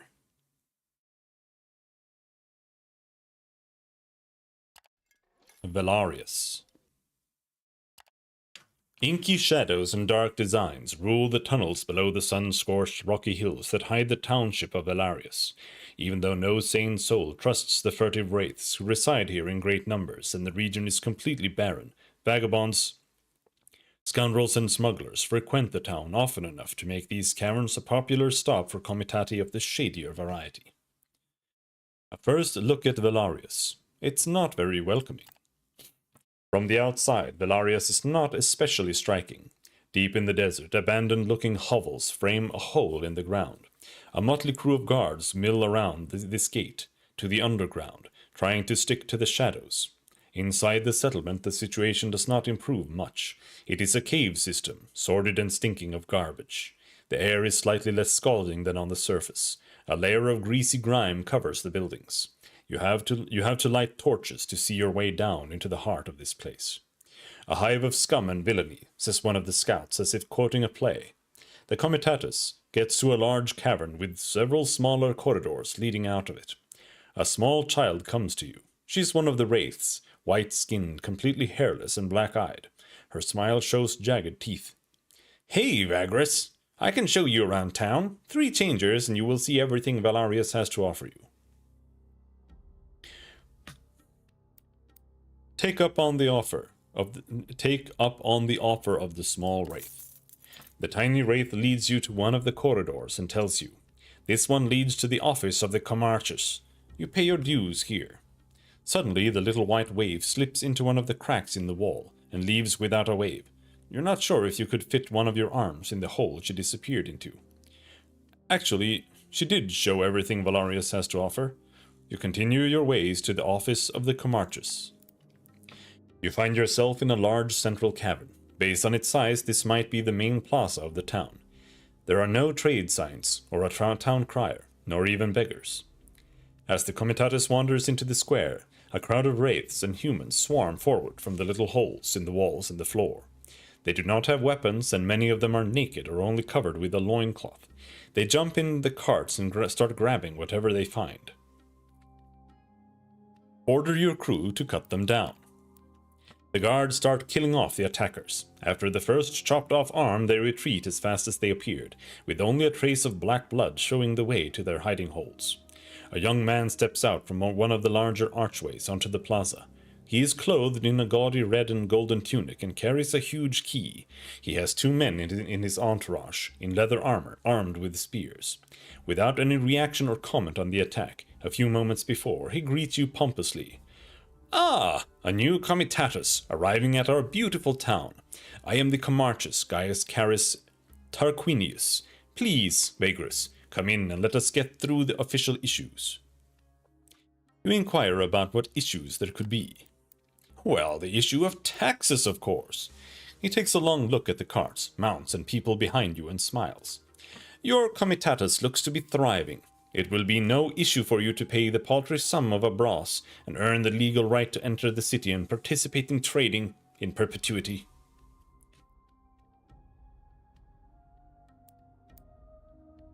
Savvy, perceptive, history, con.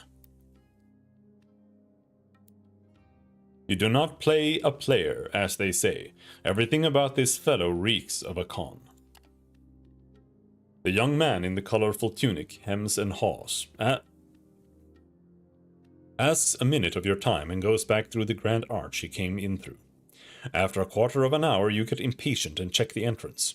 It turns out that there is no hall or rooms behind it, only a small crack in the wall, leading down into the deeper caves.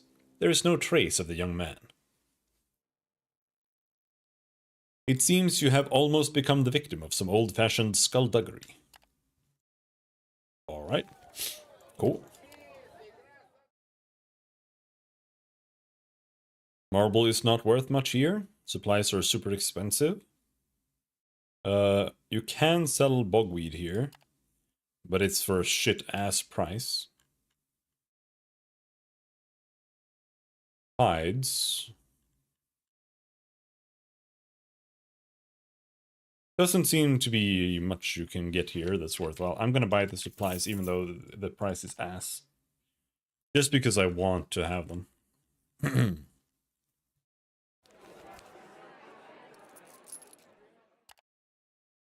Larnax, Salem. Nah, I don't want to go there either. Justice in Valarius. There is a commotion in the main plaza. Besides the sounds of haggling, pickpocketing, and whoring, loud cries now rise in volume in the main plaza, and thus draw you out of the man show. "Hang him!" some of the residents yell. "Let him go!" others call in upset voices. It seems that there is some kind of justice being doled out. A platform has been raised, not too high of course, and there is an uncommonly large crowd around it, humans and wraiths alike. Have a closer look. There is indeed a trial going on. A thief was captured after breaking into the caves of Janimima, one of the powerful women of the city, a brothel owner. It is a farce, as there is no more justice and law in Valerius than the amount you can pay or fight for. It seems that it was a bad choice to make the whole process public. The enemies of Janimima appeared in great numbers and started to defend the thief's actions, only for the sake of making the madame uncomfortable. What should have been a simple execution thus turns into a big shouting match. Some more enterprising and neutral onlookers have started to sell lichen beer in the crowd, while others are making bets on the outcome. The speeches and general feelings are getting more and more heated. This is entertaining. Have a closer look. Instead of a real trial, several people close to each other speak very loudly about rights, justice, and truth. One of them, a well-known robber, argues that the thievery in question was to provide some food to the children of the thief, therefore he should be able to walk away freely. A wraith talks at length about the rights of not being judged to be a cannibal because someone eats human meat. This one is not really connected to the case. Another one cries out loud that the sanctity of ownership is an inalienable right in Valarius. The listeners stifle their laughter. Now you only need some bread because the circus is here already. The outcome of the debate is that judgment should commence, but the current jury is so clearly biased that they need someone more independent. Madame Janimima points at you, a Vagrus, well respected in their conduct, and without open connections to either side of the case. You would be perfect for the job. Would you take the responsibility of being the judge in the case? One of the jury asks.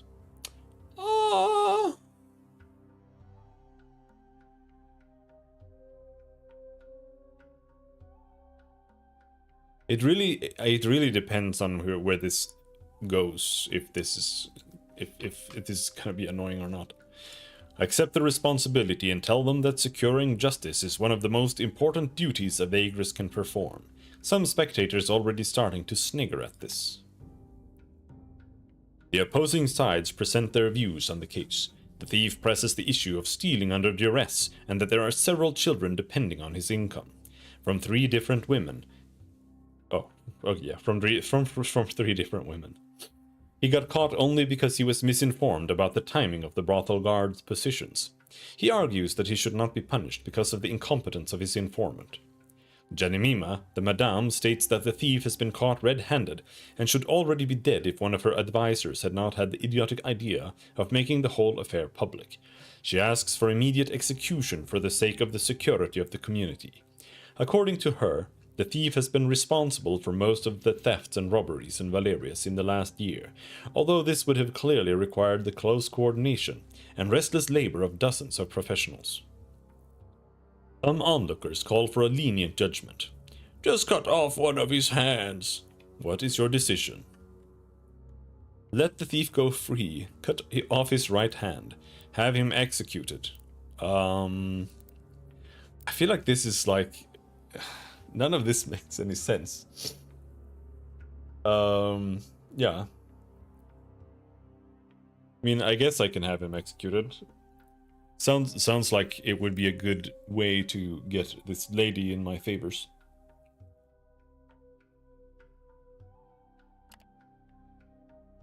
Everybody liked that. You stand up and proclaim your judgment. The thief should die. Most of the crowd gasps loudly, either from surprise or from joy. There will be blood, after all. The thief looks shocked, but there's not much time for him to process the events. He is taken to the stone used for official proclamations, which also serves as a place of execution. A large and serrated obsidian blade is placed in your hand. After all, that was your judgment, and now you have to act accordingly. Or you can hand it to someone else. The only one applying for the position is a wraith child, maybe 6 years old. You decide to refrain from giving this opportunity to a minor. If she botches it, it would be your fault too. The blade is quite sharp, but you have to swing it hard. Heads are attached to the neck by bones and tendons. It is hard to get through the spine. Your first try only opens the skin. The second chop gets deeper, but the blade gets stuck between vertebrae. You have to tug it out. The crowd alternates between booing and offering advice, as well as complaints about the incompetent headsman. On the third try, you manage to bisect the spine. You have to saw with the blade a few times to get the head off, though. The wraith kid grabs it as it rolls down from the stone. It oozes blood and saliva. She smiles at you and raises the head in the air. Then she is gone. An adult wraith appears and asks for the body. They're cannibals, by the way. You are still unable to answer, which she takes as an agreement. The corpse is taken away to serve as the main course a few weeks later. Justice has been dealt, such as it is. You feel sick, then comes a meal. You want to forget the whole incident as fast as possible. Right. Quality added, trusted in Valerius. Ooh, level of trust. Ooh. The Forum of Shades. Enter the cavern to talk to the locals. The large cave is accessible only on foot. The whole area looks like a hybrid of a market and a workplace for the community. Everybody is doing something, repairing sandals, cooking something smelly, or polishing bone shields. You approach, hailing the denizens. One of the wraith rises. He has lost one of his bulbous black eyes and misses his left arm. Who are you, Darkskin? To the milky white underground living wraiths, all others are darkskins. You introduce yourself and the comitatus you lead. The wraith does not react in any way and looks bored. Then he suddenly interrupts you. You might find it useful to trade here with our people of Elarius. I will answer a few questions for you, but next time you have to bring business. Darkskins do not belong here, see? The next time you come, bring something of value for trading. What do you want to ask? Who are his people? We are the humble denizens of this underground town. Most of us are wraiths, but we do not care about race, really. If you do not know anything about us, then understand, we are humans, just like most of the people here. We are just more adept at living underground and loathe the sun. You can move around here peacefully if you do not pick fights with others. We do need some peculiar wares, which I can explain if you like. What do they sell here? Nothing you would need. All commodities available for the surface people can be bought in the market. Down here it is only sundry wares for little folk.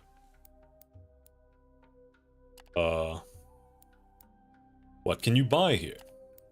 We wraiths have all kinds of needs. First, if you have some trinkets or small decorative items, you might want to sell it here down in the tunnels. You will want to get better prices. You will get better prices from us than from some dark-skinned merchants in the market.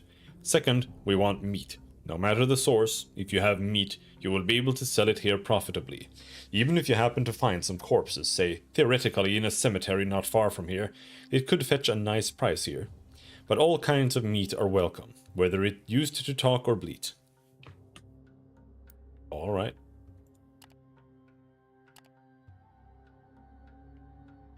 Trade and do business. They can surely use a crystal lamp. Ooh, these are the kinds of things that we treasure so much. I would be happy to pay. Let's say more or less a double price compared to what it would fetch in a faraway necropolis. Alright, sure. Perhaps a bronze statue. That's a really nice workmanship. Let me take this off your hands. Okay. Offer them one of your mounts. What? Sell them one of your slaves, knowing what terrible fate awaits them. The blood will flow, and in a few days, when the rot has worked marvels into the dead flesh, we will have a feast. Thank you for this. Dude, what? They paid less for the slave than I would be able to sell it at just like any store. Now that they have something to... Now that they trust you more, they have something to share. The wraith leans in closer, his rotting breath almost making you gag. There might be an opportunity here a pro like you might be interested in. You learned that a bounty hunter named Krifta came this way some time ago, and after sniffing around, left Velarius. You get the impression that the locals kept their distance from her. She's bad news. Everyone knows. Her reputation is that of a traitor and a killer. The wraith spits. But the word is she's after those thrice-damned orcs, and so folk here pointed her in the right direction, because those murderous, stinking bastards are even worse than the bounty hunter. The orcs have a sizable bounty on their head. See where I'm going with this? The hunter is either dead, or else you can make her dead and get the price. Go northeast from here, and you'll be able to pick up her trail, methinks. Okay.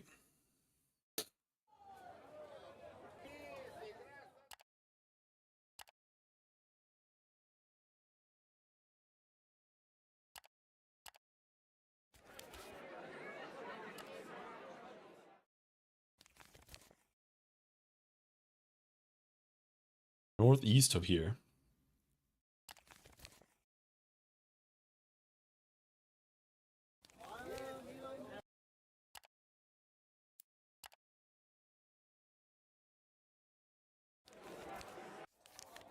What do you mean northeast of here?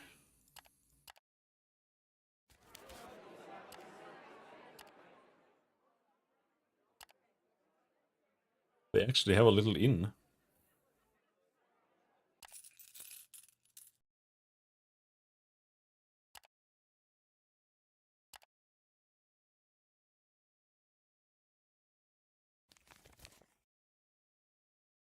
How far northeast?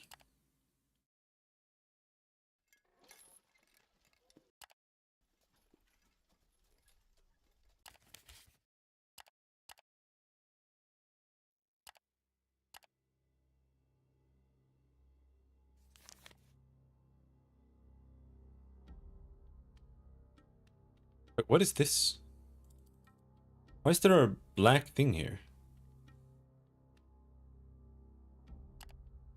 Is this an ambush? What is this?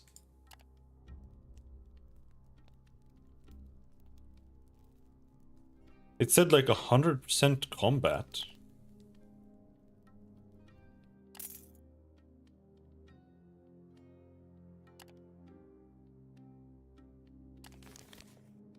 Look. 100% combat. What?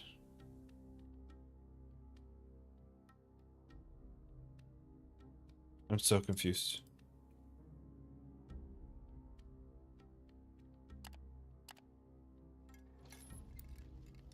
Here.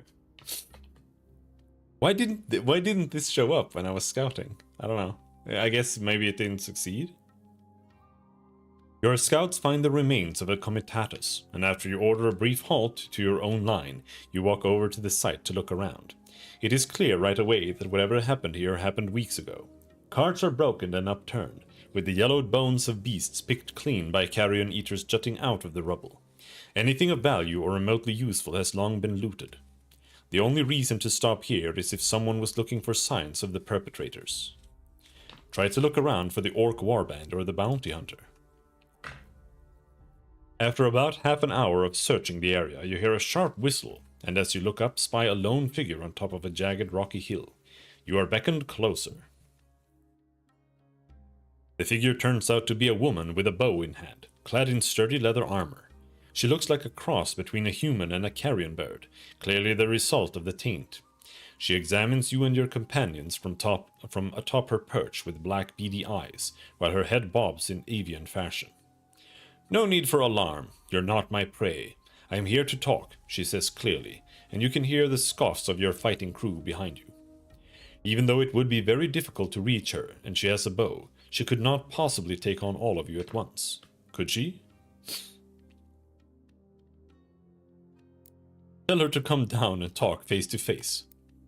You can't think I'm that naive, she clacks her beaks menacingly. I am just fine right here.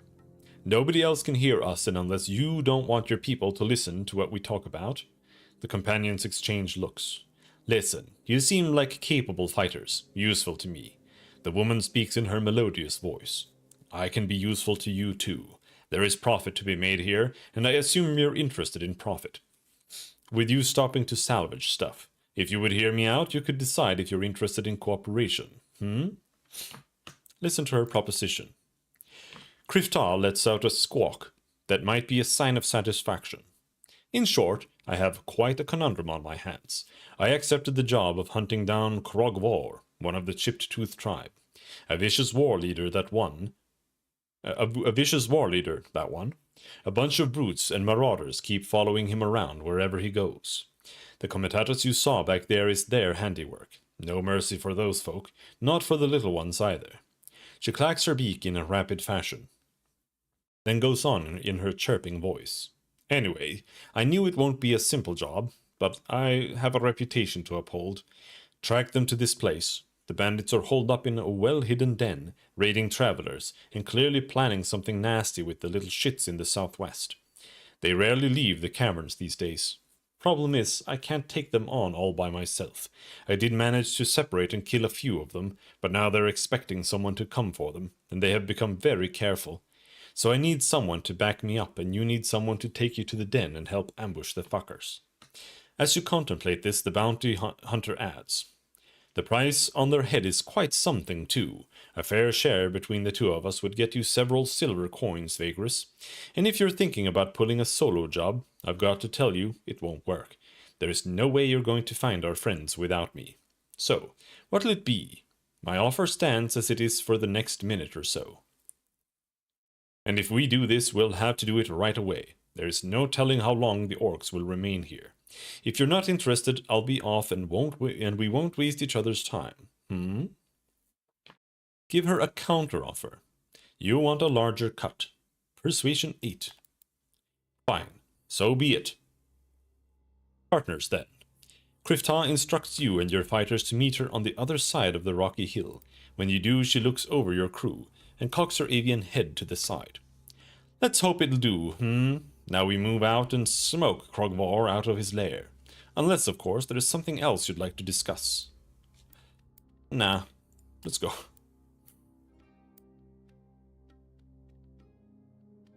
Garrick's... okay. You would have passed Krogvar's hideout 100 times if it was not pointed out to you where it was. There's no indication that cave entrances are among the jagged rock formations at all. They cannot be seen from any direction except when you are right in front of them. No tracks lead to them either, and they are tucked away in an especially difficult to navigate area that most hikers of these reaches outright avoid. According to Krifta, this also makes it so that the orcs are not stationing guards and could be ambushed fairly easily with a group of capable fighters. You probably have several options for how to go about this, but most likely all of these will lead to a bloody and brutal battle. Garrick's gas bombs might be useful in smoking the orcs out. The dwarf grumbles as usual and demands a large cut from the bounty, but you routinely remind him of your agreement of payments, which makes him follow orders you give without extra compensation. Eventually, he follows Krifta, who leads him to the top of the hill, and takes him around its crown, and to each hole leading to the caves. The smuggler takes some of his gas grenades and throws them in. The explosives go off with an echoing bang that shakes the ground and flood the tunnels in choke gas. Half a dozen orcs who stumble out are immediately slaughtered by your fighters. The mighty Krogvar looks as surprised as his men when he emerges, but quickly recovers and bellows orders to retaliate. The handful of elite mercenaries who manage to make it out regroup around their leader and engage your fighters. You and your companions face the snarling Krogvar and his best boys, who are making a tactical retreat towards the hill. Krogvar won't go down easily. I feel like I'm gonna faint from reading so much. Which one's Krogvar? You? Yeah, Krogvar.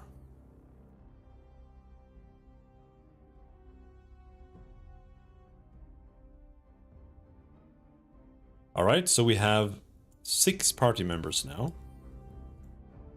Which basically means that... wait, what the fuck? Oh no, I already placed him. Which basically means that you cannot evade. Well, you can. It's just that it shifts place with someone, which I guess is fine.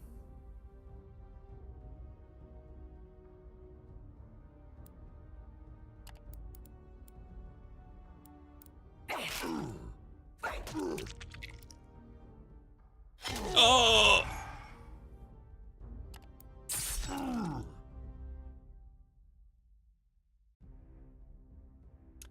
Poison arrow. A quick bow shot. The arrowhead applies a pain-inducing poison. Aim shot. This bounty hunter aims her bow by bypassing armor with deadly efficiency. Armor piercing. Oh, it's fully armor piercing.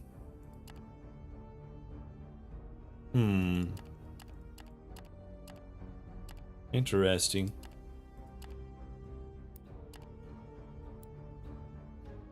Suppressing shots. Krifta draws her bow and overwatches a spot for a precise aimed shot. I don't know what this... It doesn't say. It says it does 0 damage.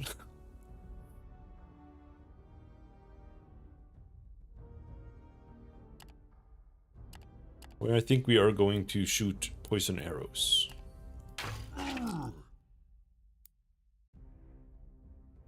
And then Garrick blasts this guy in the face.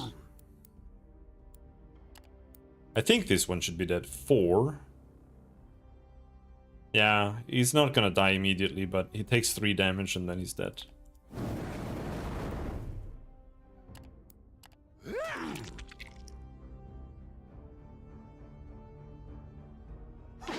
Oh.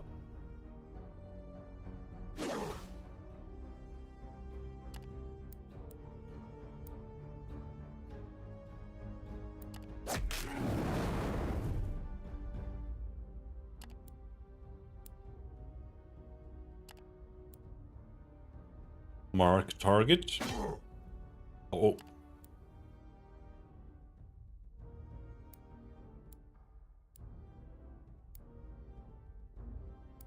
Oh, I can't switch with him. Because he is immobilized.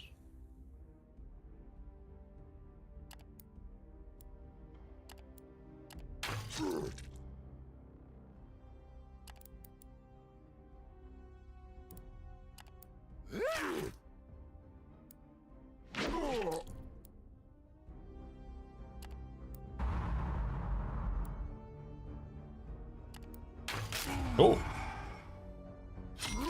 Oh.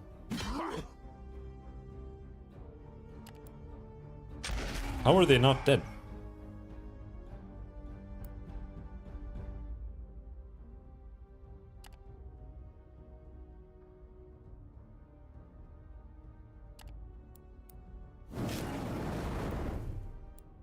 I think they like die-harded my damage over time or something and gained a little bit of health back. That's why they're still alive.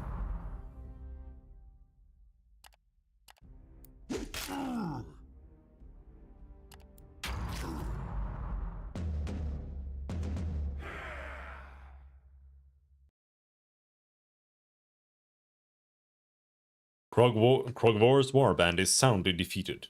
The orcs went down one by one, going out in a suicidal charge rather than facing the shame of defeat and captivity. Soon the confirmation that the last of them is dead arrives from your companions. Only the mighty Krogvor breathes still, albeit very raggedly as he is lying on the ground, sprawled out among jagged stones, bloodied and covered in dust. You walk over to his prone form, watching his crimson lips move slowly. I go now. He coughs up blood. To the realms where... He has no time to finish as Krifta kneels down onto his chest and slits his throat. As Krogvor's life force fades, the bounty hunter is already busy cutting his head off with a saw-edged knife. You turn away but have difficulty filtering out the crunching and squelching sounds. Eventually Krifta removes the orc's head and walks back to the Comitatus where she prepares the trophy. Your crew follows your instructions and loots the cavern thoroughly. It is only a matter of time before all the cargo is loaded into your hold. You walk over to the bounty hunter. Krifta is busy cleaning and embalming the head of the orc war leader when you approach her. Now that the deed is done, we will have to return to the bounty office, she says, not looking up. Then, as if remembering something, she adds, I am pleasantly surprised by how successful this venture has become, Vagrus. It is good that we've decided to work together, but I insist on returning to collect the bounty as soon as possible. Please plan accordingly. Oh, you want to go but to Torzag? Man, I wasn't going to Torzag. Enough of the bird woman. Have her killed on the spot. Garrick required. Garrick doesn't like the fucking bird. Oh my god, I almost want to do that.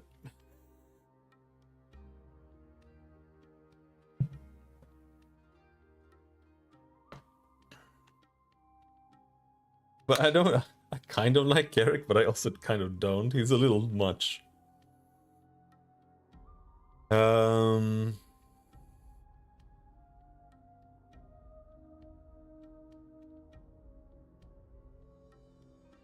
I do think I do want her. Like, it's just another companion, and it would be nice to have to fill in another slot.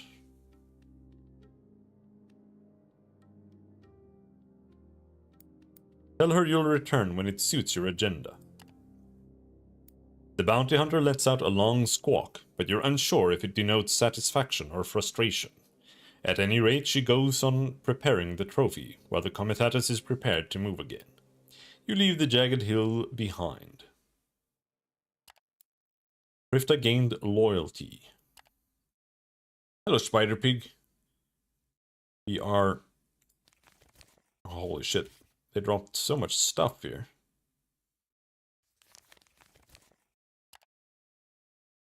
I'm out doing some missions.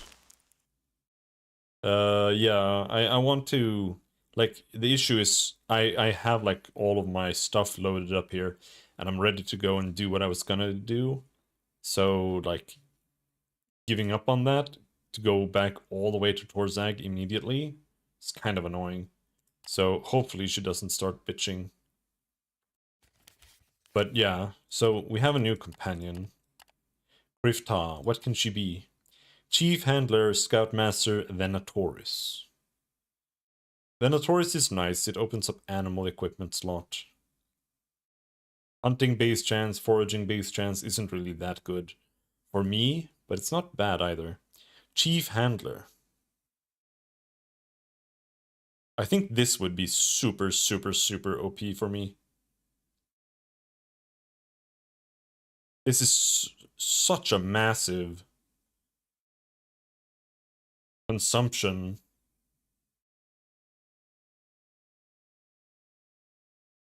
Yeah, I want her to be this.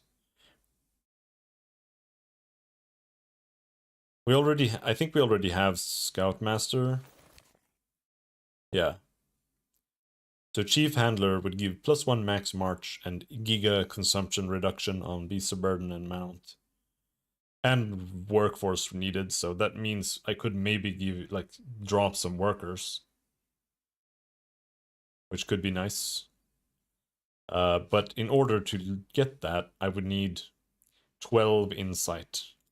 Because right now, we're already maxed out. So I can't make her chief handler, even if I wanted to, right now. But I don't know, she seems nice enough.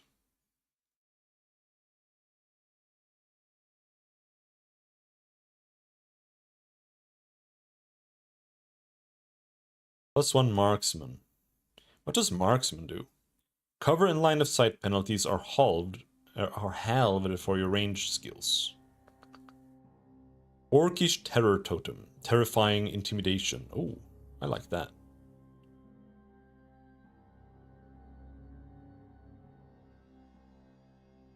So what perks does she have? Hunting. Dexterous. Beast lore. Tough. Survival. Venatoris. Perceptive Skulker Marksman.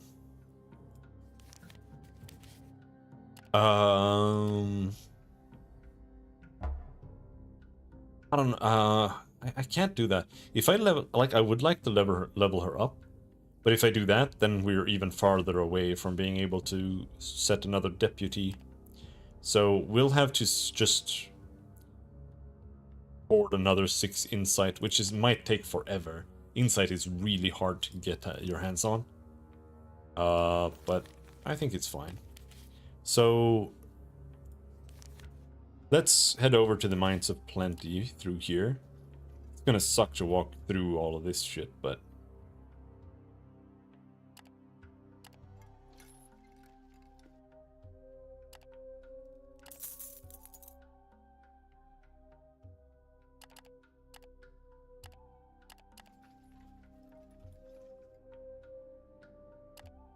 it will be fine.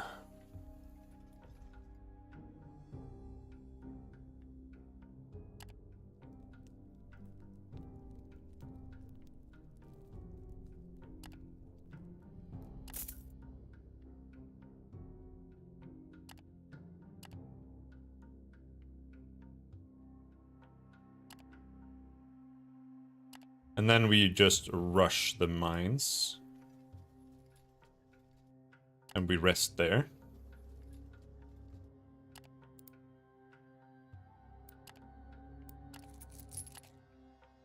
Miners, we dropped off some miners. So marble, not in demand. Oh, I think I wanted to sell that here, but no, it's still worth. It's worth selling at the Crimson Gate, hopefully. We should be fine. What about linen?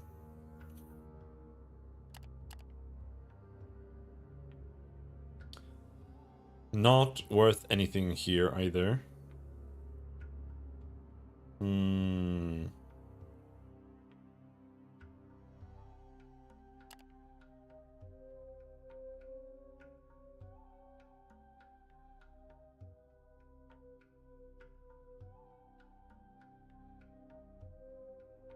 If I buy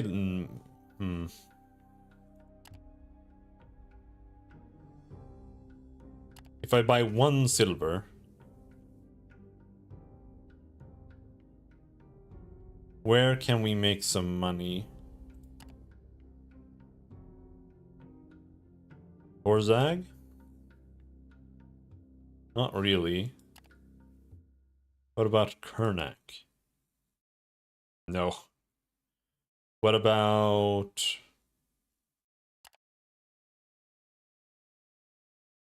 the Twin Towers? No.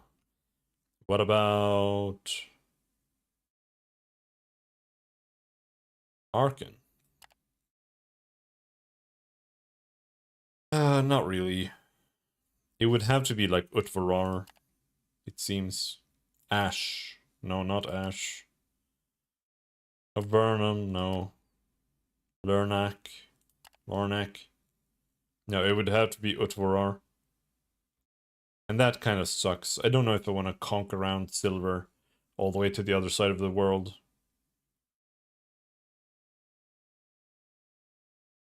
Iron, though. Iron is sellable at Kernak.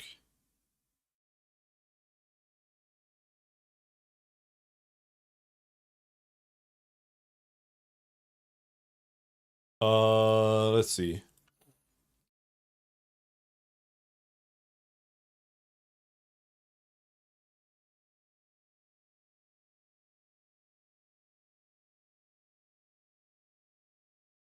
They don't really want metal anywhere. Port Viridium wants wine, bright kelp, oil, chitin. Drusian Quarry wants mushrooms, linen, grain, iron weapons and armor, but that's not what we're buying here. Iron weapons and armor doesn't exist here.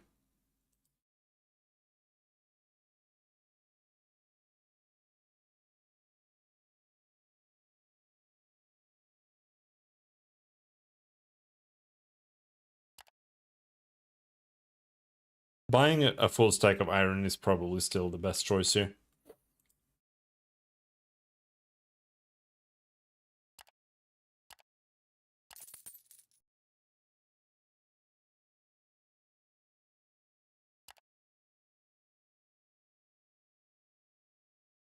Scrap metal isn't actually that cheap here. Bronze.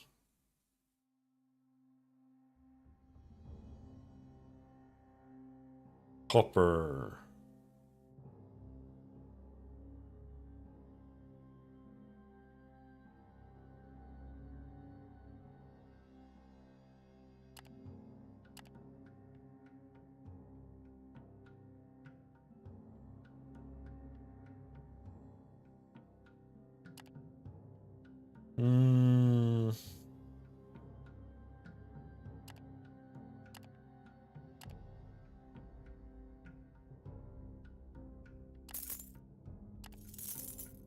We'll buy supplies.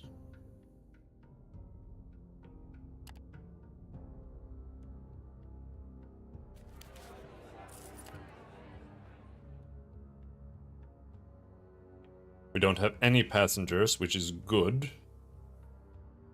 I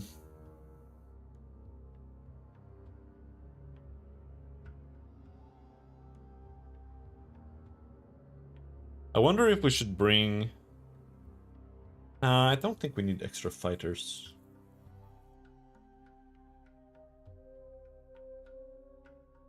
I think we should be good.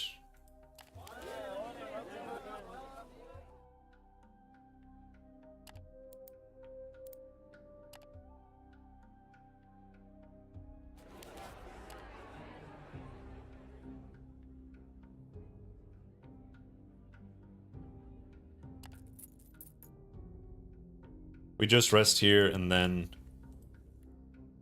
we go back to, or we go to the Crimson Gate.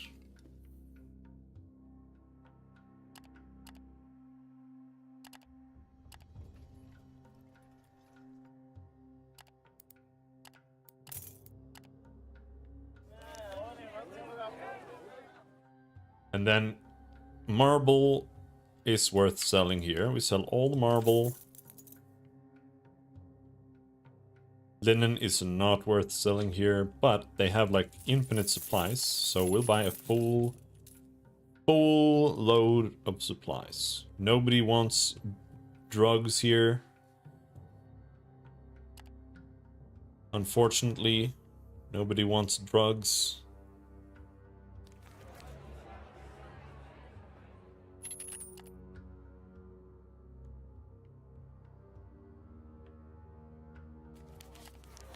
And so we rest here again.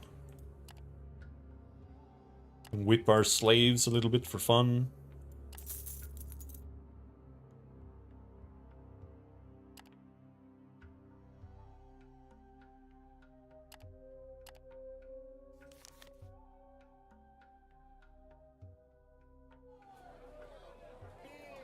Stock up on a little bit more.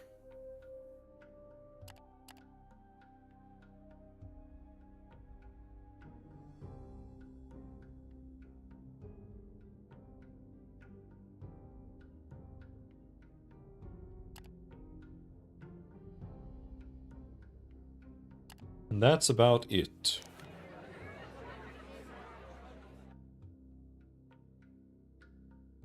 Then let's see if we can manage. I'm gonna save here. Because this might be fucky. Basically, I want to go down here. So the question is, do we go like around here? Or do we just go right across? Because it does seem like you can just go right across. So maybe that's better.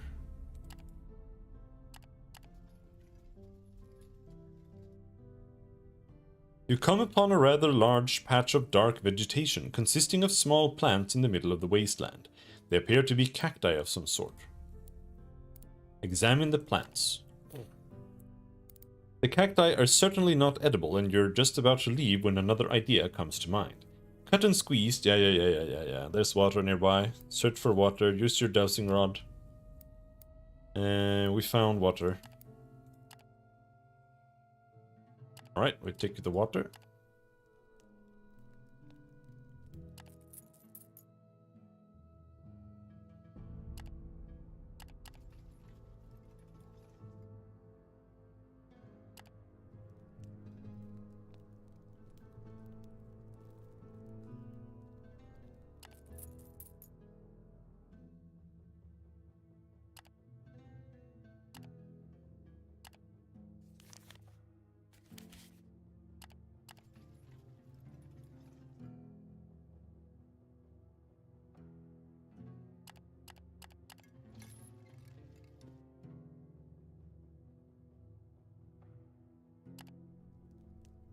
"23 days. We should be fine."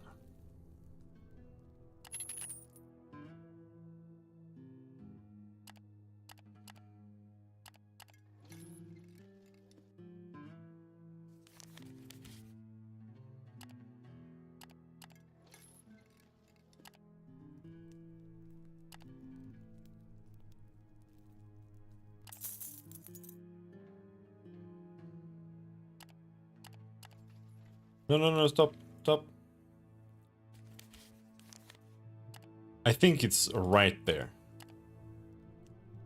But it's a little scary because it's gonna be like... The Comitatus creeps along the border of Hargad Tool and the wetlands. The plain slowly gives way to softer ground. Beasts of burden have a hard time making their way over the muddy ground. While thinking about how to traverse the treacherous lands, you're approached by Garrick. The dwarf clears his throat to address you. "My mate," he smiles crookedly. "Made me a promise to retrieve what I hid, didn't ya? 'Tis 'bout me stash. Hid it around here, so high time we search for it. Might take a jolly good time. Damn bog tends to shift around. Still, we're bound to find it sooner or later." Set out to find the stash. Rain begins pouring as you proceed to search your surroundings, while the Comitatus waits your return. Hours pass by, and all while Garrick keeps promising that his stash is very close, Indeed, friggin' close now. But is it? Moderate chance. Success. Turns out it is. As you come upon a crooked tree, Garrick suddenly shouts, "Here we are! There, right among the roots."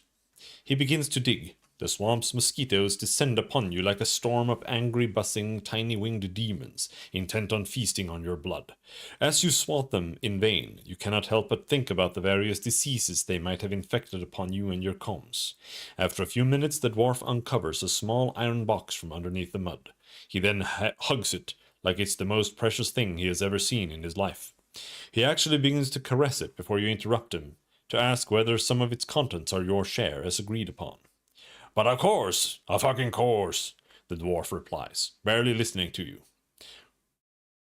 "When we have all 3 stashes and I tally up the value, you'll get your bloody share." With Garrick's stash retrieved, it is time to return to the Comitatus. You gain mosquito infection. Cool. Based.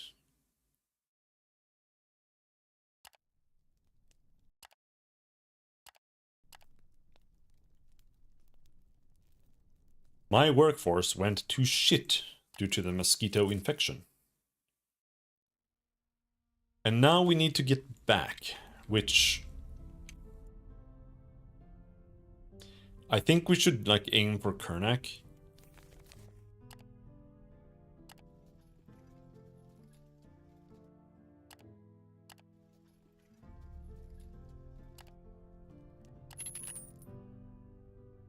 But we should be fine. I have plenty of food.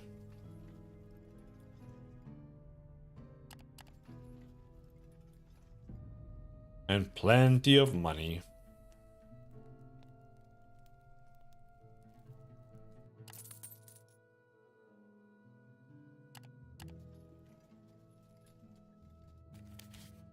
But yeah, my marching is not what it could be because my workers seem to be sick.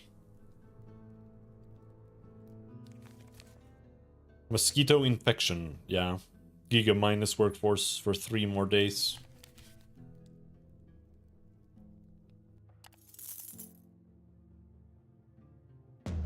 Whoa, shit.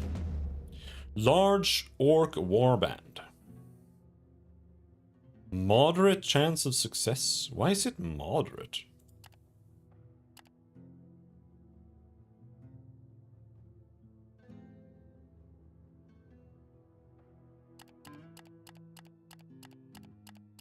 Oh, because their attack is so high.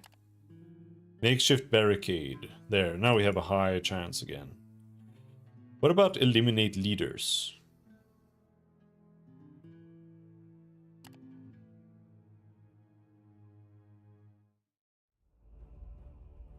That's a lot of fucking orcs. Actually, put him in the middle because he's fat, and that way everyone can attack him. Because when you're standing in the middle, you can take you will be hit more or less because the guy down here he can attack these 2, and the guy up here he can attack these 2. The guy in the middle can attack all 3. So like statistically, the guy in the middle will be attackable more. All right, let's see how this goes.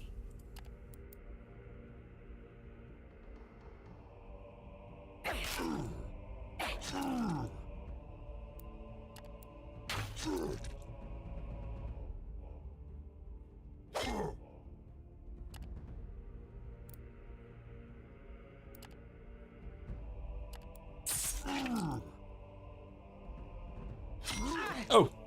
Oh! Orcs are really annoying because of the whole slice and dice thing.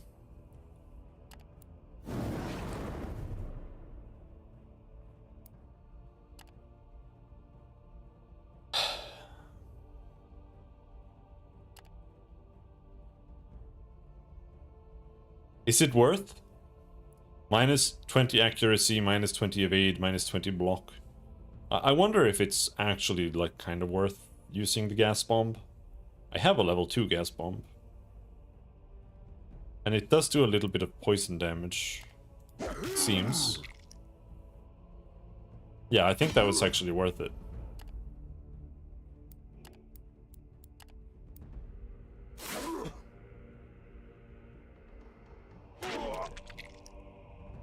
Ow!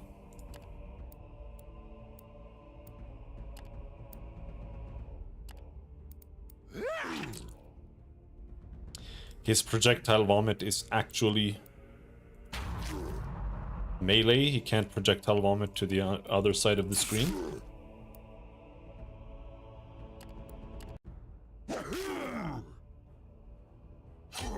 Oh! Oof.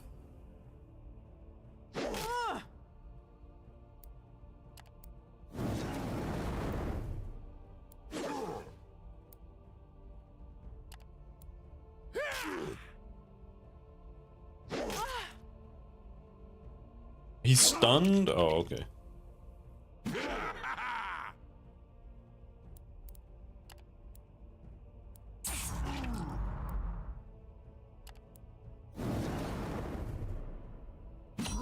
Got their leader. At least I think that guy was the leader. Looked like it.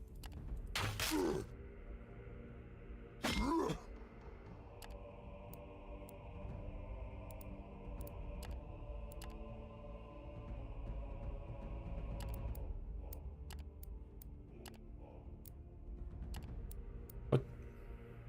Oh, he's still stunned? How are you still stunned? What the fuck?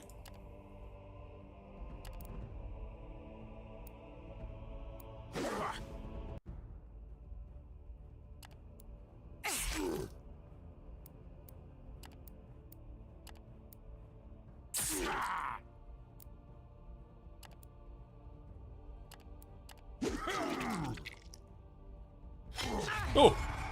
Oh! Oh, fuck! See, they can just one-shot a character, it's... holy shit.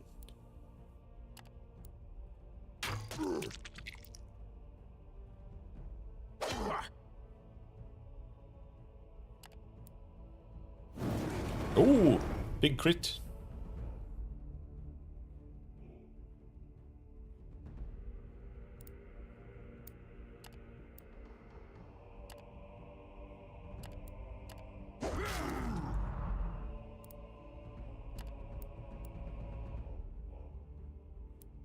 He should die his next round.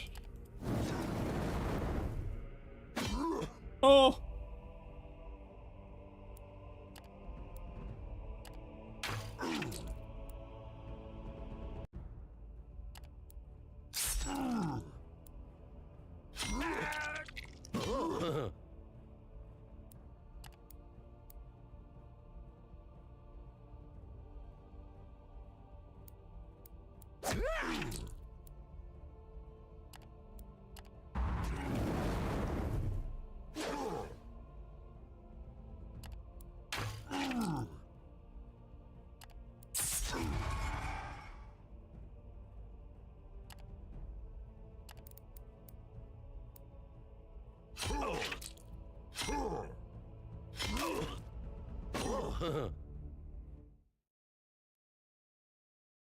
Alright, well, I think we did a lot of damage to them there.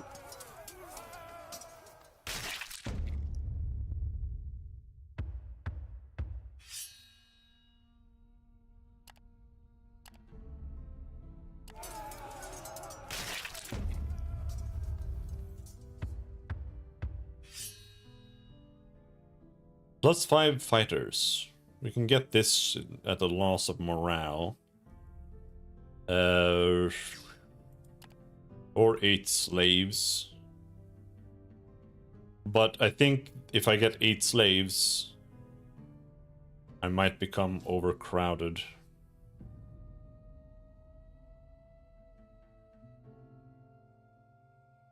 It's hard to tell. But maybe... because 8 slaves... it's not even that much money. Like, they sell for like 6 or 7 or something. So what's that?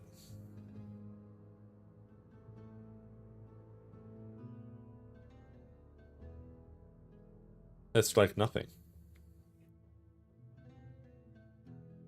It's like 4.5 bronze or something. It's not a whole lot. And on top of that, it's further loss because they eat food. And they slow us down, which will... like, if I get slowed down even one day, that's a loss of 2. So, I think getting and selling slaves is pretty much always useless.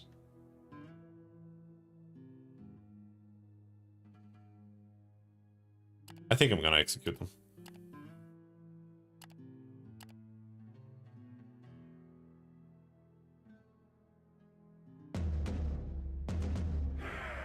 Everybody likes being malevolent. Malevolent.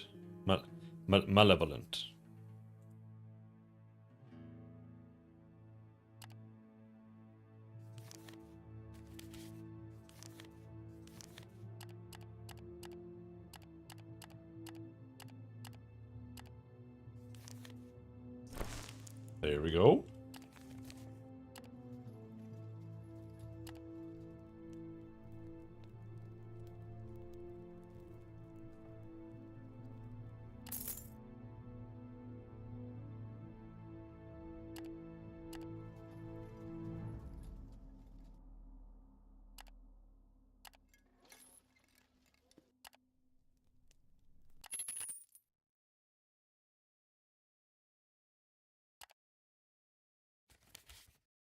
Karnak is down there.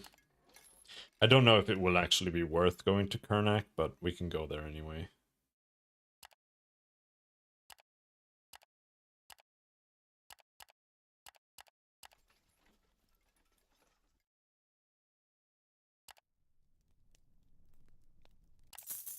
I don't know if we have anything that like sells there or anything like that.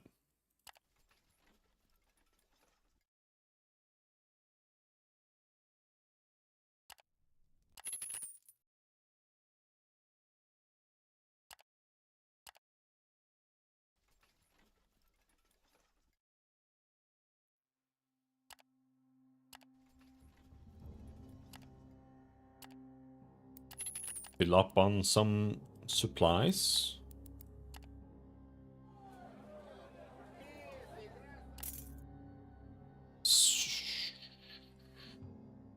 Iron actually sells kind of decently here. Right now. 9. Yeah, it actually sells really well here. Sure, I'll sell it. I'll sell it here. I'm okay with that. What about the linen? Yeah.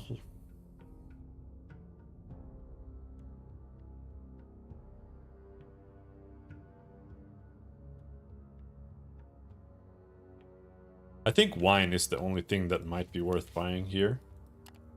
Right? Wine, Karnak, 6. Sell it at somewhere else. Devon. Or what about Arkan?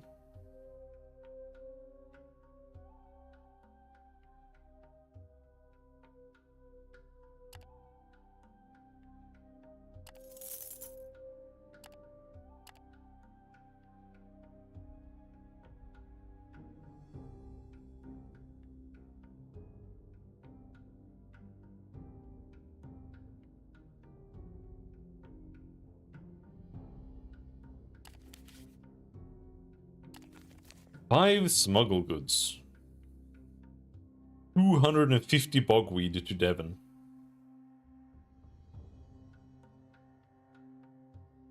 I kind of want to try that.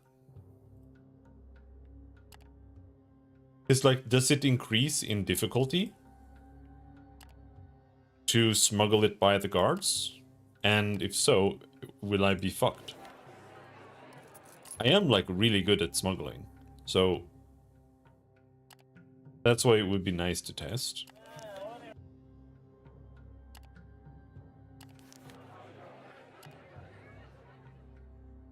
No, we rest outside. Resting in here is bad.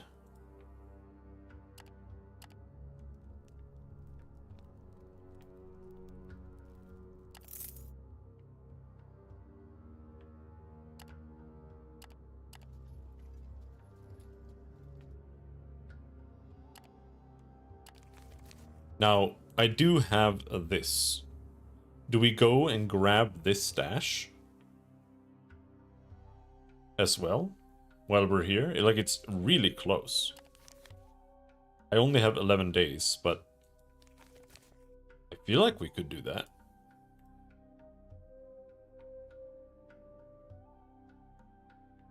Oh.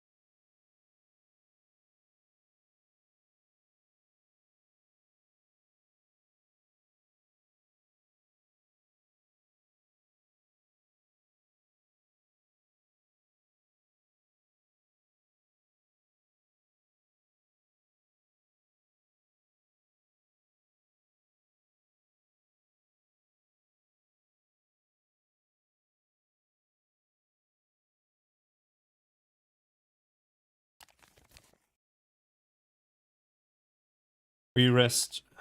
Have you been back to the Outer Realms since you got out of there? No, I haven't.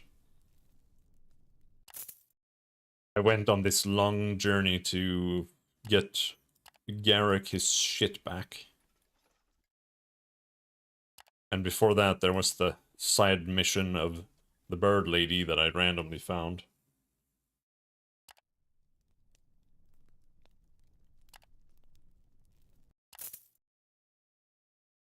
Also, it just hasn't recharged yet.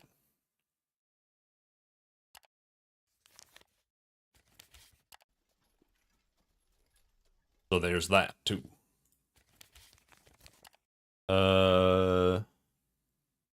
Yeah, let's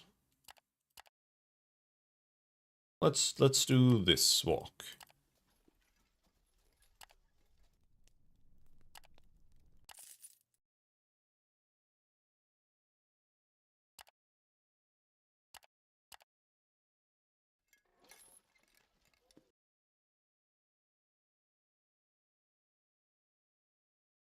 One of your scouts reconnoitering at the flank of the Comitatus gives you a sign. He has found something of interest. As you walk over to him, you see that the ground is covered in probably animal blood and excrement. Judging from the droppings, I'd guess it's some large tetrapod, most likely a sleigh rat, the scout speculates. Heavily wounded, maybe even close to death if that blood is any indication. The piles of dung and the bloodstains continue for a while, but disappear after a dozen paces or so. Most likely the ever-shifting dunes have covered them. Still, a skilled tracker should be able to find the animal. It couldn't have gone far, losing that much blood. Maybe there's something to be gained here. This might be worth looking into. After some scanning, you're able to make out some vague traces. It seems that with a final effort, the beast has dragged itself to the shelter of a nearby hill. Approaching it, you hear snarling, grinding noises. Certainly not the sounds of some gentle herbivore.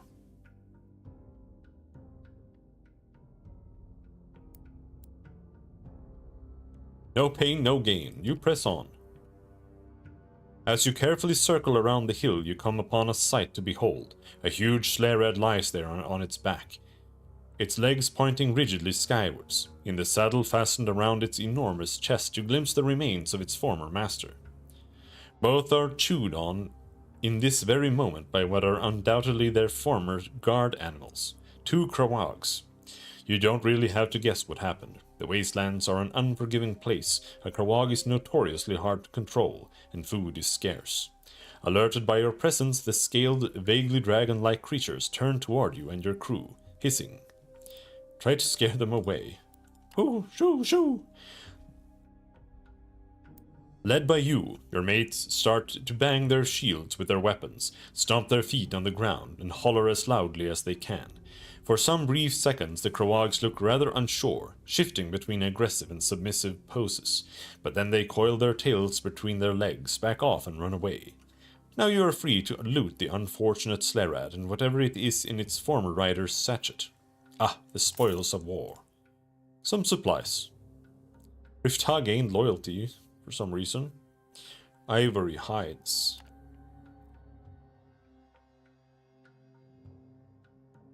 Okie doke.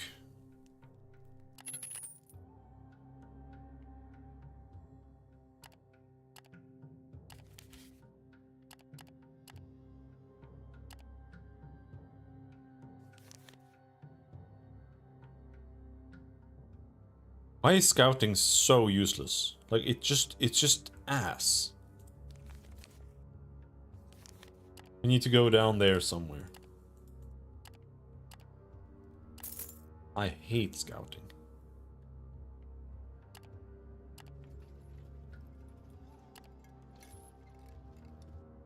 Shortly after you cross into Tarathian's Fall, Garrick pulls you aside. He seems to be a little more humble than usual.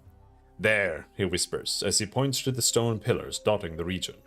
That's where I hid my treasure at the foot of one of those spires. You ask him how he suggests for you to proceed. Methinks it's best if we assemble a wee search party, he replies, stroking his beard. No need for leading the whole Sudden Comitatus into those narrow gullies any further. Gather a group as Garrick suggests and start searching the area. 4 only.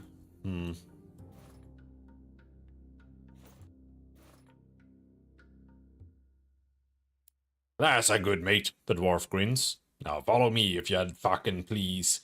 Trust me, I know the way. Garrick takes you on a long, meandering path through the maze of ever-present rock pillars. You try to keep track, but after a while you get the impression that your companion is deliberately leading you astray and confusing you. Most likely he does not want you to find this place later for some reason, which is quite crazy given that he is the one who has led you here in the first place. Of course, Garrick never behaves predictably when it comes to guarding his riches.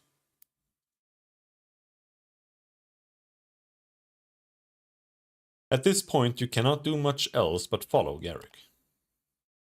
As you press on and turn a corner around one of the pillars, you find yourself in a narrow ravine. Garrick stands in the middle of this canyon, his pistol at the ready. We're close now, he shouts. Then you hear a howl from above, and the dwarf spins around. What was that? Two pitch-black four-legged reptilian shapes appear on the surrounding cliffs and begin their slow, threatening descent towards your group, hissing as they approach. You happen upon black crowogs and must stand your ground against them. Garrick cocks his pistol. Now come on then, you bastards! The crowogs roar in answer.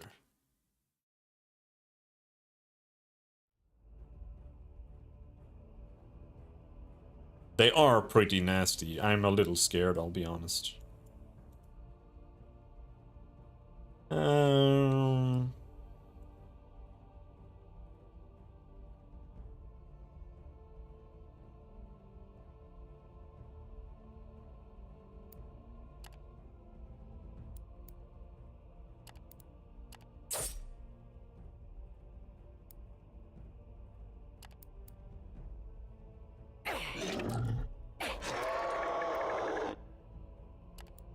Just blast him.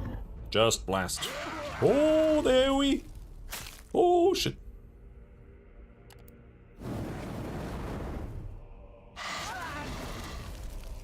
I'm super scared now. Holy shit. Stop missing, asshole.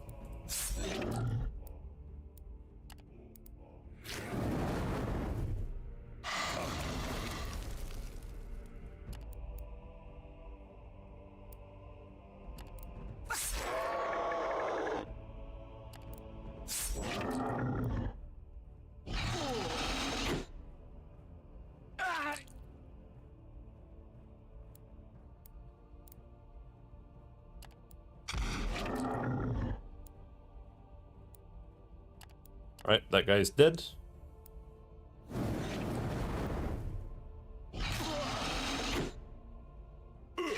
Or he should be.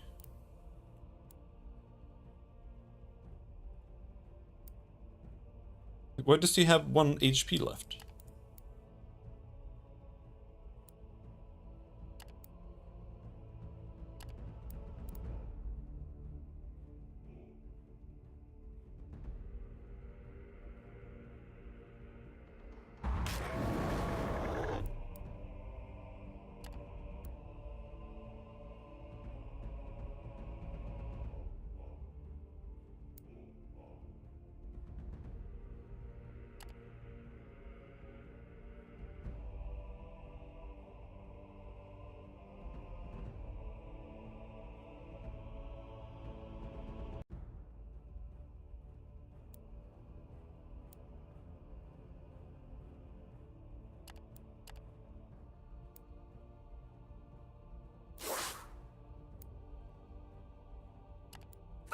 fucking evades.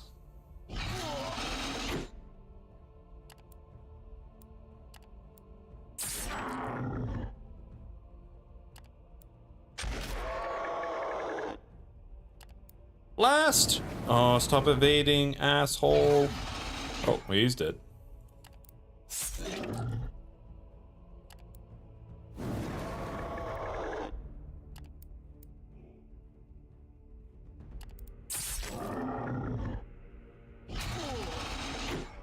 He should be okay. Oh, thank God, I quit. Oh, that was close. I thought that was gonna be way easier than that. The scaled monstrosities throw themselves at your small group, without any concern for their own lives. In the end, your combs are able to defeat the Krawags. Garrick spits on the last beast's carcass, which is still twitching in its death throes. What a shitty day to be looking for me, Stash. Never would have thought to encounter critters like these here. Come to think of it, you have never heard of black Krawags haunting the southern range of Therathian's Fall either, nor any imperial land so far from Dragmolak. Anyhow, Garrick grumbles, me buried stuff shouldn't be too far now. Follow Garrick, but not before harvesting the Krawag's cadavers. Pristine trophy. At length, Garrick leads you to a tall pillar of stone. To you, it looks like the others, but then again, you're not the one who hid something underneath it. Now we dig, the dwarf proclaims. Your combs begin to proceed. It takes half an hour or so for them to unearth a small metal box. Upon seeing it, Garrick is barely capable of containing himself. He jumps up and down, which is something you do not see often. Yes, that's it, my friggin' precious stuff. Just to be sure, you ask him whether this is what he wanted. Oh, indeed it is, me mate. He grins. Y'all get your share once all of me shares are tallied. It's time to return to the Comitatus. +1 insight. Alrighty.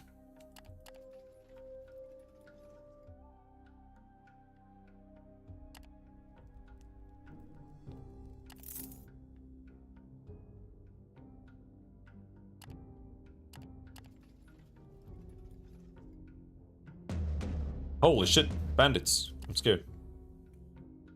Potential loot, obsidian blades, bogweed.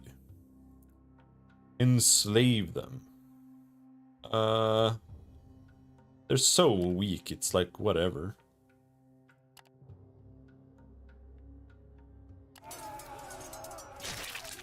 Oh.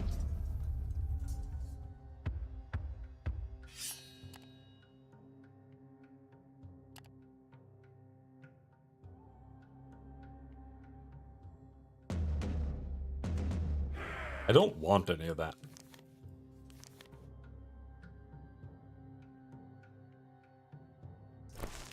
I already have way too much fucking contraband on me, dude.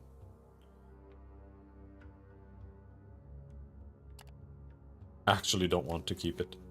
Also, it will be interesting to see if we actually can make it in, or if I actually just have way too much contraband on me right now.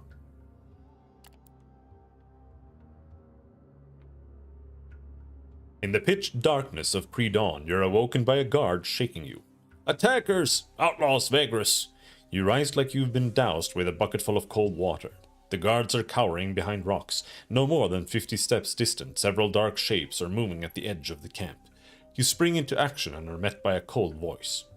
Tell your men to throw down their arms if you value the life of your crew, Vagrus. Give us the cart farthest away from the fire, and we shall not rain a cloud of arrows upon your pitiful camp.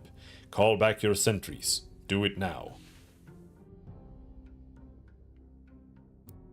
Answer and talk to them. Stall for time and try to solve the situation with words, if possible. You can either tell them to back off or stall for time, letting your fighters get close enough to launch an attack. Stall for time. Tell them that before you comply, you want to hear the names of the famous outlaws who surrounded your comitatus. They are quite surprised and almost tell you their names. Then they start to argue whether it's a good idea. Then your fighters are on them. This will be a massacre. Jesus Christ, dude.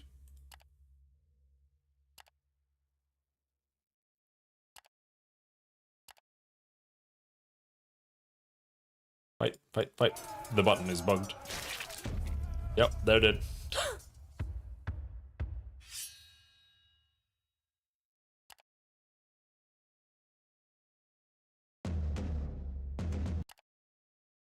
The raiders are gone, for better or worse. Their casualties are many, and judging from their meager possessions, it is no wonder they were so desperate. They died as they lived, with no good cause. 3 changers seek.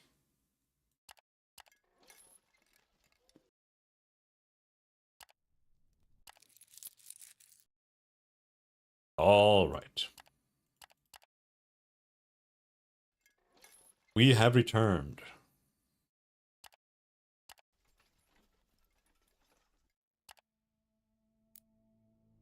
So how is it gonna go? Oh, we succeeded in smuggling. Thank God.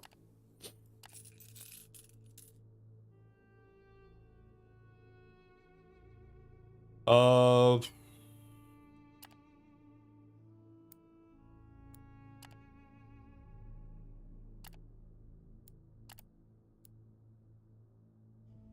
Go to the bounties office.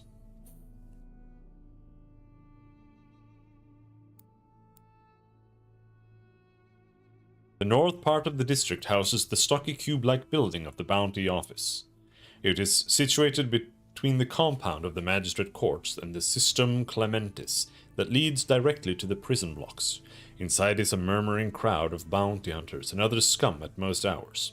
You duck and push through them to get to the main platform of the hall, where a tall priestess of Sergorod, the Justiciar Maximus, is on duty to provide information on bounties and pay hunters for trophies. Have you come to serve the Master of Justice? She asks you in a husky voice, framed by a shaven skull, a spiked iron headpiece, and a face painted white. Her grin is truly macabre. Deliver Krogvor's head for the bounty. Griftar presents the severed and embalmed head of the once mighty Krogvor to the Justiciar Maximus, who loses her composure for a brief moment upon looking at the thing. The 2 of you are ushered into a side room where Tarkanian coffee and dried fruit awaits you, while the priestess showers you in every kind of praise she can think of. Her being the servant of the god Sergorod, this mostly involves commending you for delivering justice upon agents of terror and savagery. You receive your bounty, of which you take your share as agreed with the bounty hunter, who takes the rest. She seems content, as much as you can make out from her avian features. Before you leave, the Justiciar also tells you how this act will not be forgotten by the city and the guardians of its law and order. As you're about to leave the offices, Krifta draws you aside. Now that all this Krogvor business is behind us, Vagrus, I was thinking. She clacks her beak several times. You wait for her to continue. Perhaps you want to continue our cooperation. I'll be honest, we worked well as a team. We could do good things, profitable things in the future. What say you? Do we go on as partners? Okay. Good, good, she clacks her beaks a few times in quick succession. I'll make myself useful, but you already know that, So what next? Alright. Holy shit. Outlaw. A lot of outlaw trophies. A bunch. 1. There is a sensitive matter to be taken care of by a real professional. Kriftar proposes a cooperation. Upon noticing the tainted bounty hunter with you, the Master of Justice draws the 2 of you aside. Follow my apprentice to one of the back rooms, she indicates the corridor leading into the bowels of the building, with a nod as she lowers her voice. We have an urgent and delicate issue that needs the touch of a professional. The executor, her apprentice, bows his head slightly and starts to lead you down the passageway. You enter the room at the back of the corridor through a dark stone arch and regard its sparse furnishing. Candles twinkling on sconces, several shelves with random gadgets on them, and a single large rug that would depict the imperial city if not for the filth covering it so effectively. There are no windows either.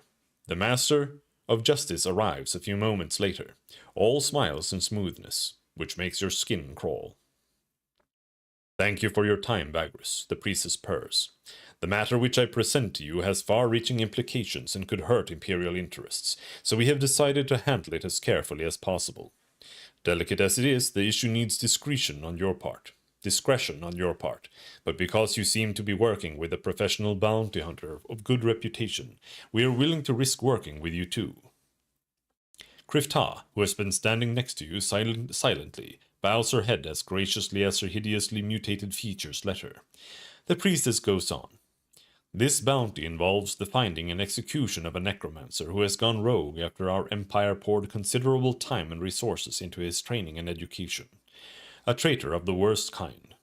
He took off after murdering some of his colleagues in the city of Devon. We do not clearly see yet if he was compromised or simply went insane. It is not uncommon among Ashgalites. By now he has surely raised a small cohort of undead to protect him, and is up to no good. You can find him somewhere in the very south of Hargad Tool, near the foothills of the Sepis Mountains. Travelers reported being harassed by organized hordes of undead, and someone has left bone effigies around the killings. Clearly his modus operandi. Eliminate him as soon as possible, and you will be handsomely rewarded. Krifta thanks her curtly for the opportunity. She leans closer as she adds, I cannot warn you enough about being discreet, Vagrus. The Church will not forget such loyalty. Neither will it forget someone who reveals its secrets. Alright.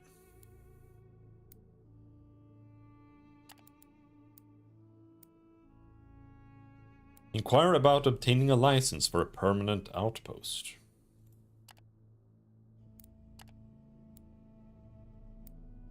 I wonder where I would like to have a permanent outpost. And I don't even understand, like, what that even means. So, like, how would I even know where I would want it? Like, right? Like, I don't know. I just kind of assume there's storage or something. But I honestly don't understand, like, what else it would even do.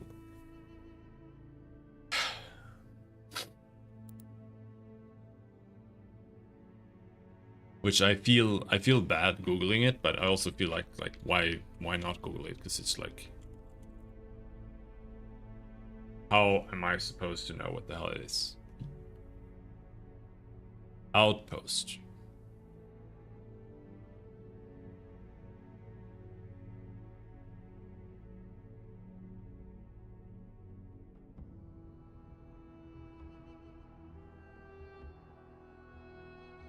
Set up supply sources and stuff like that.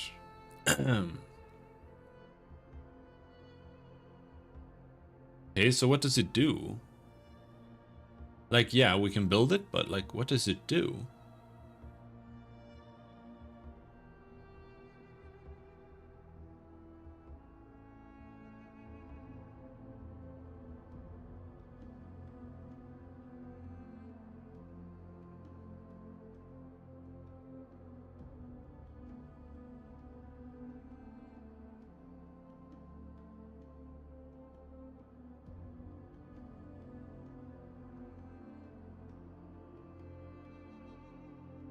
Increases reputation.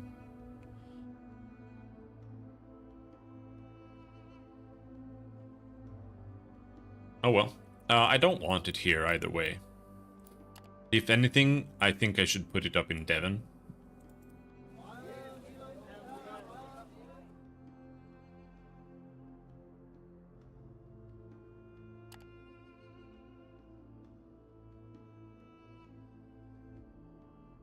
It's not worth selling.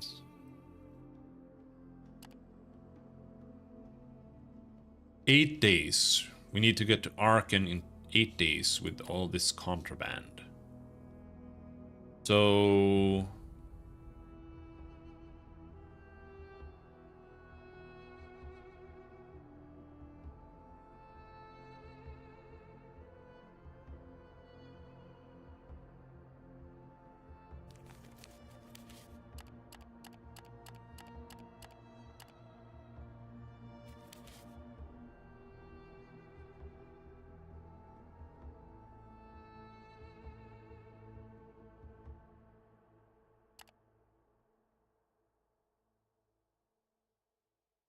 Fly run Arkan. Rescue near Ventilium. Bring them to Torz. No, I don't want to go back to Torzag.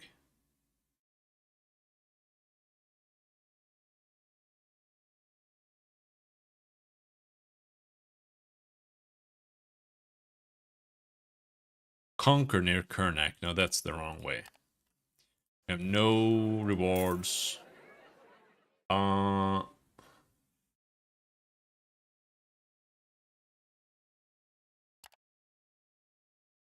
But yeah, I think we're gonna stop there for today.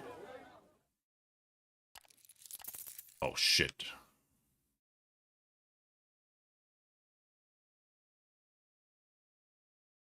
Can definitely sell 6 ivory, some hides.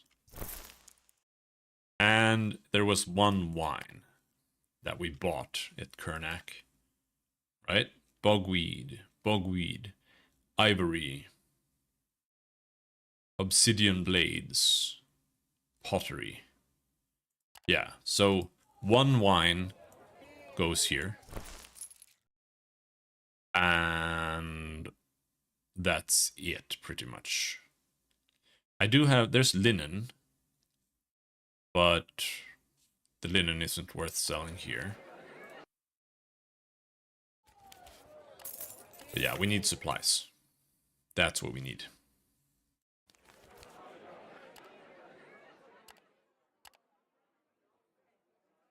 We'll rest. Buy more supplies. And... well, actually... what about talking to this guy?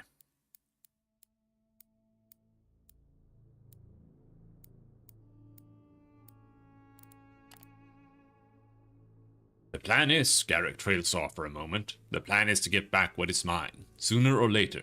For now, I gotta figure out how I'd go about rebuilding and busying myself. Time to talk about your share of the stashes. All right, mate, calm your tits, the dwarf replies with an obnoxious grin. Got your money right here, no need to be mean. What was it again? Yes, there's your fee, the impatience of some people. He hands you the amount you agreed upon earlier. With that settled, you ask him what he plans to do next. Garrick shrugs. No idea, mate. Really no fucking clue at all. This here's fine money, yet still not enough to make up for me losses. Maybe I'll invest it somehow. For the time being, I reckon I'll stick with your sorry arse comitatus. 82 bros. Damn, that's pretty big. He doesn't have any plans anymore.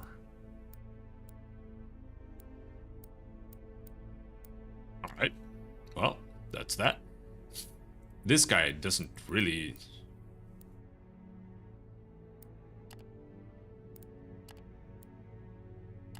we haven't found anyone. He's just kind of like chilling in our group. He doesn't care that much about anything. Alright, sure.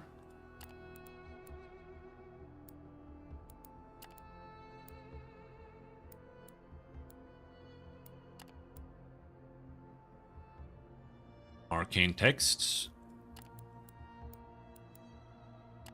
Another ancient tablet.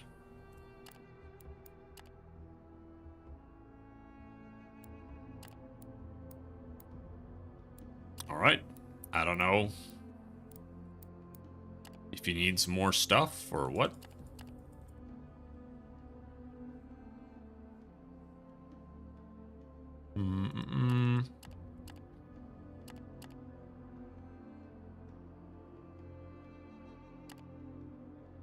Nourished.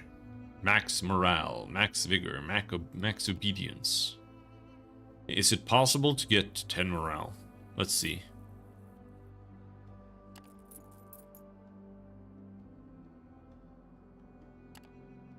I don't think so. I feel like I should have that now. And it says max morale 9. I don't think so. Maybe it's just that, like, morale goes up to 9 with the max morale. Or less.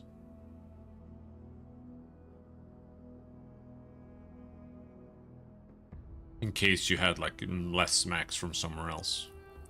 Vigor, invigorated. We are super fast.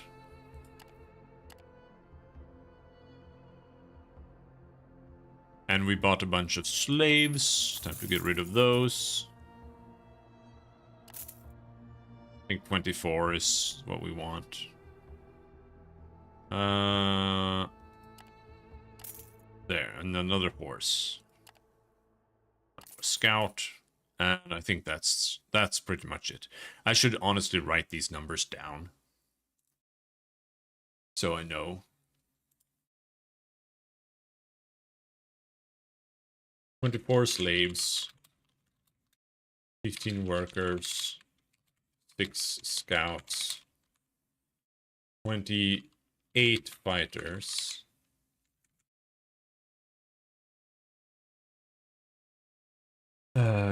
This is 25 mounts. 4 beasts. That's the current setup. And I think that won't change unless I figure something else out. Because I might be able to fire some slaves and workers once we get 12 insight. We'll see. So we might be able to reduce that a bit. And we'll also get potentially more bags, more bag space, but I'm not sure if that's the case either. When we finally go and get the new bags. And I think you could make bags in the Outer Realms too. Something sounded like bags at least. But yes.